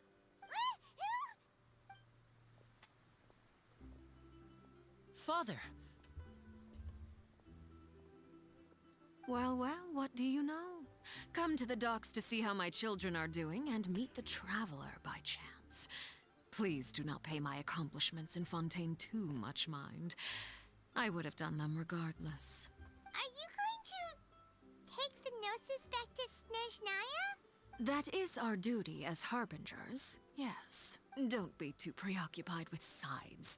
The goal of the Fatui concerns not a single place or person, but the entire world. With such a grand goal in mind, it is inevitable that we must wear many masks. Switching my masks is something I've always done. Will you keep to your position? Well, that depends on many things. No one truly knows what the future holds. What good is honesty if you can't rely on it forever? As for you, I very much look forward to our next collaboration. Good things cannot be achieved alone, and you've proved yourselves to be great partners. Actually, I just remembered something. Please help us deliver this. A vision? All right. I'll remember to return it. Thank you for keeping it safe for him this entire time. And that's a wrap for me. Huh? You're... Greetings, Miss Journalist. Hello. If I'm not mistaken, there are diplomatic channels I'll need to report to take a photo of you. That is correct. So forgive me, but I will not be able to serve as a subject in your article. However, feel free to write as much as you'd like about our dear magicians and our upcoming rookie talent. I will. The sea breeze is quite pleasant. I shall continue my walk while the weather remains so agreeable. Farewell, Father. Oh, she has such an intimidating presence. I didn't even dare to take a picture. Thankfully, I've already wrapped up all my pre-scheduled interviews. Thank you all. This'll be more than enough for me to write about, I'm sure. Don't be too nervous. Why don't you take a magic pocket before you go? Here, Traveler, Paimon, you take one too. Do we actually get one? To move things about? That's right. Funny. I was giving out magic pockets when we first met too. And what do you know? I'm doing the exact same thing right now. So many things have happened. but the pockets are still the pockets. I guess this must be life. We will all follow our own paths, and serendipity will lead you to your fated friends. All right then. We'll be handing out pockets in some other districts later, so we'll get going now. Have a good day, you two. Well, guess we sent Charlotte off. Shall we go see how Neverlette's doing? Ah, we didn't get one. He's so busy that he doesn't have time to chat anyway.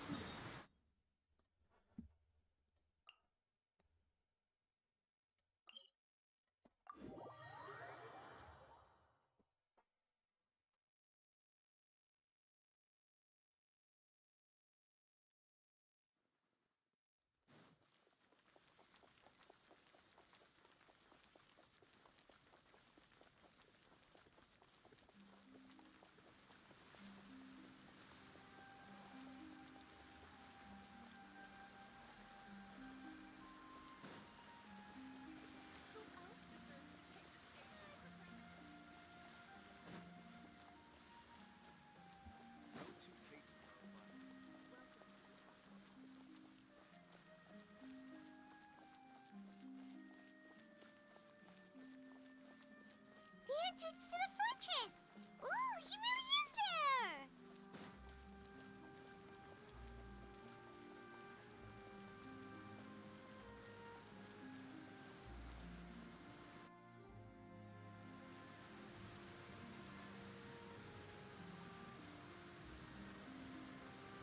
So, you really are here, Neverlette! Paimon didn't think you were going to have free time this hour of the day. Really? Oh, I suppose you must have met Mr. Linney. He took the time to greet me earlier when he passed this way. In any case, you came at a good time. I was just considering reaching out to you to set up a meeting, so I may explain some things that I haven't had the time to before. Are you actually going to tell us? Aw, Paimon's glad that you remembered. Thank you for keeping us on your mind, what with you being busy and all. Alright, let's have it then. How was Fontaine actually saved? The whole business is still quite the mystery to us. It is strange how words can often leave a bitter taste in the mouth when it finally comes time to say them out loud. Nevertheless, sighs softly before telling you the truth concerning what he saw that day. Oh, so he does tell us. Fossilors deceived the heavenly principles and used Furina's endless performance to save Fontaine. Whoa. So that's what happened? I only saw Furina's part myself. Fossilor destroyed the divine throne of the Hydro Archon and restored your power to you, transforming you into a fully fledged elemental dragon sovereign. But Paimon still doesn't quite get what you did to save the Fontainians from dissolving. For me, the authority of the ancient dragons refers to absolute control over the hydro element. Fontainians were incomplete humans born of Egeria's use of the power of the primordial sea, with constitutions similar to that of mimics. But so long as those primordial energies remain within them, I could use the ancient dragon's authority to grant them true blood, after the fashion in which life was first brought into being on this planet. Wait, so Neuvillette converted them from transformed humans into actual humans by converting their primordial water to blood? In other words, when I gave my verdict, Fontainians became true humans, and thus would naturally no longer be dissolved by water from the primordial sea. Whoa. Fossilor must have counted on you to make that decision as well. Your verdict was the key to making the prophecy appear to have come true while saving everyone. You could say that it was at that moment that the Fontainians were finally truly born. Yeah, and in a manner of speaking, Fossilor finally managed to fulfill the original Hydro Archon's wish to turn Oceanids into real people too. It seems from your expressions that you still have more things you wish to ask. Yeah. Ask away. I will tell you the truth as I know it. About the initial verdict that was passed on Child. I have investigated his case along many avenues, and I have learned that he once fell into an unknown chasm when he was young. There, by chance, he awakened the all-devouring narwhal. But whether it be by sentiment or reason, that should not have been enough to consider him the root cause of the disaster. At most, he would have had tangential liability.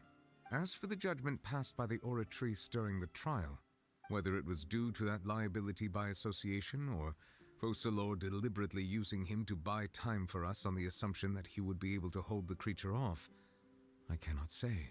I'm guessing it's the second. Guess Focalor had Fontainians in mind the whole time. In the end, it was thanks to her that they finally became real humans. Hang on a second. Paimon suddenly got another question.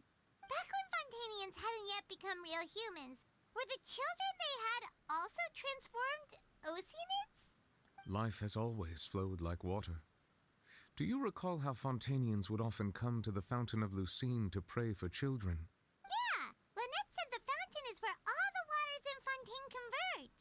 In truth, even those couples did not know that such prayers were no mere custom, but instead a form of ritual. Those Oceanids who were blessed within the spring water would later descend as new humans in the coming months. Oh! Paimon sorta gets it now. Either way, it seems like this ritual won't be of any further use, but it'll probably live on as a local custom. Ask away. I will tell you the truth as I know it. About Fontaine's future. Yeah, about that. Risley said Furina has already left. What's that all about? Ah, Lady Furina. The people are only aware that her death sentence has not been carried out. She abdicated the post of Hydro Archon and left affairs related to that title to me, before leaving the Opera House. I related Focalor's words to her faithfully and completely. After hearing them, she seemed neither saddened nor comforted. She simply said that she was tired and needed to rest. Having said that, she then packed her things and moved out of the Opera House, not unlike how an ordinary person might. But she's still got a place to stay, right? You need not worry. I will make arrangements to ensure that she will not want for food, clothing, board, or travel. In truth, I am somewhat happy for her. The wear and tear on her spirit will, of course, take time to heal.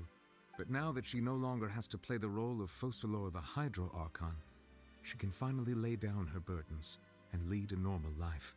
What about you then?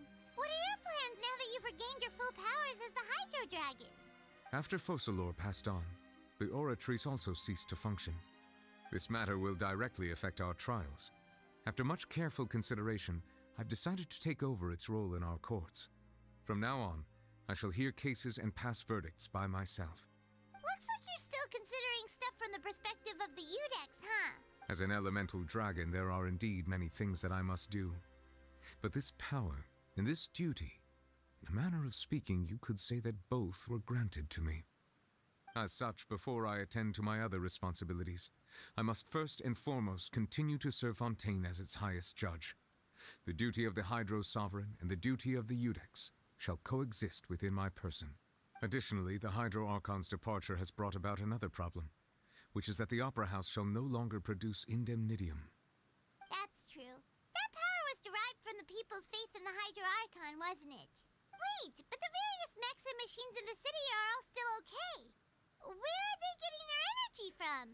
As I am now, I have full command over New Musia, and it can serve as a complete substitute. Another reason why I cannot quite leave Fontaine immediately. Wow. This ancient dragon's authority stuff is really quite useful, huh? Ask away. I will tell you the truth as I know it. About Fontaine's Gnosis. Oh, that's right! They say you've given it to the knave as a diplomatic gift or something! Leaving aside their intentionality, the two Fatui Harbingers have indeed done much for us during this crisis. Their sole remaining goal in Fontaine, at least at this point, would seem to be the Gnosis. The Oratrice has ceased to function. The Hydro Archon's divine throne is now no more, and I do not need the Gnosis's power. As such, it has lost all meaning for Fontaine. Fair. If the Fatui have impure designs, then we might as well accede to their request now, and avoid unnecessary conflict. What complicated considerations! Paimon thought you were just giving it to them out of gratitude to the knave and as an apology to Child. Ask away. I will tell you the truth as I know it. About the next stop of my journey. You will soon be heading to Natlan, I presume. I'm afraid that I have little talent as a travel guide, so all I can do is tell you what I know about that land. As far as I'm aware, Natlan can be said to be a nation of dragons. Oh? A nation of dragons? You mean like you? No, I suspect that I would not find myself welcome there. Unlike ancient dragons such as myself, The dragons of Natlan have undergone long years of development and evolution. Large numbers of them have entered a form of coexistence with humanity. Really? Natlan is also the nation of war. War ravages those lands like an undying flame. There is one other piece of information I got incidentally from my negotiations with the Knave that I believe may be useful to you. The harbinger known as the Captain has thrown his hat into the endless ring of war. So we're gonna meet the Captain. Captain. Sounds like a real tough customer. Seriously, everywhere you look, there's a Fatui Harbinger doing their thing. I suggest that you fully prepare yourself before going to Natlan. In the meantime, Fontaine's doors will always be open to you. Ask away. I will tell you the truth as I know it. I have no more questions. Hang on a sec. Paimon still got a question about the Gnosis. When we spoke to Linny earlier, he mentioned that your attitude towards giving away the Gnosis had clearly changed.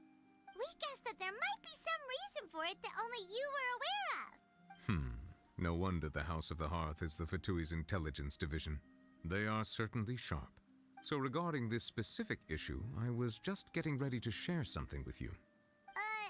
What is it? In truth, I exchanged some further words with that lady named Skirk after sending you two back to the surface. It went something like this. Okay.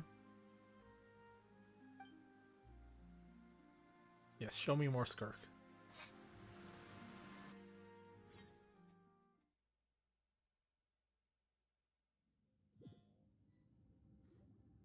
Well, we're going to head topside to see what's going on. You hurry over soon as well, all right, Nervalet?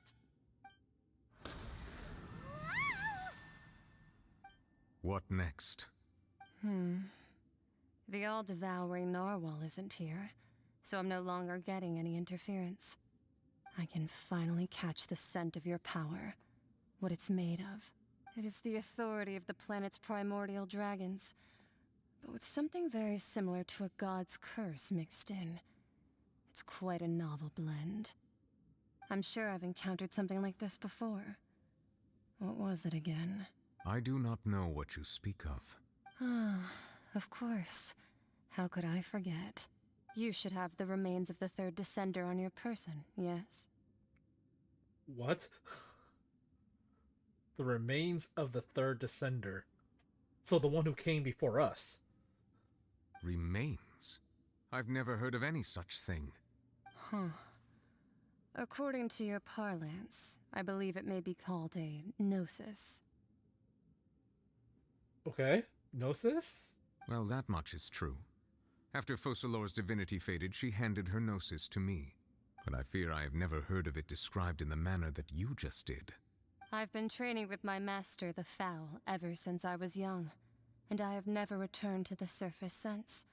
So most of the information I possess, I got from him. So she's been in the abyss this entire time.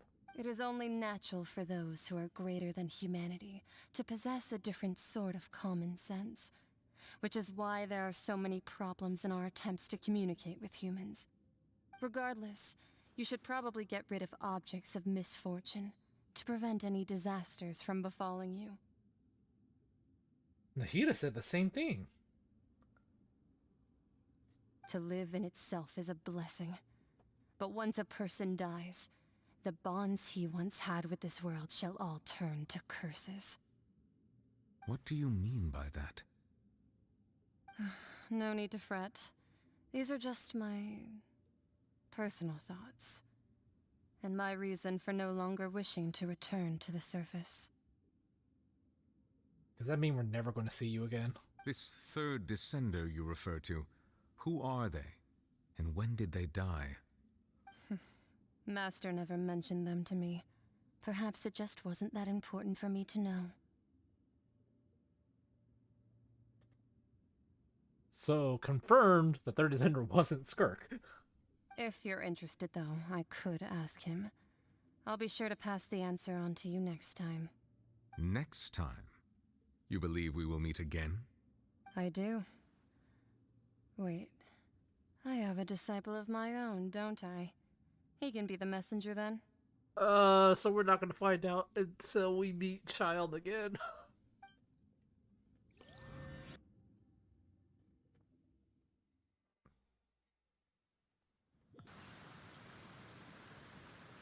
That's what she told me. Whether it would prove useful or not, I wanted to pass that information on to you. The remains of the third descender? So that's what the Gnosis actually are. Paimon just thought they looked like chess pieces. How could they be a person's remains? All the same, assuming that there was no misunderstanding or special metaphor at play, that is what she meant to say. And she said that it would bring misfortune and that you should check it, which is why you gave it to the Fatui. Again, Nahida said the same thing about the Electronosis. If she speaks the truth, then I would simply be putting Fontaine at unnecessary risk by keeping it here. A Descender. She mentioned one of them. I am the fourth Descender. For me, this information means two things. One, that the Gnosises are related to Descenders, and two, that the one who came before me has already died. I guessed that you might already be familiar with this concept, but I did not expect you to be one of them. That means that the Gnosis, which are exceedingly element compatible and can even enhance elemental abilities, do indeed come from the third Descender. But this does explain a bit more why we're able to channel elemental energy through the statues. I wonder, does your body also possess similar properties? Like being able to use elemental powers without a vision. That does sort of count as special compatibility, right? No, let's not think about this stuff right now. It just feels creepy. No, let's think about this stuff right now. This is important stuff. Comparing the Traveler to the dead third Descender and all. Why would you say that? That's what you say, but this topic still feels like bad luck. It is bad luck, I agree. Once Child recovers, let's get some more answers out of him. Or go look for his master and get the answers that way. I too believe it unwise to make too many blind guesses when information is lacking. The same is true of being at court. Alright. Whatever the case, it seems like the crisis here in Fontaine's over for now. Yes. All of Focalor's efforts were for this moment as well. But she sacrificed herself in the end as a god, and she suffered through all those years as a human. Was that really what she wanted? I suppose that would be the mystery of a god's will. Can you understand the will of the gods? I suspect not. But once in a while, I too would guess that if wishes were like the clouds in the sky, they will one day return to the earth as raindrops. Life flows like water, and rain is the final answer. The water levels may sometimes tilt one way or another, but the rain falls fairly upon all. And what, ultimately, is the difference between the rains that fall upon all of us? Quest completed. Wait, we don't get to talk to Furina? It seems from your expressions that you still have more things you wish to ask. Ask away. I will tell you the truth as I know it. No, I want to... I suggest Where's that you Furina? fully prepare yourself before going to Natlan. In the meantime, Fontaine's doors will always be open to you. No, where's Furina? I want to talk to Furina. I want to know what's going on with Furina. Do I have to go do her quest to find that out?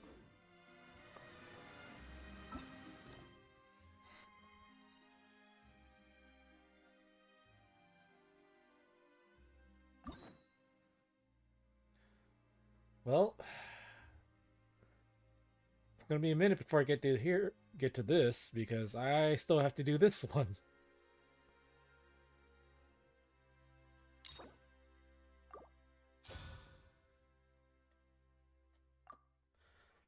Well, that was a long quest. It was good. It had some really good cutscenes. We got a lot of lore out of it. Can't wait to watch Ashikai or Island's video about it. Everyone said that I would like Furina a little bit more.